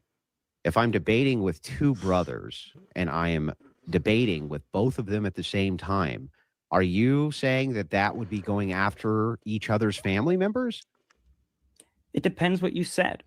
If you were, when addressing one of the brothers, Yeah. let's say brother A, and Yeah. when you're addressing brother A, you say, Yeah. your family's pathetic, as your brother B, who's sitting right there as well, is an absolute loser. That's bringing his family into it. No, it's Now, not. if you call B a loser, That's You're bull. directly, hang on. They're on a team debating with you on a team. You say your partner there just said this fucking stupid ass shit, or he just did XYZ. You think that that's the same thing as trying to attack people's families? what difference does it make if they're there or not? It makes a Okay, huge difference. First of all, let's start with this. Okay. That guy was saying in that clip was that it's good that his wife bangs many, many men on camera because I mean, it makes him a there's lot always of money. that opportunity, Smoking Spaceman. Okay. That was his claim. And she agreed and affirmed the claim. Both of them have now affirmed the claim.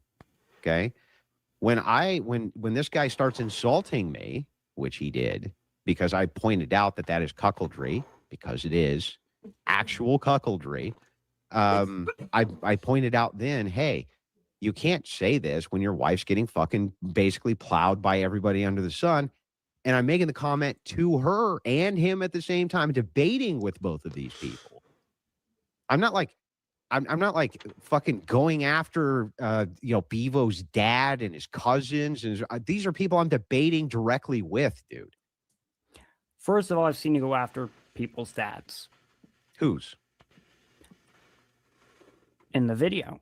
No, I never did. Never He would went ask after how your dad would feel Go about ahead. it. I'll tell you what. Go ahead and finish. Whose dad did I go after? I don't know the person, but I show in the video, a super chat reads, your dads are morally weak men because blah, blah, blah. And you go, yeah, your dads are morally weak men. That's not going after And their what was the family. context for that? Doesn't matter. You just It does claim that you don't matter. bring people's dads into it. Wait a second. He didn't bring them They into brought it. their dads into it. Not Super me. Chat did. Super No, Chat they did. did. You didn't see the previous part of the conversation. They were all talking about what thing? Their dads. And then they explained what their dads had done, right? And then I agreed with the super chatter's commentary after they brought their family members up. He has a with very what the selective view commentary of the said. world, it That's not seems. attacking anybody. They were attacking their dads. they were attacking their fathers. Okay, this is not a good argument. I'll grant they brought their family into it. But that's not the same as insulting their family. Right. They were insulting their family. Okay. There was when you told the people in that room, your dads are morally weak men. One of the women responded, "Fuck you." Yeah, Right. and I don't remember that. Well, it happened. I showed it in the clip. She Yeah, responded, okay. "Fuck you." Well, okay, but is it possible her though, her that when I outrage said, doesn't they are morally change. weak men, right? That I wasn't directing it to everybody at the table. I was directing it probably to the people I was conversing with who were telling me about the stories of their fathers and the horrible things that had gone on between those dynamics. Is that possible? In fact, even likely? Is it even likely? Like, have you ever seen me, for instance, just be like, your dad's a fuck, just out of the blue? No. No, of course That's the not. point. It's ridiculous. But in the course of a conversation, it may come up where people begin discussing their own family. Now, look, it's possible.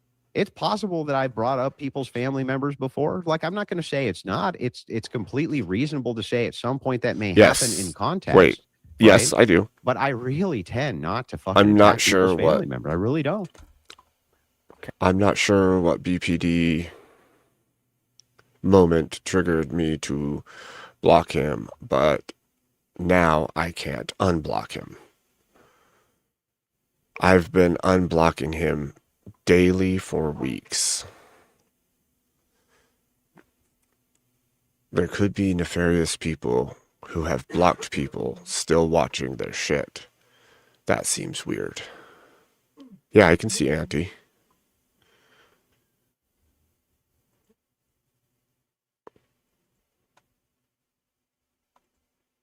Can Abe not see me on this? Yeah, I can. I'm sorry. I'm sorry I didn't respond to that. Yes, Auntie, I can see you. I wasn't paying close enough attention, but I can see your text. Yes.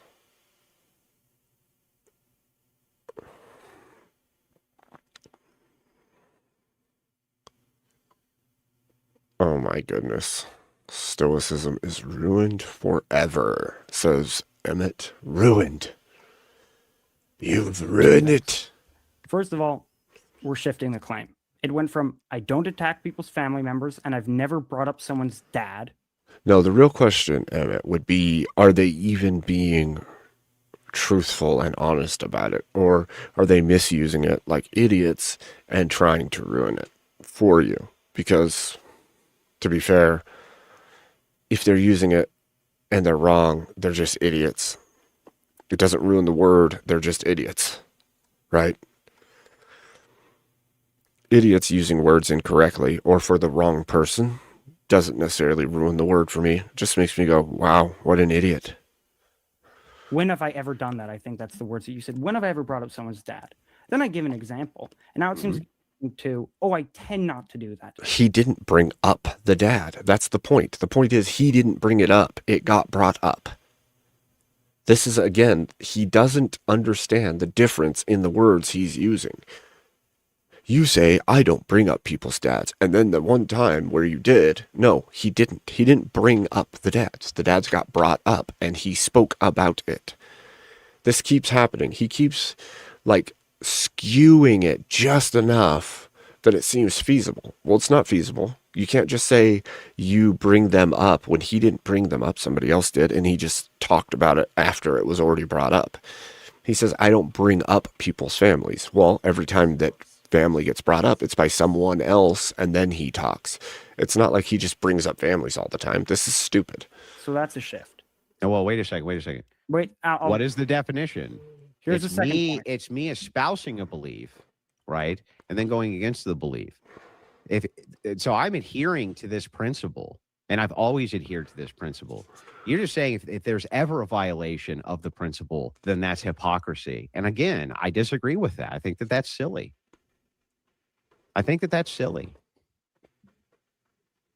It's like, even in the context of this, I think it's silly. It's like, if you bring up your parents and like horrible things that are going on there and this and that, right? And then I make the astute observation of this, I don't think that violates the principle for not doing that at all. You decided to go with the Merriam-Webster dictionary. Yeah. Because it's a real dictionary. I agree. Dummy. On the dictionary's account, Mhm. which was feigning to be, well, let me pull it up exactly. Okay. Feigning, acting, or professing something one isn't. Okay. Yeah, and I'm not professing something that I'm not. You profess to be somebody that doesn't bring people's family members into a debate. He doesn't. You did Well, profess.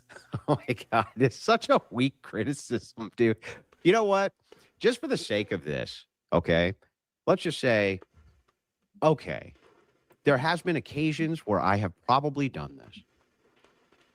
So there's been some occasion somewhere where I have engaged, and this is hypocrisy. Is that it? Is that the totality of the criticism here? Really? Before I answer that, there were some other things I wanted to say that I was cut off and didn't get the opportunity to say. Okay. So, like 2 minutes ago, I said there were 2 points I wanted to make. Made the first one that you're shifting from, I don't bring people's dads into a debate. He Then didn't you shifted to, bring well, I them tend into not to. it. Okay. Second thing I wanted to say, Uh-huh. When you caught me in a contradiction, I conceded. But now I've caught you in a contradiction. No, and you I want haven't. to see if you're equally as intellectually honest. I don't see a contradiction yet. I'll tell you. I am willing to concede to a contradiction. I just don't see one yet. So here was the contradiction. Mm-hmm. You said I don't. When have I ever? In other words, I don't bring people's dads into a debate. I didn't bring their dads into it. They did. Again, like I said, he didn't bring up the family. The family got brought up, and then he talked. There's a difference between bringing up I don't people's think family. that's not how it works. That is how it works. That's what you just said. No, your understanding of what it means to bring someone's family into it is that's it. Okay, I'll give you an analogy. If I criticize myself and go, you know what, I'm short, like I'm a short person, and you respond, yeah, you pathetic midget. Just because I personally attacked myself doesn't mean now it's okay for you to attack me, and neither does it mean that you don't attack me merely because I attacked myself. That's nice, but that's not a case for hypocrisy, Bob. Wait. But so too in the case of someone's family members. Just because they talk about my family members doesn't mean that if you now go and criticize my family members, that because I brought it up, that now therefore you're somehow barred Well, from he bringing didn't- someone's family into a debate. He That's didn't not bring how it up. works. They did. Independent of- Bob, the claim is that I'm not bringing up people's family members. They do. No, That's the the claim. claim was that Yep. you didn't bring them into a debate. No, he said he doesn't bring them up. If someone brings their family members into a debate, the point That's of not it- me bringing them into the debate, right? Right, Bob? if you say nothing. But if you then go What? and Oh, it doesn't matter if I say something. Who brought them into the debate? Yeah. them and you, No. once Just you them. make the attack, Nope. No. No. Just them, Bob. Just them. They brought it in. until you make an attack. No, they've No, opened the Bob. door. No. If you demand that I know critical information about your family member, like, oh, my family member, he raped a woman, and I say, oh God, he's a rapist, right? That is not me bringing your family member into a debate. That's you fucking doing it, Bob, not me. Yep. Bob has a I don't skewed. see- This I is don't the see relative. contradiction. I don't This- see it, Bob. This is I'm the willing to talk relativism. about it. Time. This is to the get to relativism some super showing chats, through. Fellas, have enjoyed the back and forth, but there's never a good time. It's for this total sort of stuff. It's a relativism, riveting dude. Debate, but Yeah, you I seem said- really thrilled. Okay, go ahead. All right. DPG thing came in with a big 100 saying, All Bob, right. That's where I'm going to end it, I think, ladies and gentlemen. I am probably going to make some food, do a few things, and I'll probably be back on for VK in a little bit here. Thank you all so much for coming for this review of Andrew versus Bob. I hope you learned not to use the Urban Dictionary for all your definitions today, because it ruins you. It ruins you. And don't ruin words for Emmett either, okay? Just don't do it. It's not nice. Anyhow, thank you so much for being here with me through this really wild roller coaster of odd argumentation. Let's see. I got to figure out where I should send you guys to. In the meantime, who is even around? That's the real question.